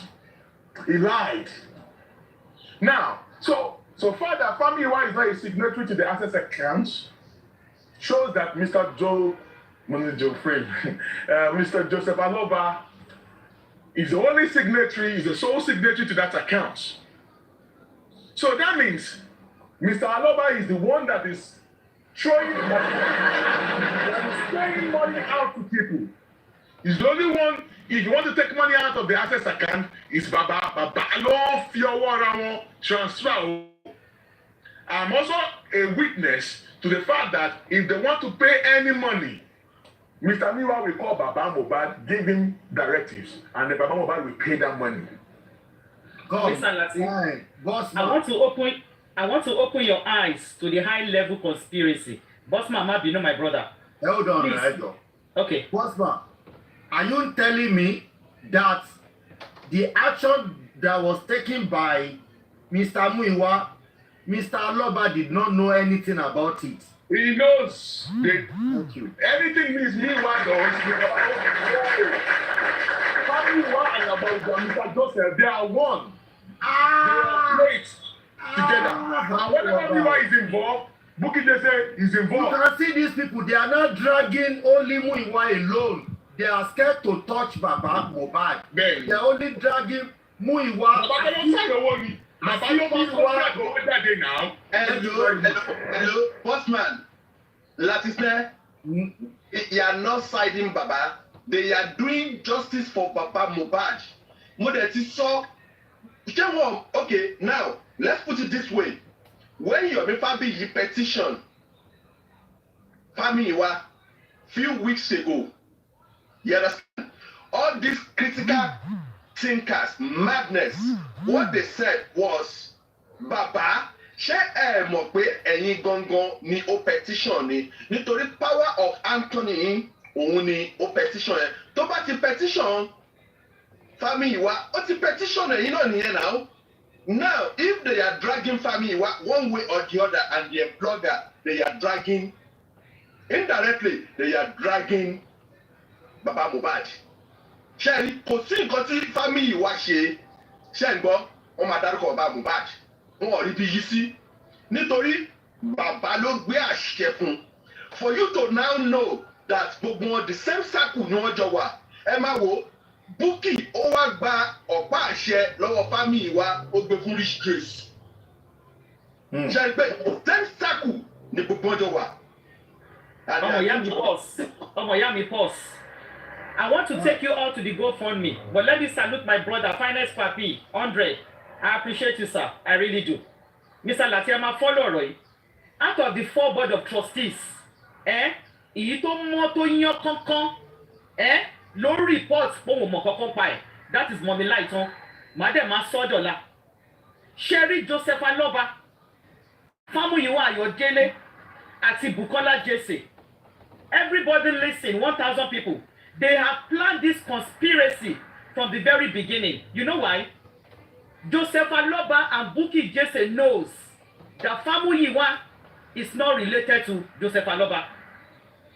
Secret tó wà láàrin àwọn mẹ́tẹ̀ẹ̀ta nìyẹn tí public kò mọ̀.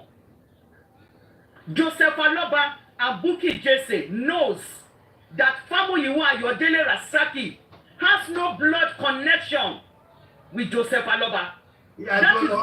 Excuse me, ò tiẹ̀ kàn wá. Wọ́n ní kí tí mò ń lọ bẹ́ẹ̀ má farabalẹ̀ jàre. Ẹ má farabalẹ̀ náà. Ṣé wọ́n máa lo farabalẹ̀ Ẹ má farabalẹ̀ ní sọ̀rọ̀ dá mi. Wọ́n ní kí tí mò ń lọ sà. Wọ́n ní kí tí mò ń lọ sà. Ẹ̀gbọ́n mi ni wọ́n ti sọ pé kọ́ farabalẹ̀. Ìgbìyànjú ìyẹn ò ṣe kankan. Ẹ̀fìn yẹn break the silence. Àkàtẹ́ màá bọ́lá fún farabalẹ̀. Ìyẹn ò ṣe tó ti yẹ yín ẹ ti sọ tẹ́lẹ̀ mo fojú fò ẹ bá tún sọ wàhálà ìmọ̀ wá fún ẹ yọ̀ mí ẹ bá tún sọ wàhálà ìmọ̀ wá fún ẹ. Ó dá ẹ pé gbogbo yóò tí mo bó ṣe lọ ṣé gbogbo ẹ wá fún ẹ rẹ̀ bó lọ́dọ̀ tèmi. Ẹ kò má tọ̀ don't ever say that to me again yẹn ò kọ́ ìwọ kọ́ ni mò ń bá sọ̀rọ̀. Tó tí mo bá ní nípa àjẹ́ farabalẹ̀ it is not your business.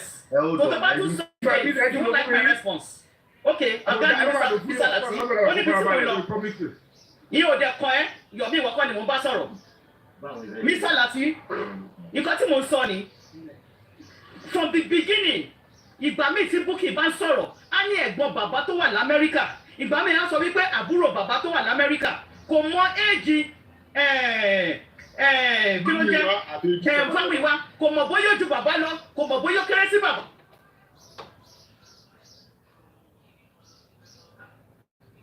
So àti ilẹ̀ ní conspiracy yẹn ti wà nílẹ̀. So Joseph Aloba náà dẹ̀ mọ̀ wípé Bukky mọ̀ wípé òun ò ní connection pẹ̀lú Famuyiwa. So they all have to play along and deceive the public. Ẹ wá ẹ jẹ́ mo fẹ́ tètè round up because mo máa jáde láì. Ẹ jọ gbàdá tí. Ẹ jọ sá. Mo fẹ́ sáré béèrè nǹkan lọ́wọ́ Bossman. I know you've been talking about this and I want to hear you. Hold on. Know that Famuyiwa is not a family member. Hold on. Mo fẹ́ bá yín jà ni because ẹ̀yin gan ẹ parọ́ fún public. Ìgbà no kèésà yìí àwọn Bossman àti Countrycoin ni láti last year tí mo ti ń sọ fún public yìí pé wọn ò relate rárá kí ló dé tí ẹ support nígbà yẹn ẹ máa gbọ́ bá ẹ ó dọ̀ ma ẹ ó dọ̀ ma ẹ jẹ́ kí n máa kọ́ lẹ́sẹ̀ okay sorry ma Countrycoin you are not there ma okay Bossman èmi ni Bossman ni kò face. Bossman ó yá láti ìgbà yẹn ẹ mọ̀ wípé wọn ò relate tí mo dẹ̀ ti ń sọ kí ló dé tí ẹ sọ síta kí gbogbo ayé ó tètè gbọ́n gbà yẹn wá jẹ́ pé nísìn ilẹ̀ wa ń ṣẹ̀ṣẹ̀ kàn bá mi. Búyè ò sọ ni Búyè Yekudi ni ṣé èmi ní platform ni when Yekudi do you go and check Yekudi whether when Yekudi has been saying it now. Ẹ máa jọ Bossman ẹ hold on no please let me say something the main reason tí mo fi wá jáde takata sí i mo wá ṣe research màmá ẹ̀gbọ́n bàbá Mohbad tó gbé kọ́ mi ní yẹ yìí nìyẹn 3 weeks ago pé màmá wọ́n ní pé ta lélẹ́yìn wọ́n ní pé mo bẹ́ẹ̀ fẹ́ gbé ẹni go from people from justice for Mohbad that is the man and tó bí tẹ̀lé àbí tó bí after they gave birth to baba Mohbad wọ́n ní màmá I was one that you were talking to back then wọ́n ní màmá like is this woman man they call Famuyiwa she said he does not know him. He repeat that again because of the game of Gorexi, Bukky Jesse, and Baba Mohbad. So now, Mama told me that it was because of Famuyiwa, Baba Mohbad refused to be talking to her on Baba Maja, on Begmoja. Because the mama came out to tell some people, Famuyiwa. Now, with what Mama said, Mama said, Mama, we want to bring you back to justice for Mohbad. Or no, because Mr. Joseph said he does not want to have to be involved. Bàbá yẹ pé ọmọ Mohbad ọmọ bàbá ló kú pé so òun ò fẹ́ dá family rú So all this statement that the mama is saying is making a lot of sense to me. That and Baba Mohbad and he's giving me reason that Komo family worry. Now, and now you know what she now gave me another number of a eldest sister of her in the family, and I spoke with both of them. The woman was recording me. Let me tell you the truth.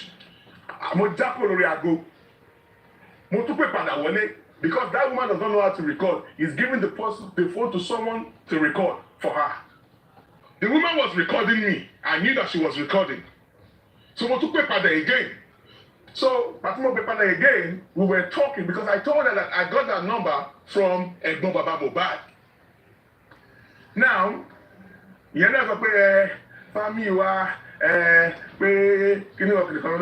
These are the game. I don't want to be because you got to come to family and the Baba Mohbad. I just want to get the fact. But now the elder sister, I got to know Baba Mohbad. Baba Mohbad, I said voice note. I have the voice note today. Mama ti mo pe táwọn ní kí pe o ọ ti get back sound pé àwọn ti gbọ́ ọ̀tọ̀ ọ̀sọ̀ showing that the woman actually recorded my voice, all right, and sent it to her. Wow, now they follow their family up and down.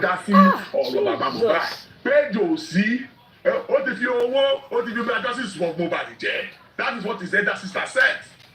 Did you record me? She's watching everything that is going on in justice for Mohbad. So that was when I got the facts right that even Baba Mohbad is fighting his elder sister because of Mr. Miwa. Now remember that there was a time when the issue was going on back then. Mohbad also came out and said that Mr. Miwa. Mohbad said it now. She came out and said that Mr. Miwa, and they were saying that. Do you know what Baba Mohbad came out to say? Oh yeah, Auntie, the man born now, where she be or the Baba Limati and Miwa or the Mamani. Mama, that's okay. If Baba Mohbad is claiming that Mr. Miwa is from his mother's side, let him go and sort it out about the fantastic story. Eh? Can you understand? Now, boss man, now, you saw story to about so get left from around.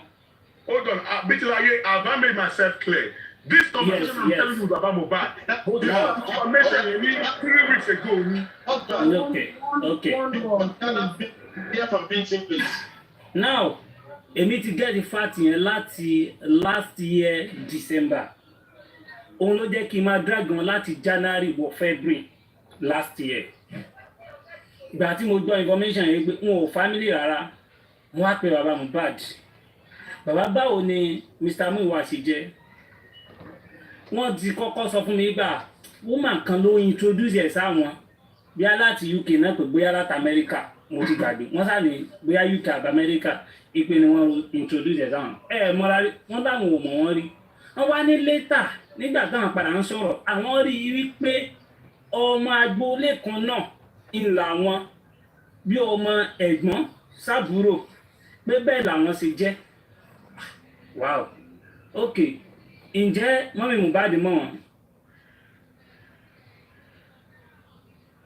Wọ́n ní rọ́. Ǹjẹ́ Mohbad gangan mọ ẹni yìí? Wọ́n ní rọ́. Okay. Mo kọ́ ti fún un. Mo tún ṣe recharge mi. Nígbà tí mo tún padà pè wọ́n pé bàbá agboolé kí lorúkọ agboolé yín kí lorúkọ agboolé ẹni yìí? Wọ́n ní ọmọ agboolé kan náà sáni àwọn bọ̀ àwọn ò family ẹnìkan ló introduce ẹ̀ sáwọn. Nígbà tí wọ́n ti lè confirm fún mi pé àwọn ò family fúnra wọn ń ló jẹ́ kí n máa drag Mr. Miwa yẹn wípé no go yẹn ra ni. The same person tí ó introduce ẹ̀ sí wọn òun náà ló introduce Gúrẹ́sì. Gúrẹ́sì dẹ̀ wà láti side kan tí mo ti ń sọ nígbà yẹn. Get bọ̀wẹ́ kò sí wàhálà tí wọ́n bá lọ lójú ọdún ọjọ́ kan náà lójú tó máa ń bá. Ọ̀pẹ́ máa tó tí sọ̀rọ̀ dé bẹ́ẹ̀ ni, alright? So Baba Mohbad, mi mọ̀ pé Baba Mohbad náà ti sọ fún ẹ. Baba Mohbad told some people that I know, wípé family wa ò ṣe family, he only met him on social media, just like every one of us. Èdè ni Mr. Miwa fi wọlé sí Baba Mohbad lára. They are from agboolé kan náà. Boss man, let me say this. if Mommy Jokem is here, wọ́n ṣe aláìsí pẹ̀lú wọn. December/January 2023/2024 ni mo sọ fún Mommy Jokem pé family wa àti Gures àti bàbá Ọlọ́ba wọn ò relate. Wọ́n wá bí mi pé báwo ni mo ṣe mọ̀.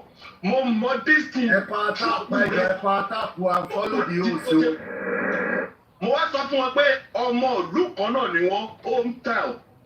Tí anybody bá wà bí kí wọ́n ṣe aláìpẹ́ pẹ̀lú Mommy Jokem kí wọ́n dì bọ́ǹkì kan tí mo sọ.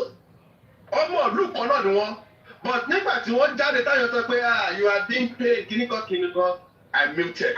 Of course, now you will mute now because they will drag you. I want to make him boss my boss it. Nígbà tí African TV àti àwọn èèyàn kan ní last ní 2014 tó lọ sí agboolé tí gbogbo yín ti rí tẹ́yìn náà dẹ̀ ọ̀fìn yín bẹ́ẹ̀. Bọ́sà lórí ẹni tí African TV tí wọ́n interview the same woman tí ẹ bá sọ̀rọ̀ òun ni African TV interview nígbà yẹn. Kò ṣe tẹ́mi bá sọ̀rọ̀ nìyẹn. Ẹni tẹ́mi bá sọ̀rọ̀. Ní after Apostle Yaladura tí mi bá sọ̀rọ̀ òun ni wọ́n bí lẹ́yìn after that woman ni wọ́n bí bàbá Mohbad. Woman tó kọ́kọ́ sọ̀rọ̀ nígbà yẹn ni. Bẹ́ẹ̀ni tó nígbà yẹn. So mo wá mọ ẹni nọ́mbà ẹni tó fún mi bóyá òun ni Africa TV ń sọ yẹn I do not know but he said that he does not want to talk about anything but according to him he does not know who family one is. According to okay, let me do a recap. Lati, let me do a recap. Everybody calm down. Okay, let me do a recap. So now everybody listening, 1,100 people. Okay, everybody listening, 1,100 people. We now know it has been confirmed that Bukky Jesse brought Famuyiwa Ayodele. No controversy. Òun ló mú Famuyiwa Ayodele wá. And Famuyiwa Ayodele orí internet lòun àti Bukky Jesse ti pàdé. Bukky náà sọ ó ní màá yẹn pè wọlé ó lóun ayọ̀. So orí internet ni Bukky àti Ayodele ti pàdé ara wọn. Bukky dẹ̀ fa Ayodele ó connect ẹ̀ mọ́ Joseph Aloba. So kò sí argument. Another question. Irọ́ tún ló pa. Irọ́ ni Bukky Jesse pa. Ẹnìkan ló fa Famuyiwa lé Bukky Jesse lọ́wọ́. Okay. Ẹgbọ́n. Irọ́ tún ni Bukky Jesse pa. Bísí má bínú sọ́dà mi má bínú. Ta ló mú Gúrẹ́tì wá?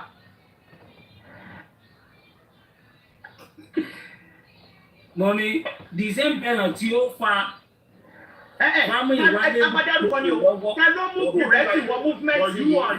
Ta ló mú Gúrẹ́tì wá? Introduce Gúrẹ́tì to Baba Mohbad now. That's what I know. Famuyiwa brought Gúrẹ́tì. You and Bossman, má fòyìnbó dàrú. Ta ló mú Gúrẹ́tì wá? Hold on. Is it you? Is it you or Perkins, man? I guess maybe Perkins or you. No. It's not me. Maybe it's Arifa and Perkins. Ẹni sùúrù, oníbitá lọ. Ta ló mú Gúrẹ́tì wá? Ta ló lè dáhùn? Who brought Gúrẹ́tì? Ẹ jẹ́ kí a bi àwọn tí Bossman dárúkọ léèrè, wọ́n á sọ àwọn tó mú wá. Because mo rántí Perkins.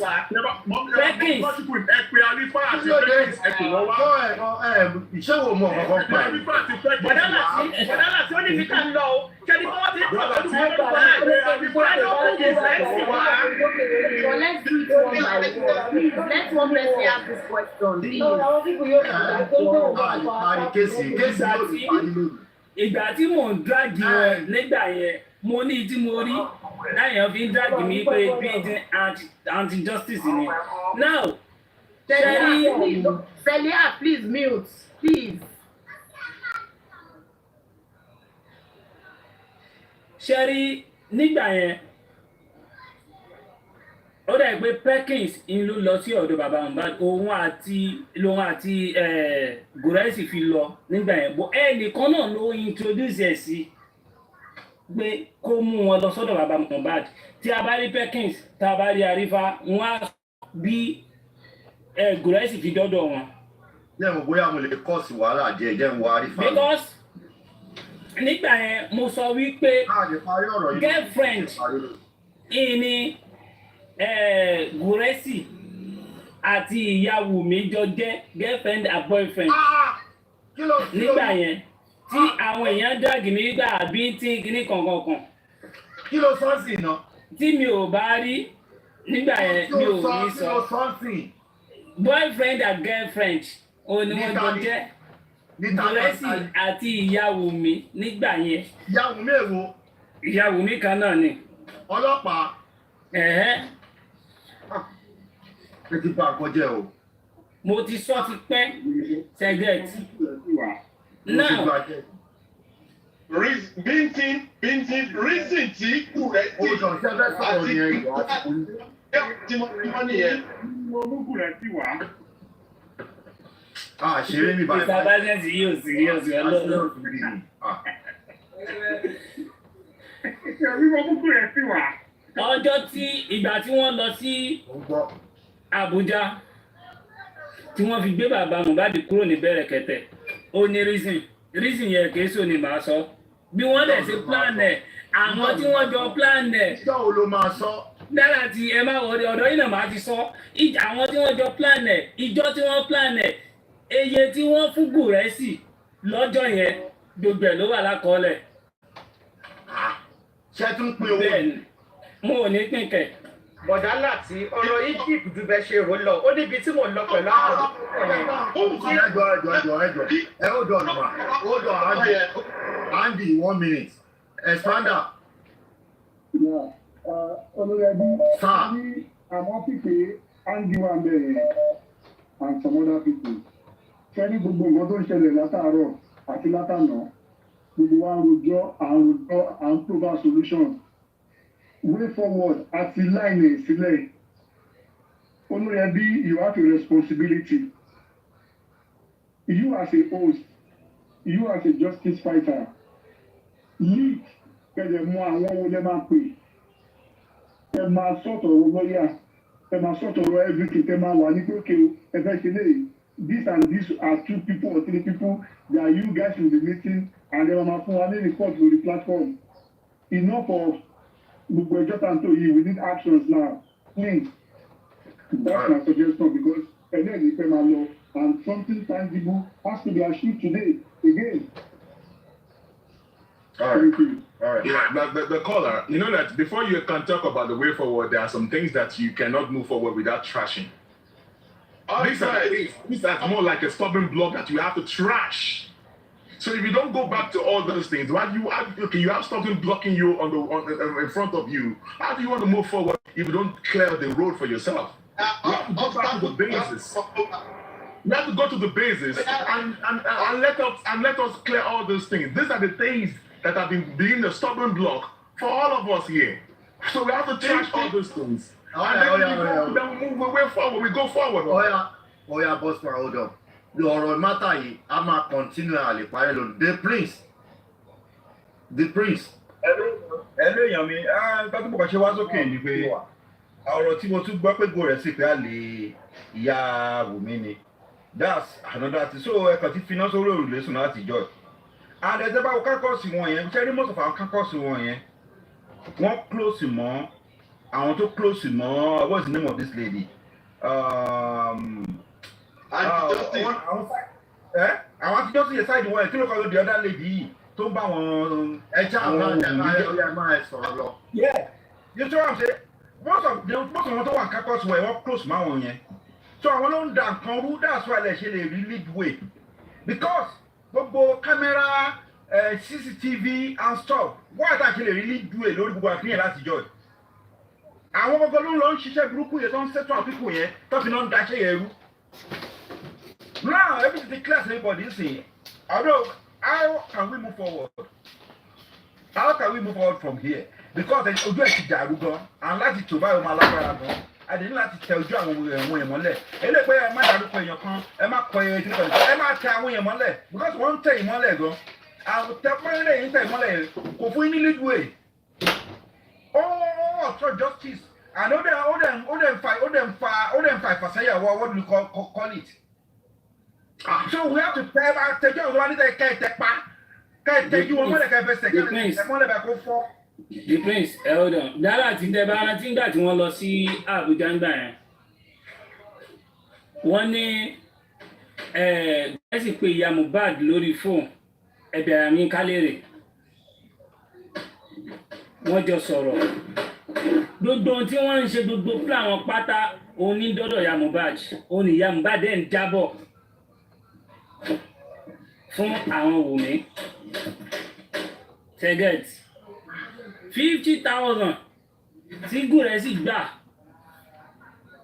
pé kí wọ́n parọ́ fún public pé wọ́n fẹ́ jí bàbá gbé kí ni wọ́n fi ṣe owó ta ni ta ló sẹ́ndì owó yẹn sí wọn.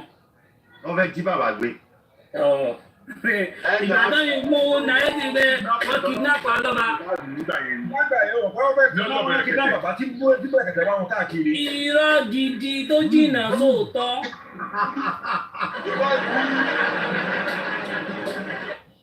but gbogbo ìgbà yẹn tábà sọ wọn ní ẹ mọ̀ lọ platform bíi ti irọ́ ni wọ́n pa anti justice ni wọ́n táǹgọ̀ pé gbogbo ẹ̀ padà wá yanjú sí. ẹ tún ti ń dákọ̀ làgàtà kí ni. kò sí wàhálà ẹ wo tẹ́rí àlè kò lórí ẹ̀ tí a bá yọ àwọn kankan kúrò nínú justice. yálà tí ìjọwọ́ ẹ ní láti expose wọn ni.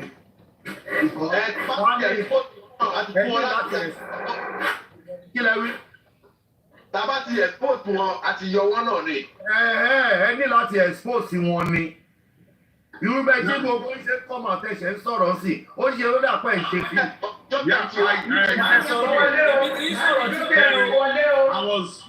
èmi ti sọ̀rọ̀ ti pẹ́ o. Brother Lati, I was one of the persons. Okay. Hello.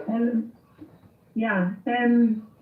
The same thing I wanted to say is that I think people who are against this justice for Mohbad, they are the ones that introduce those people to come and work with Mohbad's father so that they can scatter the whole thing.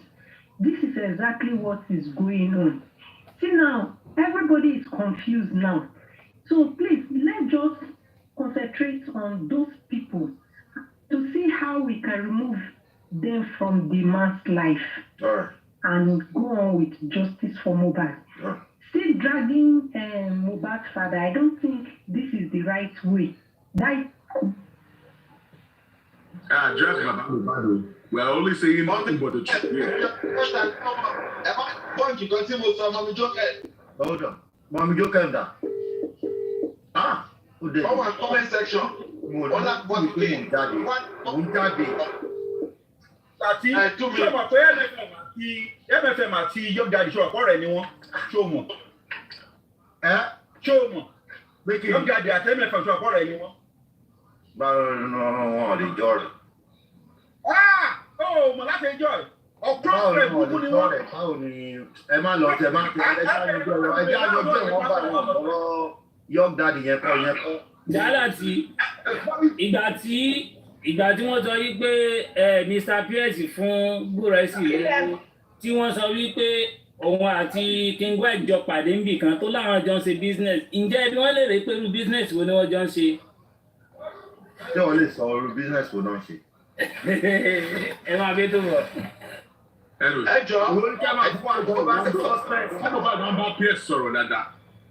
Now, let me go somewhere now. Boss man, I am aware. Kí bàbá Mohbad bọ́ síta pé ọ ṣe láìpẹ́ kan on the 9 PS mo kàn dákẹ́ báyìí mo ń wọ̀n nù. Let bàbá Arifana tó wà nínú comment section mi báyìí o. Let bàbá come and say it to my face wípé àwọn ò tí bá PS sọ̀rọ̀ rí.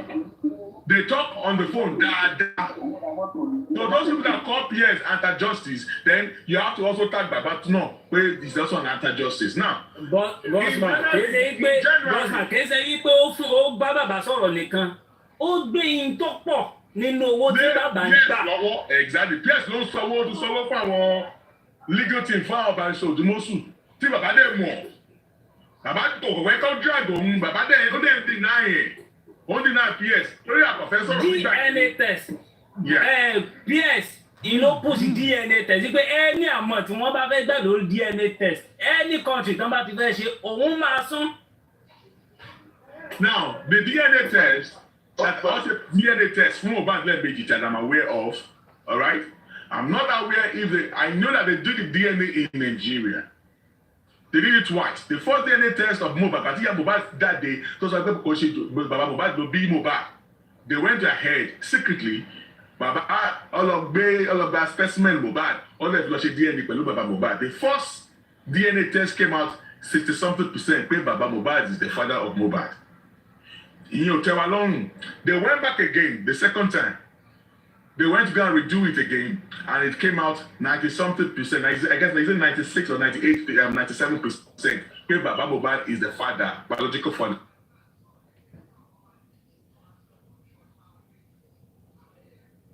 Of Mohbad. I bring it back on there. Now, to my greatest surprise is that to now see that when they were doing accountability, they were now coming out to tell me that they took the DNA test and all the shit abroad. I think that is a big lie. Let them show that the DNA specimen of whatever was done abroad. Let them make a proof, cover proof for one because yes, yeah. Let me ask this so that I can drop for Arifa. Mommy Joker. Èmi mo ní kó gbé yín wá pé kó ṣe aláìbí pẹ̀lú Mommy Joker. Mo fẹ́ jẹ́ kẹ́ confirm. Ẹ̀yin méjì ni mo sọ fún for the second person mi bẹ̀rẹ̀ kẹ́ fún ní relevant on this justice for Mohbad. Ìjẹ́ mo sọ fún yín because èmi àti yín máa ń sọ̀rọ̀ dáadáa. Mo fẹ́ kẹ́ testify sí. Ṣé mo sọ fún yín àbí mo sọ fún yín pé ìwà àti bàbá Mohbad wọn ò relate fọmọ ìlú kan náà ni wọn. Mo sọ fún yín àbí mo sọ fún yín. Uncle Lati, sorry everybody, well done. Please let us power tap. Perkins is here. Yeah, okay. Perkins at Arifa, I will sort everything. They sort everything. Let me we just sort. Mommy Joker was in the phone or what got mute to then. We say sort you Láti January 2023 stroke January. Tabanika sọ̀tẹ̀ lónìí Tabanika sọ̀tẹ̀ tọ́ lónìí a máa continue ẹ̀ lọ́la ni. Kí ni story wọn igun gan? Ó máa ní part 1 pro. Need láti mọ ẹni tó múgù rẹ̀ sì wá Mr. Lati, honestly. I need láti mọ ẹni tó múgù rẹ̀ sì wá. Gbogbo ilé. I need láti mọ ẹni tó múgù rẹ̀ sì wá. Tó bá fẹ́ mọ ẹni tó múgù rẹ̀ sì wá, ẹ láti gbé Arifa gòkè wá sẹ́. Arifa wà ní comment section. Tẹ́ bá fẹ́ mọ yẹn, ẹ pè Arifa. I don't know, is it Arifa and Perkins? Ẹ pè Arifa àti Perkins wá. Tẹ́ bá fẹ́ mọ ẹni tó múgù rẹ̀ sì wá.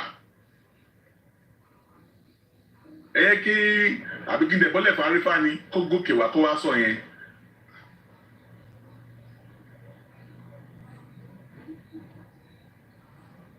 Arifa, send your request.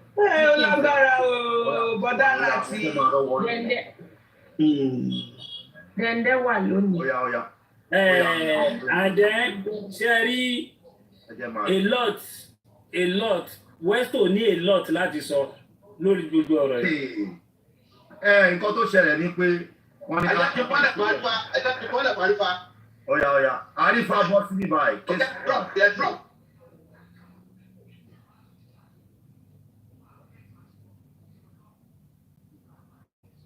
Oya, Arifa, boy be. Prince Amagbin Bole, I need the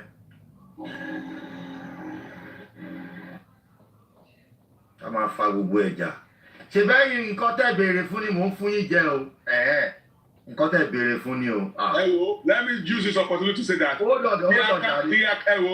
accountability that was done by Omowummi and Joseph Alaba is inconclusive. It declared for inconclusive. The accountability to ṣe yẹn o.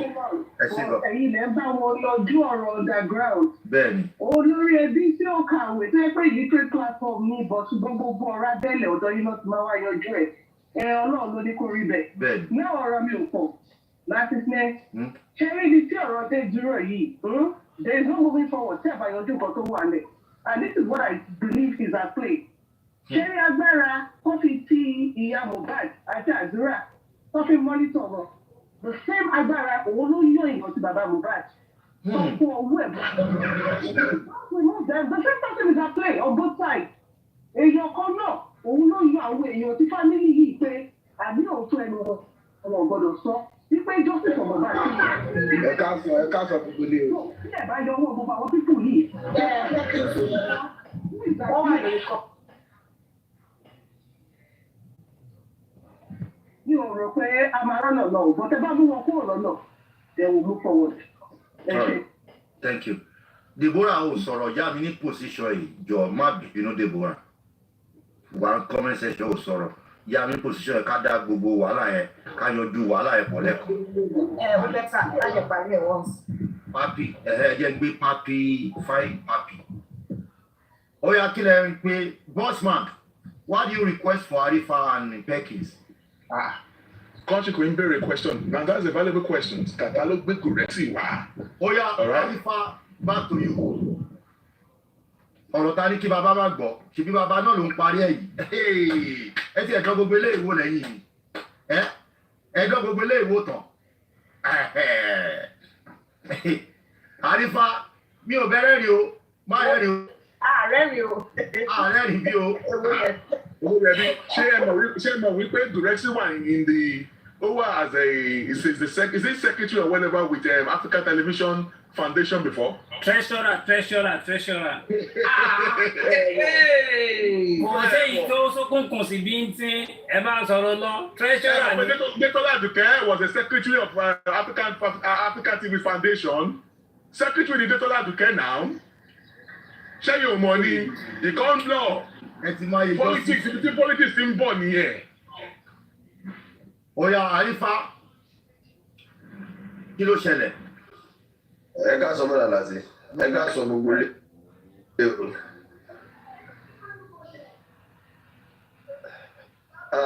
Bossman, please repeat the question, or let Crunchy Queen repeat the question. Welcome on board. I salute everybody in the panel box. The question I asked, but before I ask that question, I think you're joy that Bukky Jesse brought Famuyiwa Ayodele. So I asked, who now brought Gurexi? I don't Gurexi one.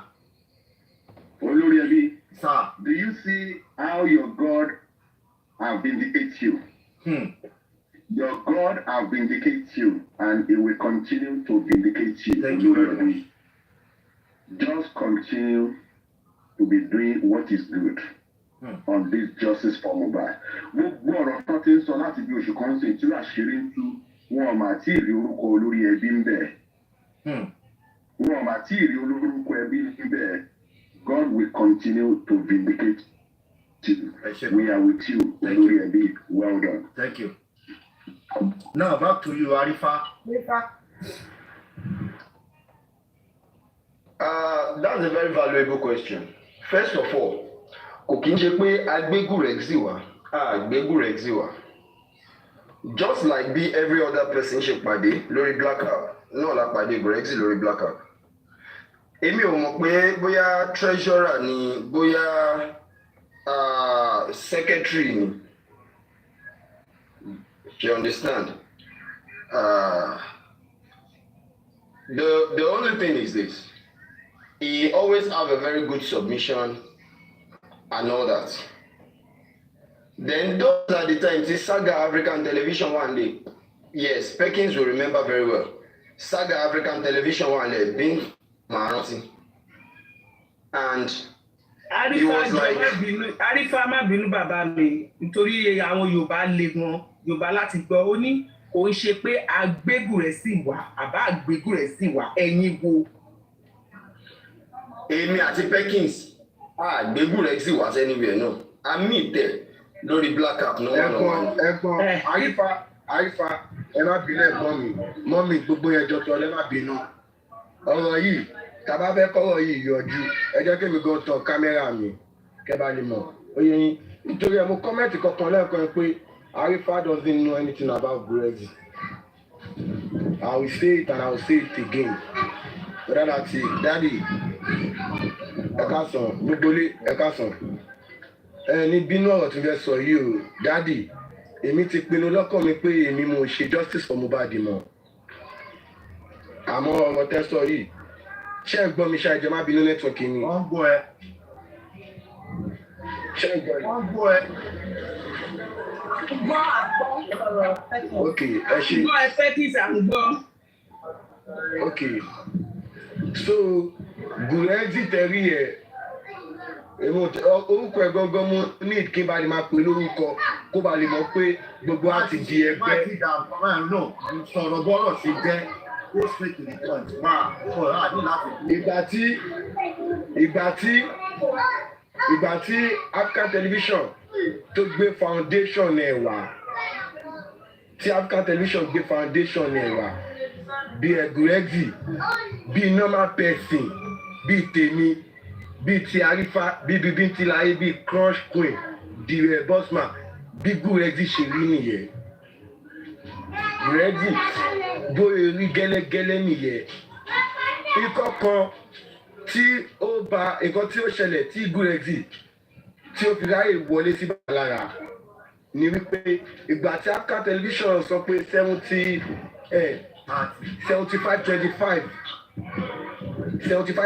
ń gbà yẹn tí African television sọ mo wà nù gúrùpù tó ṣí ó jẹ́ pé ìgbà tẹ́ bá mi sọ̀rọ̀ yìí bẹ́ẹ̀ mi sọ̀rọ̀ percentage kankan ẹnìkan wá sórí live fún mi ó wá ní Perkinson you are part of the people go and meet this man he says so things ó jẹ́ ní for you ó yá help me and take care of my account of my platform I'm coming back ó jẹ́ lọ pé African television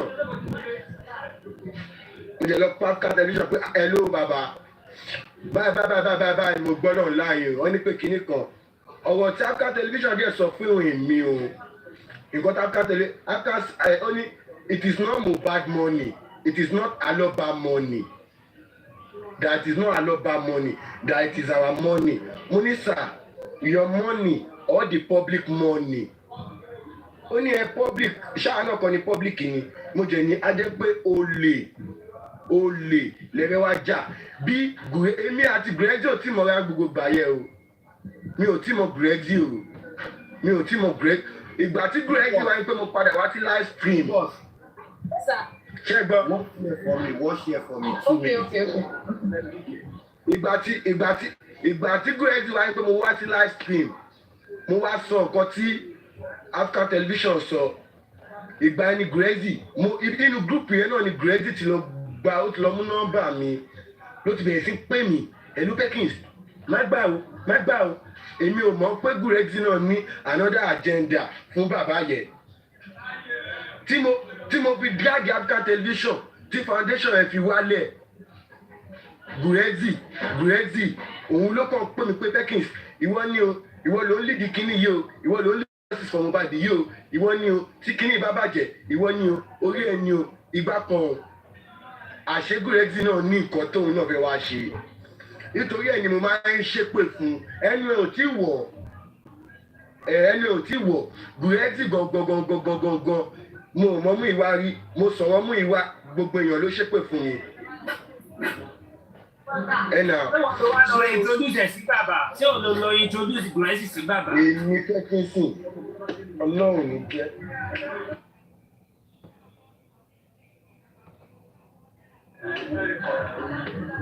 Game man ni gùrẹ́jì game man ó lè ní gùrẹ́jì ṣé gùrẹ́jì ṣé lọ́ọ̀yà ni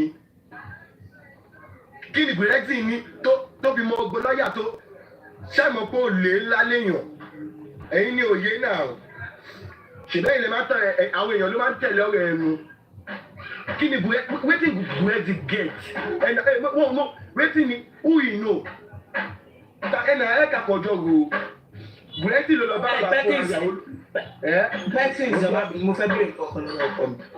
Ṣé African television pẹ̀lú gùrẹ́jì ló jọ wọlé dé àbí ìgbà tí gbogbo yín ń ṣe justice yẹn gùrẹ́jì wá báwo ni gùrẹ́jì ṣe àti nítorí ẹni treasure African TV ni ibi ẹ̀ ń da ojú ìlú fún mi I don't understand. gbogbo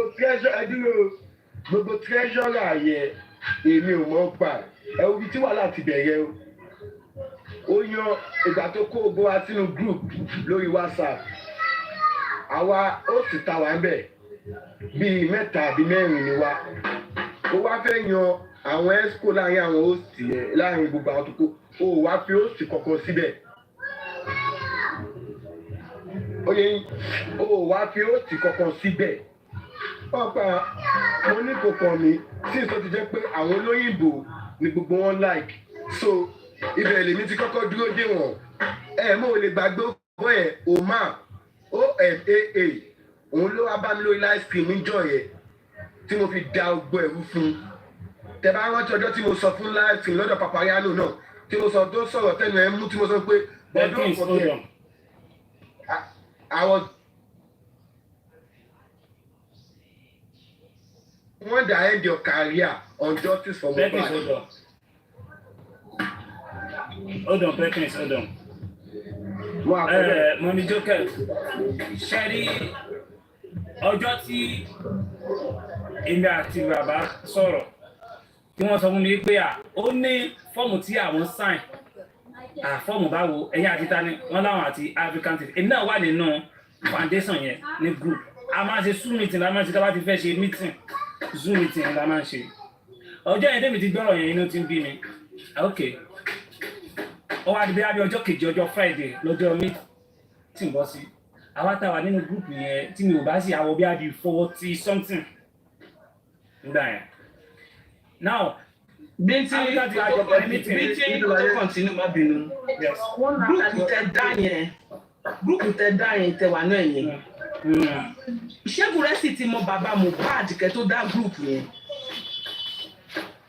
mi ò mọ lórí ẹsẹ báyìí inú gúrùpù yẹn mo fẹ́ sáré mú nǹkan mo fẹ́ ó rántí mo ṣe bèrè mo rántí nígbà tí bí African TV ṣe introduce gùrẹ́sì yẹn ló jẹ́ kéde ó mọ̀.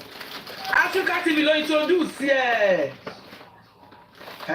nínú platform ní lọ́jọ́ meeting ní ọjọ́ meeting yẹn. bí tí láyé orí group ní gbogbo wọn ti mọ́ra orí TikTok ní gbogbo wọn ti mọ́ra jẹ́ ẹ̀kọ́ gẹ́gẹ́ débẹ̀ lé mi everybody 1.2k viewers let me tell you this thing Africa Television doesn't have any foundation all his exco are TikTok members that is what he did.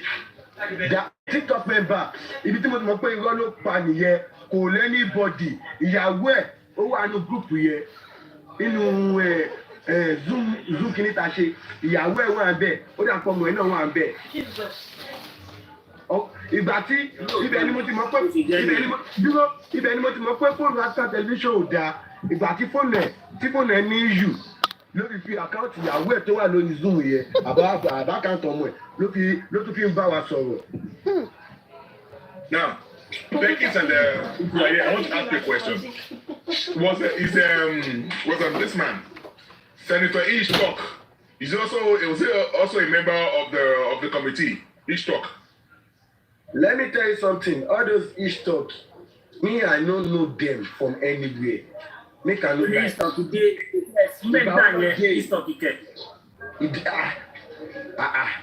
Let me tell you the real Baba Bari that made everything worse. If Arifa, I would fight you for one thing, but we don't settle down. That Westo issue. Arifa, that Westo issue, I would follow you because if you have listened to me then, if you have listened to me then, even what you Arifa ó dùn mí o ẹ̀jẹ̀ mọ́ bí màá ti ó dùn mí o. bọ́snà ó dàn tí ẹ bá ti mú Westo ẹ máa bú Arifa.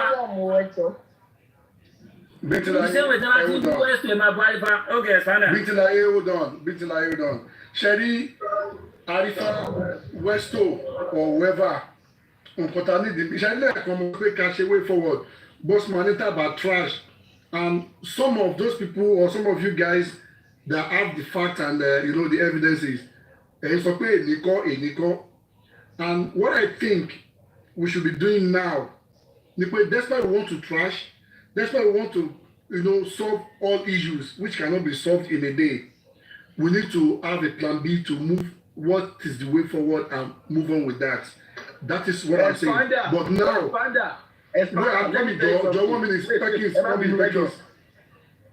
one minute. Now, the question tabadori gbogbo eléyìí sì ni pé ta ló mú gùrẹ́ sí wa àti finalize ẹni tó mú gùrẹ́ sí wa àti ń bọ́ sórí Westo àti ń bọ́ sórí kinní kan àti ń divert nìyẹn ẹ jẹ́ ká ní focus kàbá ti yanjú èwo ló mẹ́lẹ̀ wá ta ló tún anything tó fẹ́ sọ o let us dwell on all of that and let us move if not tábà ní direction a máa yà káàkiri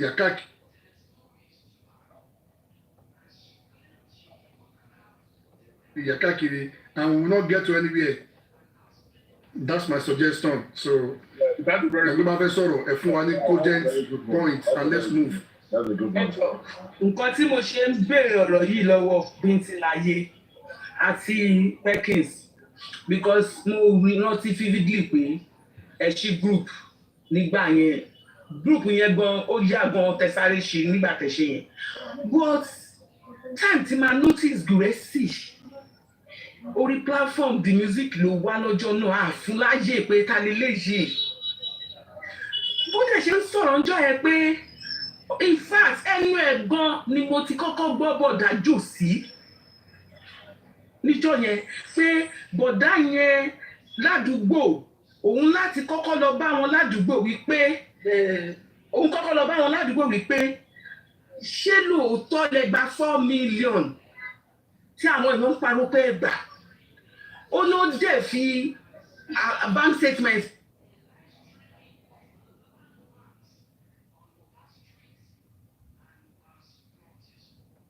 platform the music rí pé ṣé ó family mọ́ bàbá Mohbad ni ó ná ọ̀rẹ́ ẹ̀gbọ́n òun ni pé bọ̀dá jòsí làwọn máa ń pè ìgbà ìkáwàkọ̀ bọ̀nẹ̀ bọ́ àfúnláyè kò dúró because a rí wípé ẹnu ẹ̀ dùn so àfúnláyè kò dúró ní ibẹ̀ yẹn the question is this ta ló gbé ìwọ̀nù justice gangan ṣé òun náà kọ̀ wá randomly ni àbí African TV ló rán kó pé kó gba angu kan wọlé káwọn jọ wá pàdé nínú gúrùpù ní ibẹ̀ kẹ́ clear fún wa.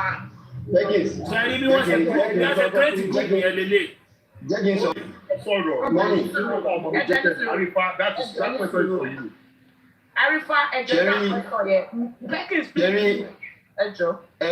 Gúrẹ́sì wá randomly bí mo ṣe wá ni Gúrẹ́sì wá everybody wá kò kí n ṣe African TV pé anybody jókòó pé ẹ jẹ́ ká jọ ṣe nǹkan báyìí ìgbà tán pàdé ara wọn gbogbo wọn form group ló di wípé I was part of the group then mo yọra mi ni nígbà tí mo rí pé nǹkan tó ń ṣe ń bẹ̀ yẹn ò bẹ́ mi lára mu mi kì í wà active tó bá ti di group mo pull out so mo bá wọn attend the only one Zoom meeting and that is ìgbà tó ń sọ̀rọ̀ ọbẹ̀ sanwó fún Fadilé. There was one coroner inquest coming up. Ó wà lọ́nà ńgbà yẹn. Tọ́nà fẹ́ sanwó fún Fadilé. Wọ́n ní lọ́ọ̀yà bàbá nínú Zoom meeting yẹn ní African TV. Wọ́n ní lọ́ọ̀yà bàbá ń request fún 5 million.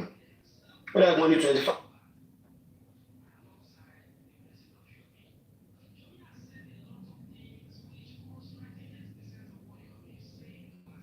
million agreement or stuff like that. Wípé so ó dẹ̀ ti ní tí wọ́n bá tiẹ̀ san part payment òun ò ní attend the next sitting. In tó jẹ́ kí mi pull out nìyẹn because I get to know gba pro bono lẹ́ni sọ pé òun fẹ́ ṣiṣẹ́ náà kí ló fa tí wọ́n bá san next payment òun ò ní wá fún next inquest and all that. Nǹkan tó jẹ́ kí mi pull out and people vow and pledge to donate. Àwọn tó ti ń calculate bọ̀ pound people plan to donate that very day so ibi tèmi náà ti kọ́kọ́ notice who is Gúrẹ́sì and another secret tí ọ̀pọ̀lọpọ̀ mọ̀ nípa Gúrẹ́sì ni pé it was when he somehow get close a bit to Baba Mohbad ló ṣẹ̀ṣẹ̀ bẹ̀rẹ̀ sí ní lo that name Gúrẹ́sì. There was one particular name tí Gúrẹ́sì ń lò tẹ́lẹ̀ gbogbo ìgbà tó máa ń wá sọ́dọ̀ Westo just normal panelists, you understand?